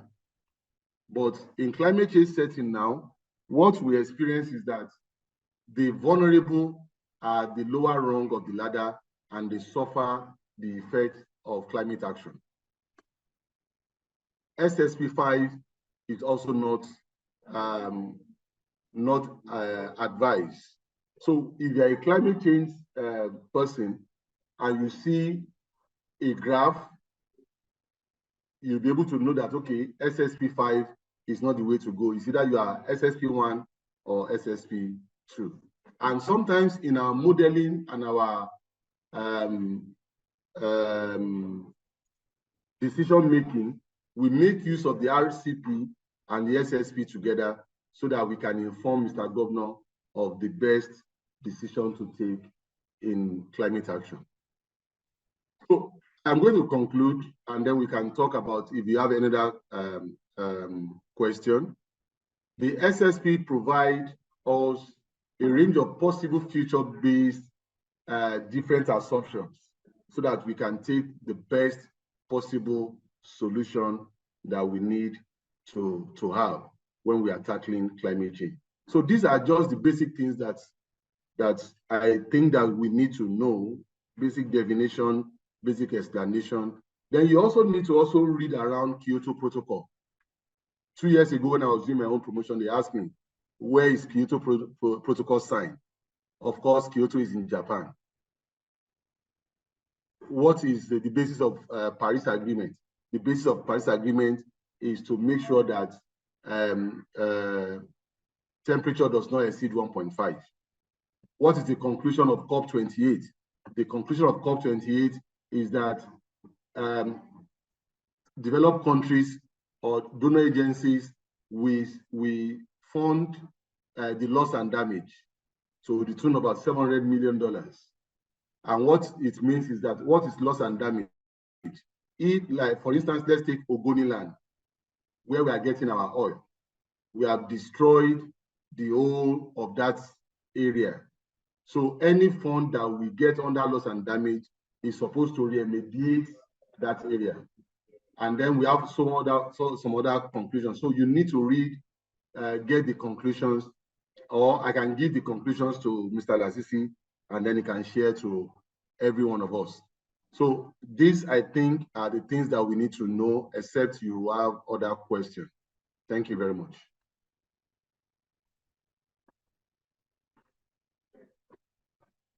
Lasisi, you can take it from here. Yeah, thank you, Mr. Bankole, for the presentation. On behalf of all the participants, we want to thank you. So if anybody asks, have any question, the floor is open.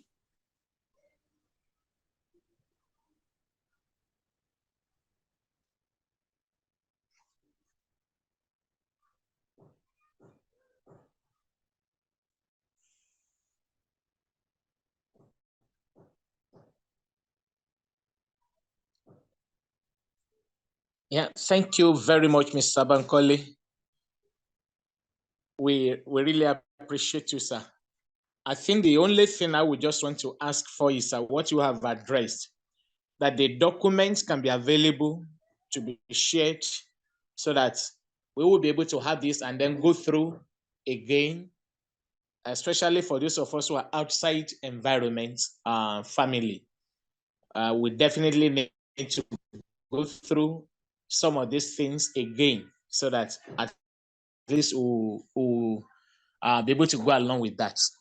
On this note, I want to say a big thank you very much on the behalf of every one of us going for the exercise. God bless you very much. Thank you, sir.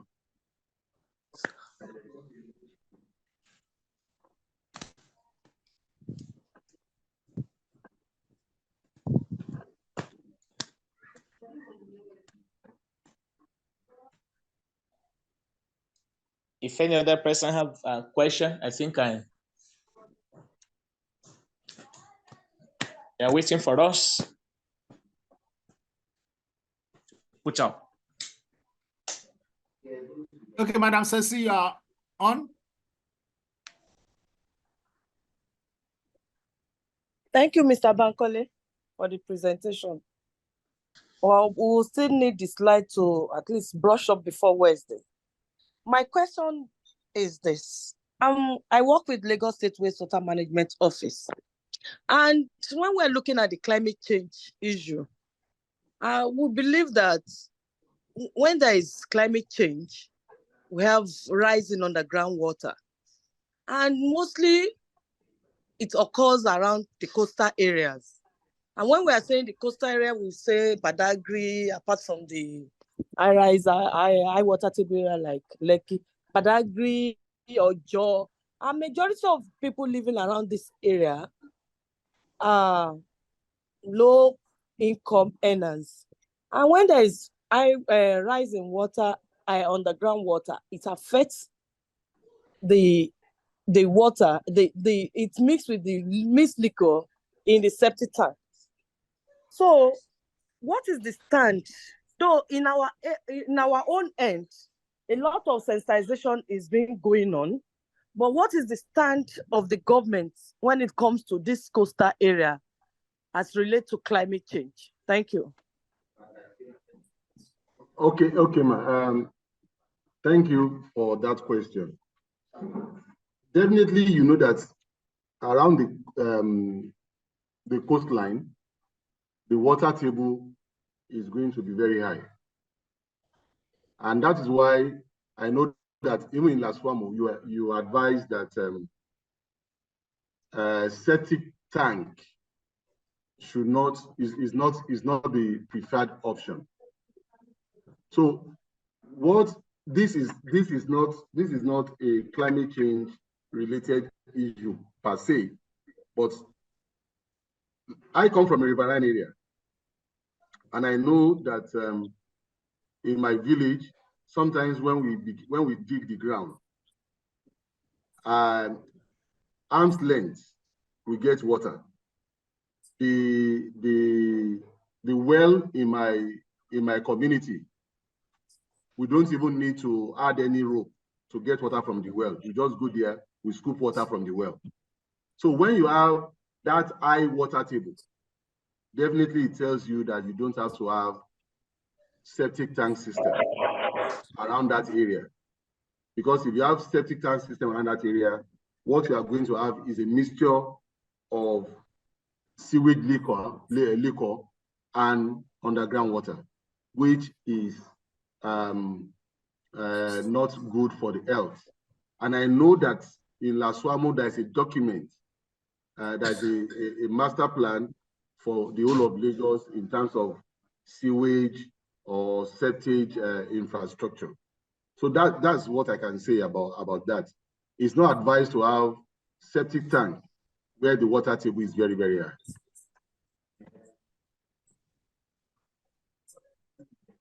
Okay, thank you. Mr. Tokwe, okay, you can come in after Mr. Tokwe. I'll try and make maybe ask question or make a contribution concerning the septic issue. Okay. Mr. Tokwe. Thank you, sir. Can you hear me? Of course, I can hear you, sir. Grandpa, we can hear you. Thank you very much, sir. I'm very grateful for this insightful training that you are giving us. Mr. Bankole, sir. Hello? I'm with you.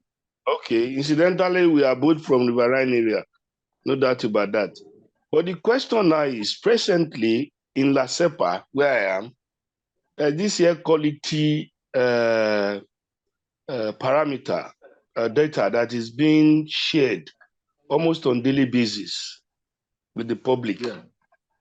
And oftentimes, what we begin to see is that the air quality in most areas are even going bad. So I'm assuming that somebody is asking me now that what policies can we put up as management staff to address this issue? So please, maybe you have some ideas you can share with us. Thank you, sir. Thank you, Egbo.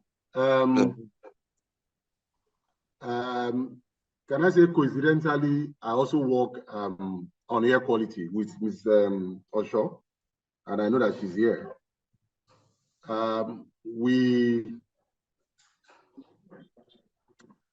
What we can do as a state, sincerely speaking, we need all this data, this baseline data, so that it will inform our decision of what to do. Ab initio, we've not taken air quality as important. But now we are having data that we can relate with or relate to. And the data are not even enough because we don't have sensors all over the city. Now, what these data are telling us is that I can take, for instance, Ikeja local government.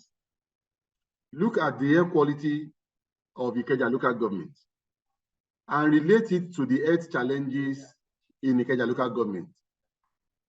If I ask for data from Ministry of Health and from General Hospital, they should be able to give me.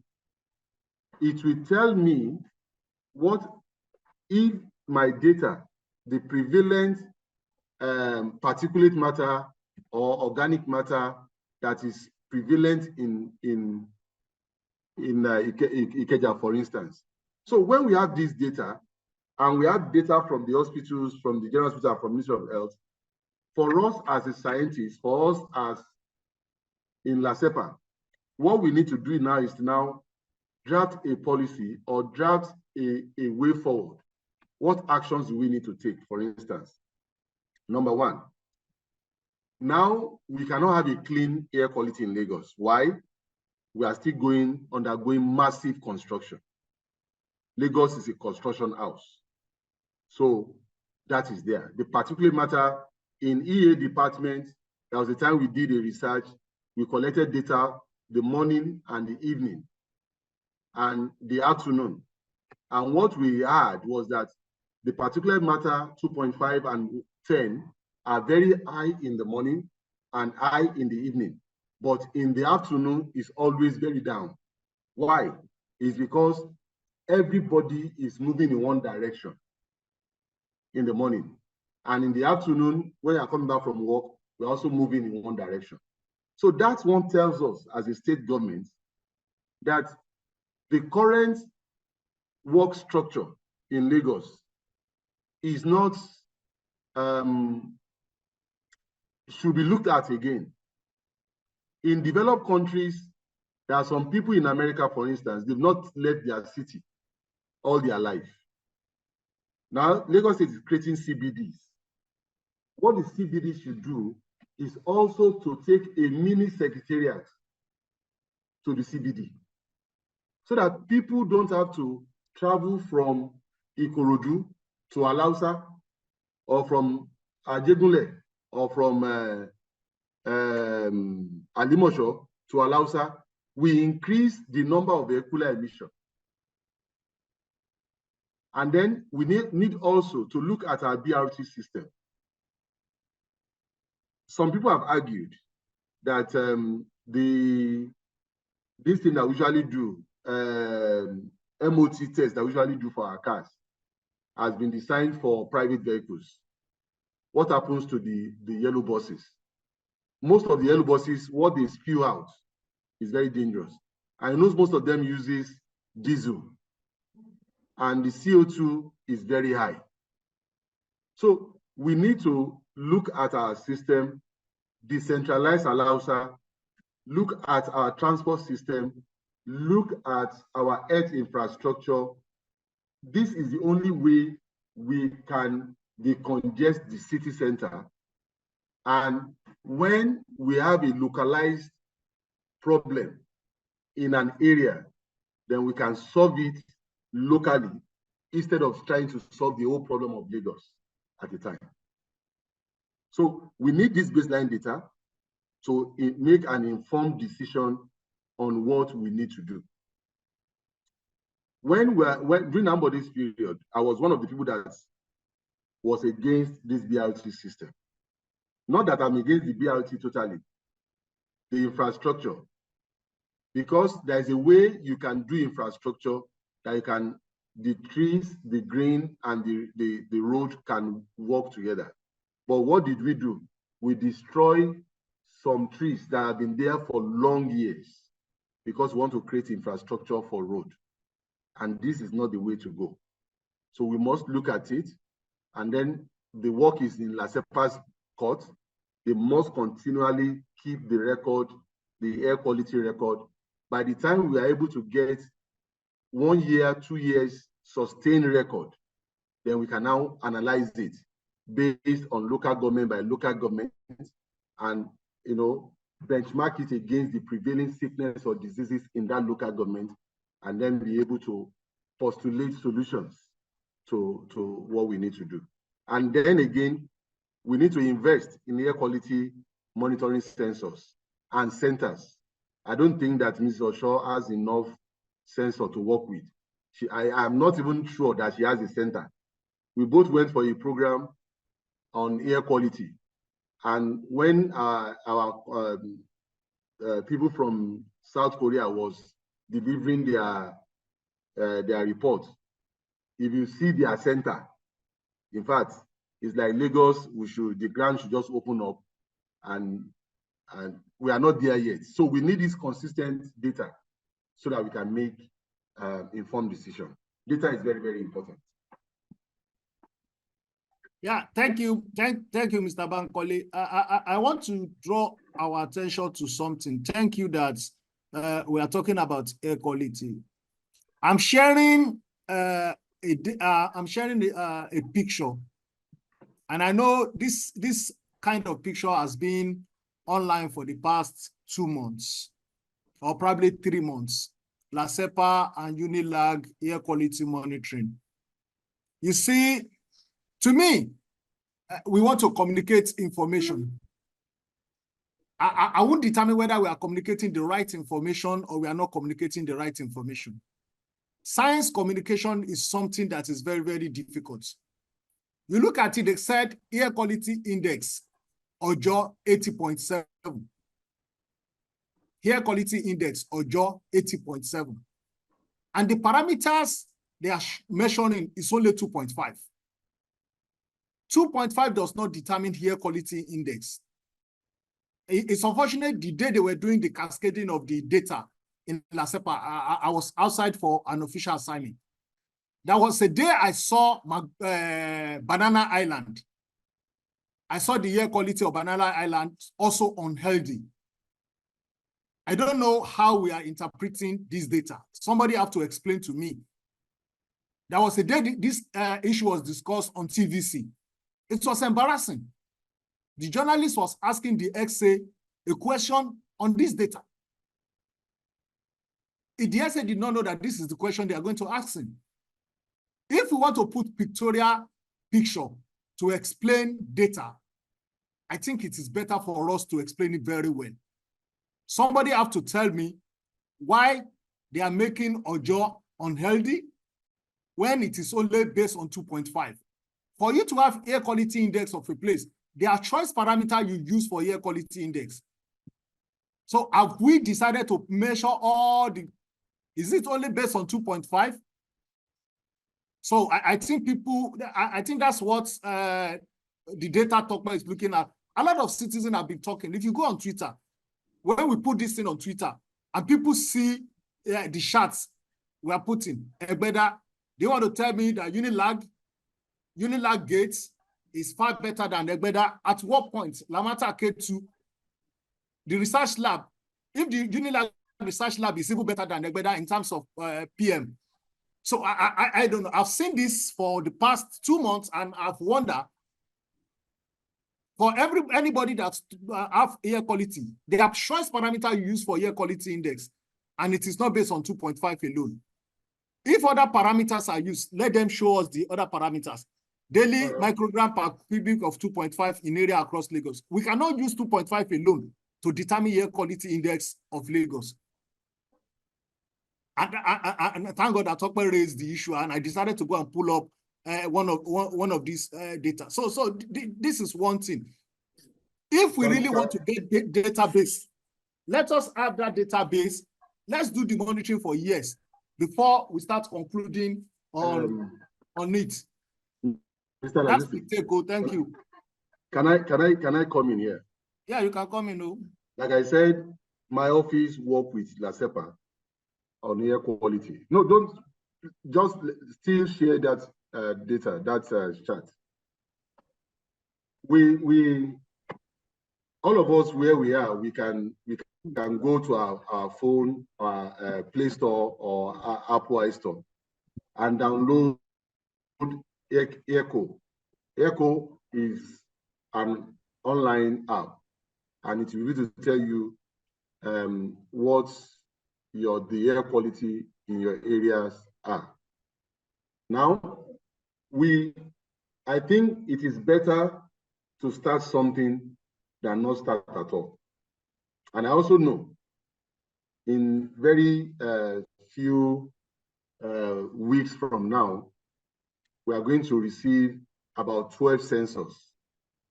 And those sensors, Mr. Shaw is here, are going to measure the oxide of nitrogen, the PM 2.5, and I think PM10, and other parameters.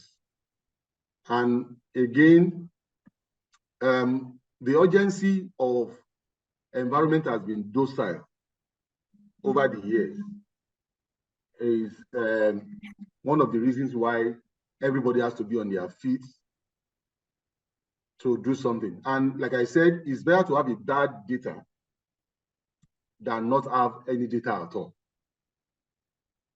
And this value that we are having, I will tell you categorically that we don't have sensors in most of this area. We don't have sensors in these areas, but we have to make do with what we have. LASEPA can only get better. And when all of us we critique inward and we can add our voice to what they do at the agency, then I think the sky can only be the limit. Sorry, can I comment, please? Yes, Ms. Osho. Yes. As I said, all this area instigated here all have sensors. They all have air echo sensors there. We have deployed 19 sensors in all this. Each of these mentioned locations have sensors there installed 24 hours and is measuring 24 hours reading on PM 2.5. And I want to detone that PM 2.5 is the main major globally for air pollution. Why? Because it's the most dangerous part of the pollution, which can lead to millions of deaths. And that is why globally, PM 2.5 has been the major where all globally, even WHO are looking at. Apart from all other gases that we have as air pollutants, PM 2.5, even now we're looking down to PM 2.1 as at now, going down. So PM 2.5 is a global thing that globally we're all looking at. And for us to have that sensors in Lagos now is a privilege that we can have real-time measurement of air pollution on PM 2.5. And that's why we need to give it out to people to be aware that Lagos State air pollution is something that we should look into because air has no space. We have no air shed. What happens there on air can affect anybody and anywhere at any moment. And so it's critical for us to have this data on so that we create awareness of people so that they can able to mitigate the activities which affect air pollution. Which affect the atmosphere, which affect the atmosphere that leads to air pollution because there's no band, there's no boundary in this kind of pollution. And we can say that PM 2.5 is a deadly pollutant globally that even WHO is looking at. And that's why we can use it as an air quality index at this moment. Thank you. Thank you, Mrs. Osho. I think you said it well. I don't have any problem with this data. Well, I just believe that we need to be consistent, gather the data, and then in the course of 6 months or 1 year, we can interpret. And then we need to, LASEPA maybe needs to work with Ministry of Health to get data of prevailing ailments or diseases around this area, so we can juxtapose them together. We can create okay, some. but it's the communication that I know about the communication. Most people don't know we are communicating only 2.5. Most negotiants don't know that we are communicating 2.5. And that's why now the data is now on our website. The raw data, once you go to our website, you can even on your phone, just download Echo. Download Echo globally. You have access every 1 hour. Somebody that, okay, it's not on, it's based on 2.5. So let's our science all of them is on 2.5. All those locations that you are saying is PM 2.5. That's what I'm saying. Air quality index is not based only on 2.5. As global, that's what I'm telling you now. Currently, 2.5 is what globally everyone is looking at. I think you need to currently you need to go and look at it. Currently, WHO is looking at PM 2.5 as globally. That's what they are looking at when it comes to air quality index now. No, because of the hello, sensitivity sir. of the atmosphere. I think this is for us to be able to do promotion exercise. If we have anything against this data, I don't have anything against the data. No, what I'm saying is that let's have my advice to LASEPA, they can't wait before throwing this one out to the public. We are on a fast track now to do things, but I want to advise that LASEPA, don't wait until we ask you what are the importance or what you must maybe every quarterly or every bi-monthly interpret the data, put it in a press release so that people can juxtapose that data with a prevailing health challenges, and then they can do what they need to do. When the That's ongoing. It's ongoing now.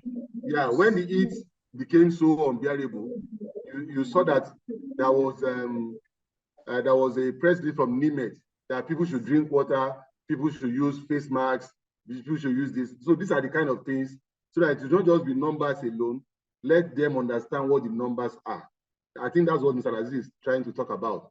And then if there are other parameters that we are measuring, we can also include it, so that the academia, the people in the University of Lagos or worldwide will not say, why are you limiting your reading? Because they don't have the privilege of listening to you the way you have explained to us now. It's your data, your document that they are going to read.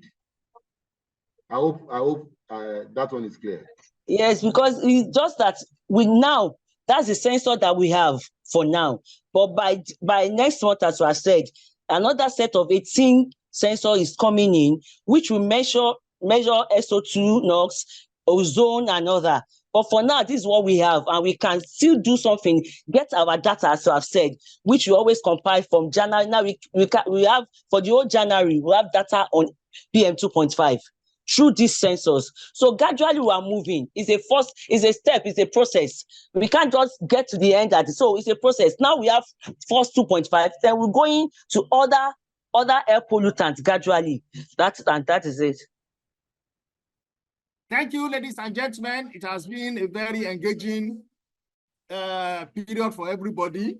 So at least most of us can now talk about air pollution and air data in Lagos State, and also express ourselves about climate change. Tomorrow, 4 o'clock, if Pastor will start with his presentation, then I will take the developmental policy of the state and just general view about ESCO memo. How do you write an ESCO memo? What are the contents of an ESCO memo? And also probably talk about few communication tips in the states. What are ways by which information can be circulated in the ministry? Internal memo, gazettes, others. Thank you. Have a nice evening. And somebody asked a question. The other time when we had a break, we said we really want to appreciate the man that came to make presentation to us. It's not compulsory, it's voluntary. It's not compulsory, it's voluntary. The account number of the officer that the money will be paid to is available. Any contribution will be highly appreciated. Thank you very much. Have a nice evening. We'll see you tomorrow.